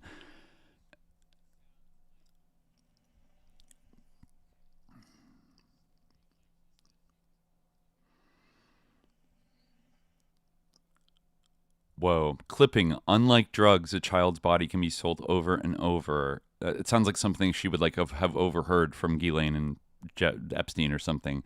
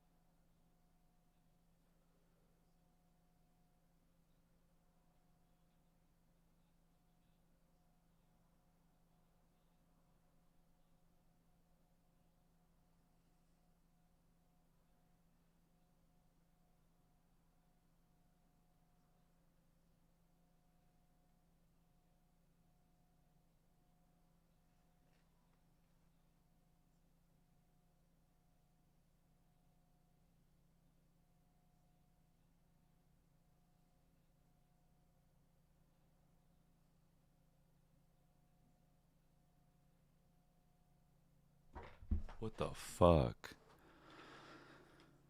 She said in another page, controlled all by Jeffrey, all the time. Get away from it all. This is decrypted. And go to New Mexico? What in the hell? This makes no sense. What about school? Behind the scenes. He is now controlling everything when it used to be Ghislaine, who some days acts like she hates me. Secrets of all of them. I'm tired of keeping this secret. I know people are wondering, but I can't tell. I'm exhausted. Broken promises. I don't understand why she is treating me on some days like I'm the enemy, but then we lay in bed together and she is how she used to be, warm. He makes her feel my tummy and it's so sad and confusing. Superior gene pool? Why me? It makes no sense. Why my hair color and eye color? That feels very Nazi-like, but in thinking about these stupid, insane theories he has, I guess in his mind it makes sense. The piano and music comments are made to convince me this is right, and will create perfect offspring, he calls them. I don't think it works that way, and it's making me hate playing altogether. Okay, this sounds like he's doing eugenics experiments, like, with these girls that he's effectively kidnapped in New Mexico, and he's spouting, like, insane, like, eugenicist, like, racialist theories about why they're going to be, like, perfect children or something like that. I miss the person I was before I was made into what feels as a human incubator. So they make her have kids and then take them away for God knows what. Here we go. Superior gene pool, get away from it all. Secrets of broken promises. My friend redacted realized much of everything and came to get me out of Mary's. She made me leave all things of value on the bed. She put all my belongings in trash bags. I have maybe avoided New Mexico. I have been staying with friends, but never more than 2 or 3 nights because my mother is on the warpath. Redacted have been so great, but Redacted saw me changing and knows about the baby. He said he promises to help me and we will figure out what to do. So it does kind of sound like, I mean, again, like, you know, we want to like, you know, we want to go too off like the schizo edge, but it sounds like her mom is like in on this somehow. Like her mom is kind of complicit in this. Yeah.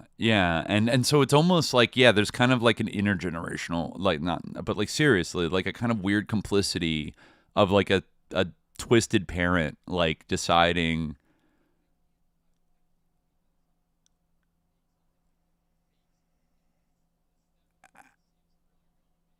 Yeah.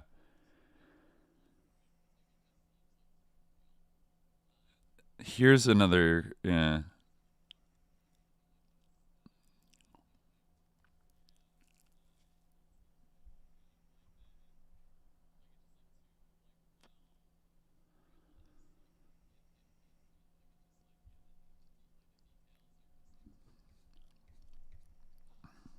Yeah. There's another reference on this baby kind of thing. Oh, okay.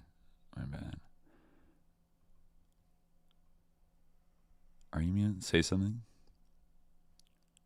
Oh, yeah. Yeah, I don't know why.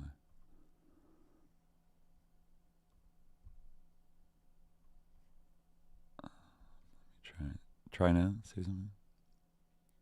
No, I can't. I don't know why. What the hell? I know. This is silly. I know. Yeah. Hold on. 1 second, folks. Oh yeah. Yeah, that's great. All right, going to Zoom. Yeah, try now.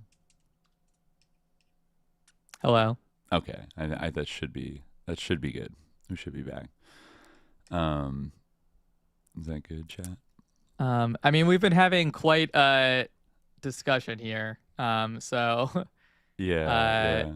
Okay, yeah. we've seen it. Yeah, I'm not sure like what you heard and what you didn't, but it's quite like harrowing. Yeah. I mean, I was just saying that I like don't think that this could be this doesn't seem fake to me. It seems real. Like I don't think of myself as like someone who is like easily falling for hoaxes, as I kind of was saying before. But to me, it seems real. Oh, did we just lose it completely, or oh no, that maybe it's catching up still. Yeah, it might be catching up.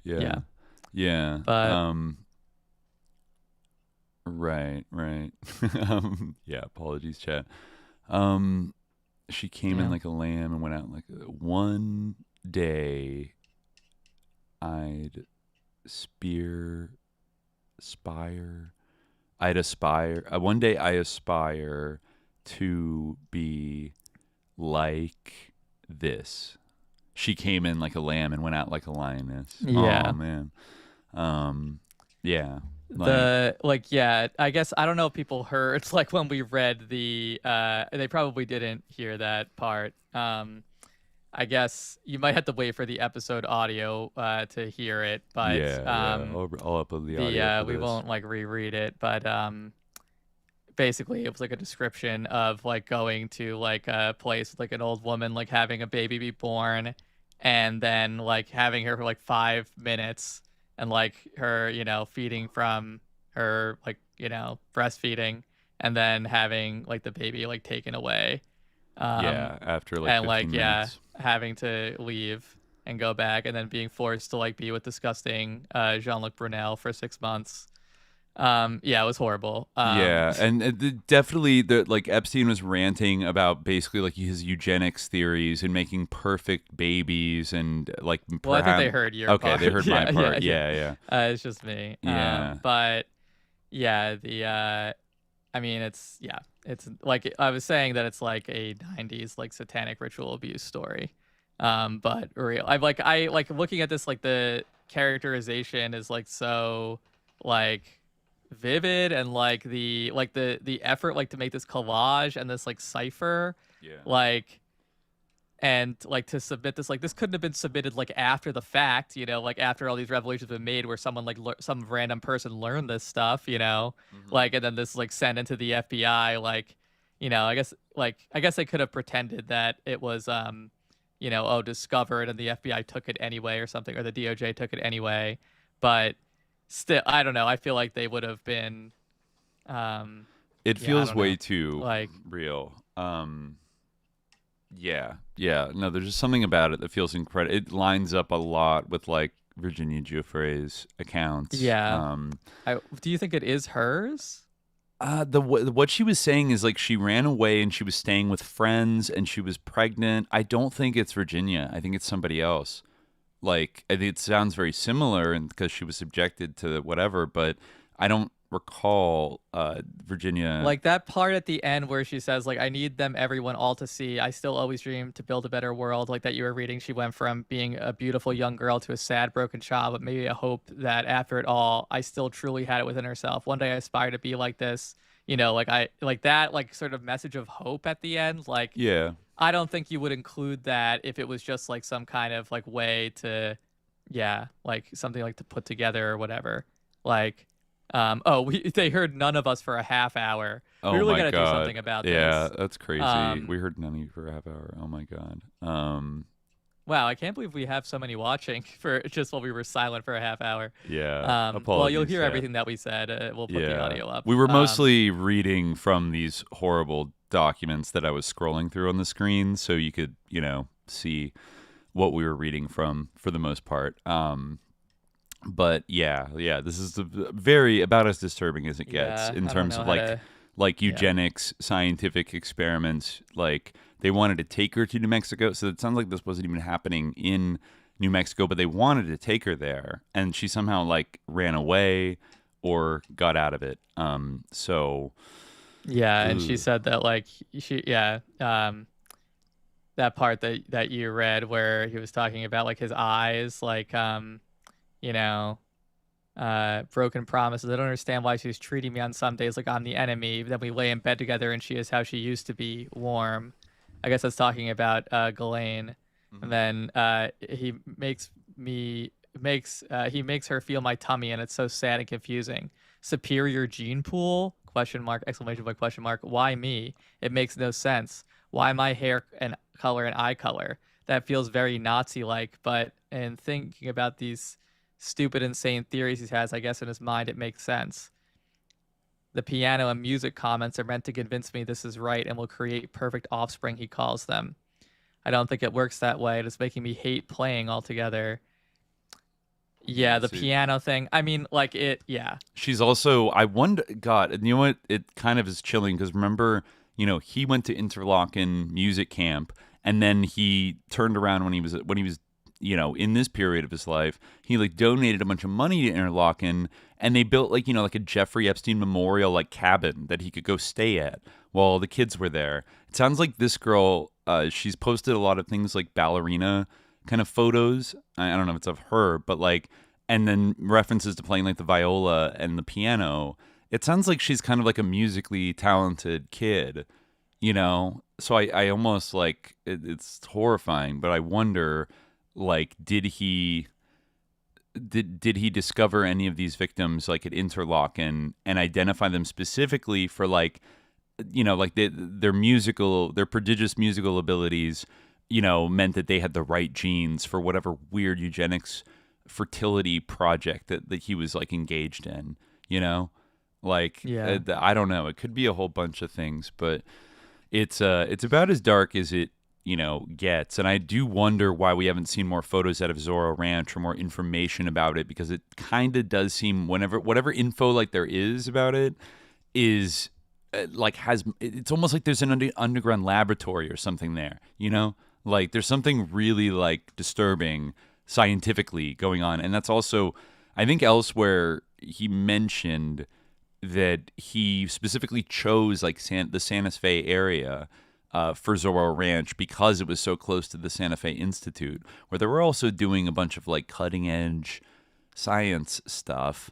And I don't know, it seems, like there's a purpose to that place, and we still haven't gotten like the full story about, I think it's connected to all of this stuff with the girls and cloning himself and like having hundreds of babies and like living forever, doing weird eugenics things. I don't know. But yeah, it's pretty fucked up. It's pretty fucked up. Yeah. I think I just want to like clock a few things, like little things that I'd noticed in terms of, we'll probably have to follow up on it maybe at a later point. Yeah, maybe we can do Monday, but we'll see. I think people are a lot of people are combing through these things and finding interesting stuff. We didn't quite get to talk about everything today, but I did want to clock, like following up on our previous investigations. There is more confirmation now if you search on the government website, that Mr. Whole Earth himself, Stewart Brand, attended like quite a few private breakfasts and lunches with Jeffrey Epstein and like a small group of people, often, set up through John Brockman, which isn't a really big surprise. But another thing I noticed, his biographer, Stewart Brand's biographer, who we read from in our eps about him, John Markoff, who was like a local Bay Area kind of alt journalist who eventually kind of got tapped to move to the New York Times and be their tech reporter. Not only was he at the Edge Billionaires dinners that Epstein was also at, not only did he go the entirety of Stewart Brand's like hagiography that came out a few years ago, never mentioning Jeffrey Epstein once, but I found that in 2009, let me pull it up here, John Markoff, the hard-hitting New York Times journalist, was put like in direct contact between John Brockman, basically linked up or forwarded John Markoff as somebody Jeffrey Epstein should reach out to. And let me just bring up a little email here. There were two things that were like pretty sus. This is one of them where you can see, "Hi, Jeffrey. I apologize." This is after Jeffrey's been convicted of being a pedophile, by the way. "I'm in Texas today and back in the Bay tomorrow. I'll be reachable here after lunch." And then, blah, blah, blah. So basically what, like Epstein kind of is like asking for his advice to find somebody to write some kind of like science book that has these like ideas about genetic algorithms optimizing the result. Evolution does, like, I'm beginning to study a process we name evolutionary code dynamics. It's not genetic algorithms or cryptography.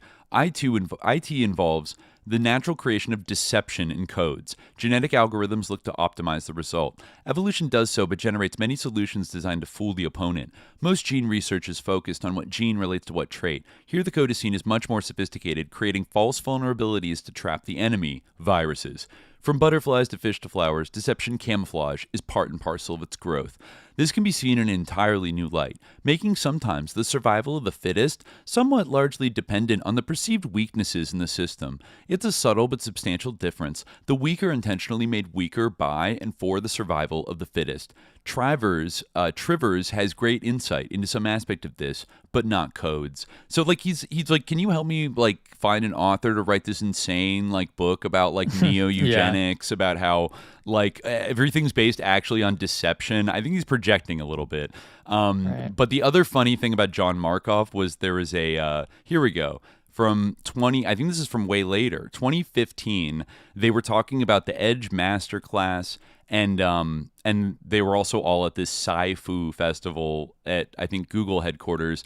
It's Brockman is talking with Jeffrey Epstein about like who's going to come to this conference, which does include, I think, Stewart Brand is the first on the list, George Dyson, a bunch of other people, but he says the only reporters invited to this are John Markoff and I think Adrian Cry, who you met.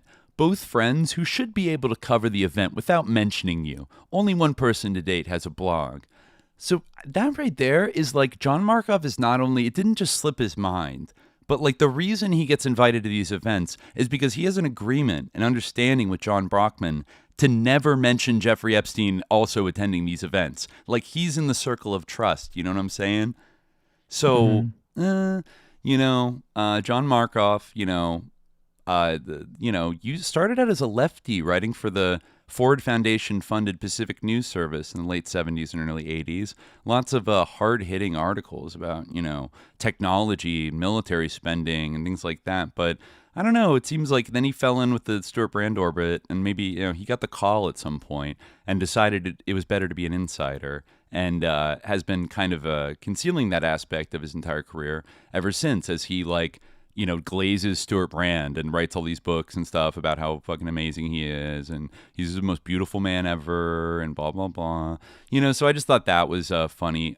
Maybe the last one I have to mention, at the very beginning, we talked about, we mentioned drop site news, right? Mm-hmm. Right. And they're getting a little flack. They're getting a little flack right now. I noticed a couple days ago, I was telling you that when I was like looking through Gmail specifically, it hasn't popped up again for me, but I started getting these like banners when I was searching that was like brought to you by Dropsite News. And I'm like, oh, what are they sponsoring the Gmail website now? And I haven't seen any official announcement, but you saw the banners as well, right? Yeah. No, well, like if you go to Dropsite, you can see like that it's in their like, little bar. Yeah, I don't know if they've seen an official announcement either, but And the like, what do you even call it on like a website where they have that like navigation bar? Yeah. And it just kind of popped up, and I just, I'm glad it popped up because it reminded me to search for a certain name. Now, people there's been more discourse. I think we've been on the slightly skeptical side of drop site news, despite their, some good reporting on Palestine and Gaza and some other things going on. And they're definitely jumping out in front to be mediators and explainers of the Epstein, even his connections to Israel. That's good. That's valid, right? Well, but then, for every two good things that Drop Site News does, then they turn around and do some sus-ass, like, foundation left bullshit or some, crypto, like, imperial, like, let's interview this Iran protester that says that, like, everybody wants to overthrow the Shah and, like, is down to collaborate with Mossad right now. Overthrow the government and wants the Shah to return. Yeah. And so, right. I have my little skepticisms. However, I just think everybody should be aware in terms of how to weight, like, the trustworthiness of this organization founded by people whose careers were funded by Pierre Omidyar, who himself is a new Epstein. Is, the publisher, I guess the person kind of putting up money. Well, they do get money from the Open Society foundations, i.e. Soros. But on top of that, like, their publisher is a young, politically connected millennial named Nika Soon-Shiong. She just so happens to be the daughter of the owner of the LA Times and South African biotech, I think billionaire, like very successful biotech inventor guy named Patrick Soon-Shiong. So once I saw that banner pop up, and whose politics, by the way, are quite ambiguous, I would say. But then I thought, well, why don't I type Soon-Shiong into the Epstein database and like see what happens? And only one thing came up. Like, there's not a lot, but there is a conversation between the venerable Barnaby Marsh of the Templeton Foundation and Jeffrey Epstein. And what Barnaby Marsh initially said, this is in 2014, person mentioned in Gate conversation today, everyone I've asked agrees he is a genius and spending time with him is fascinating. It is hard to get a sense of how realistic some of his aims are since he is off the charts.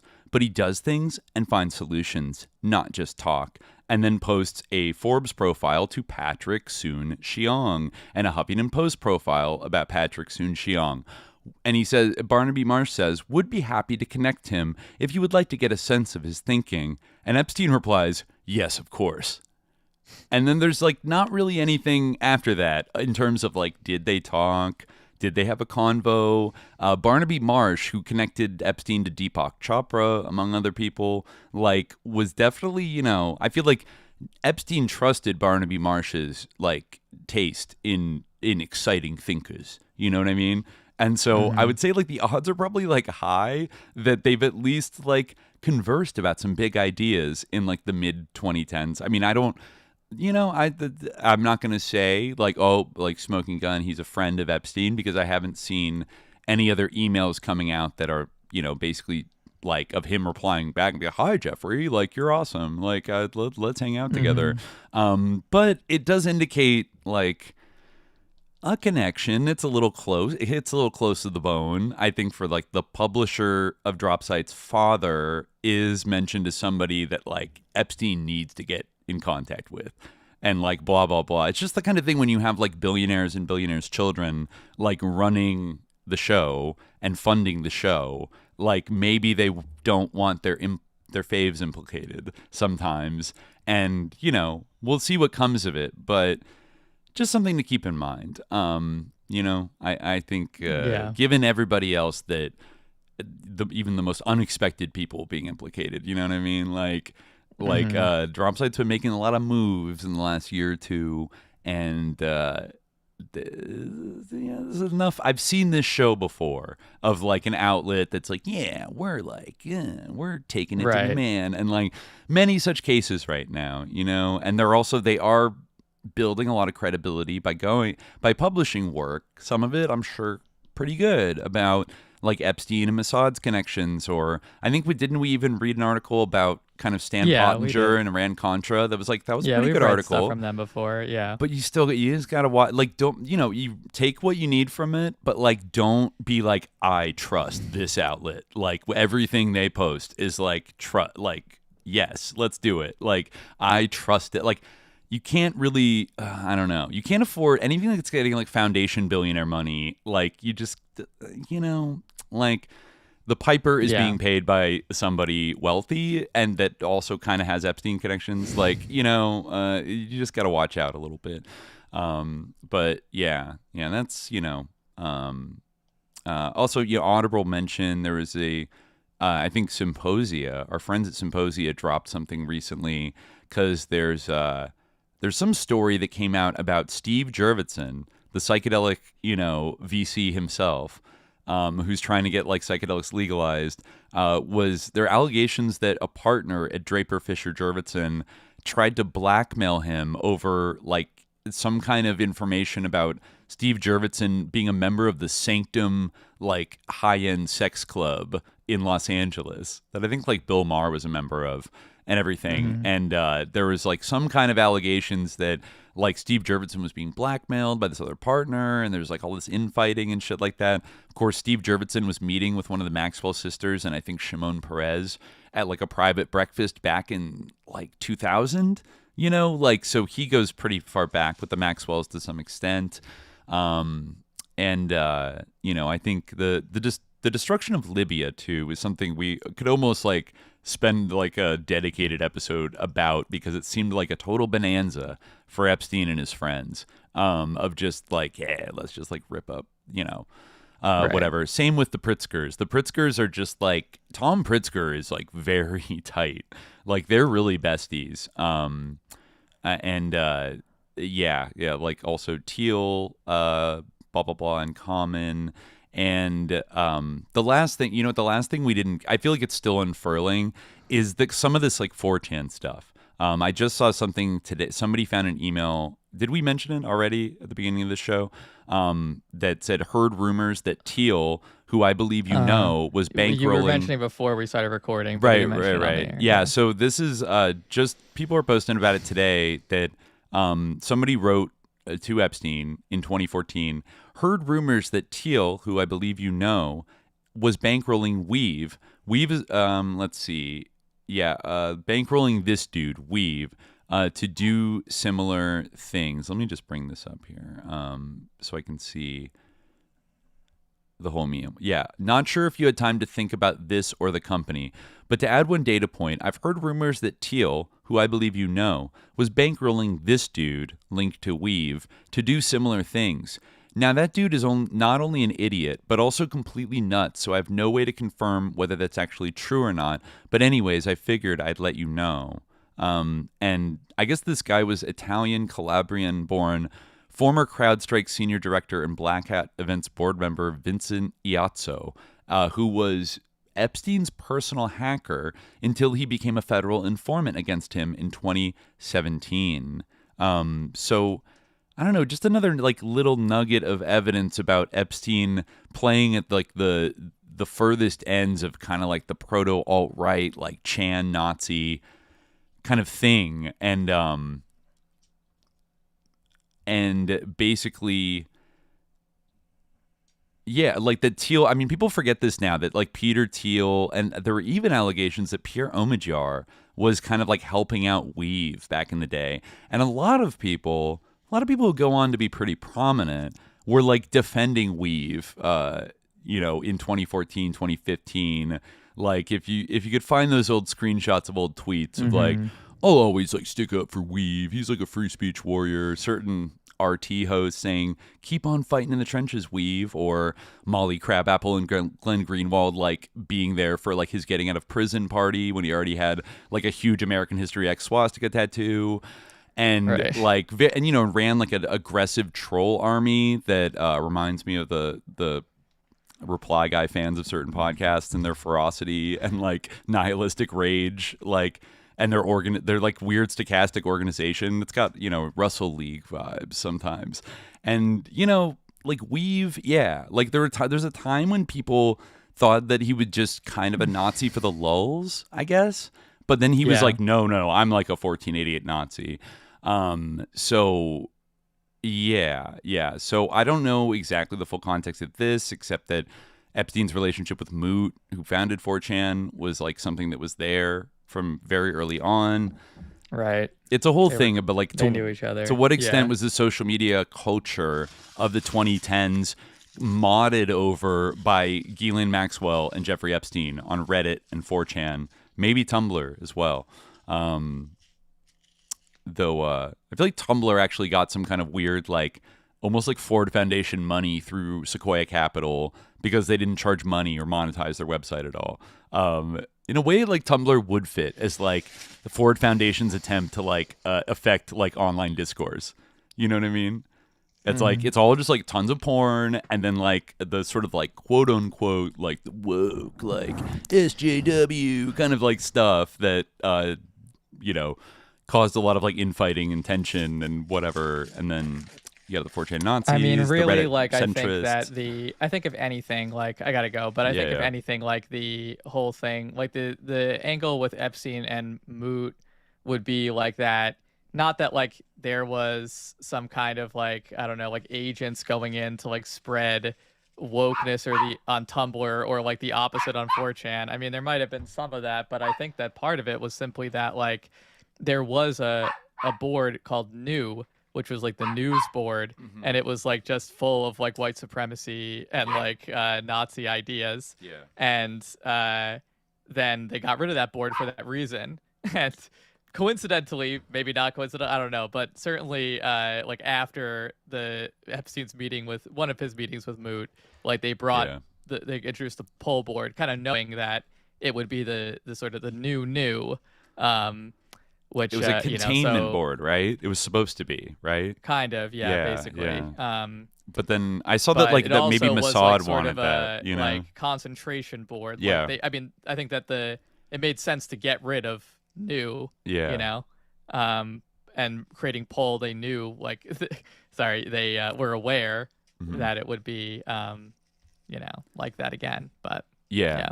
It could have been a lot of things of like, wanting to concentrate that population to like kind of activate them the way Bannon said of like these little freaks are like, they're perfect. Like we could, but you kind of got to get them in enough concentration and dominate a specific space instead of popping up kind of randomly and like a couple different things, having them like, and then having that be the politics board is just like full of Nazis, it's like that definitely. It sets a certain tone. Yeah.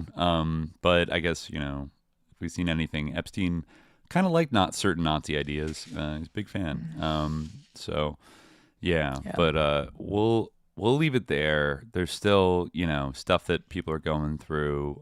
We might do another Monday, Epsteinpocalypse 5, depending on kind of what is still trickling out and everything. But We're kind of in the hurricane. We're in the Epstein, hurricane right now. This is the age of revelation, and Suslords, there's a war, the Suslord v Suslord right now, and hopefully they can all go down. That's my only hope. It's like everybody should go down. But we'll leave it there for now. We'll be back on Monday, but until next time. Dear listeners, stay vigilant. Peace.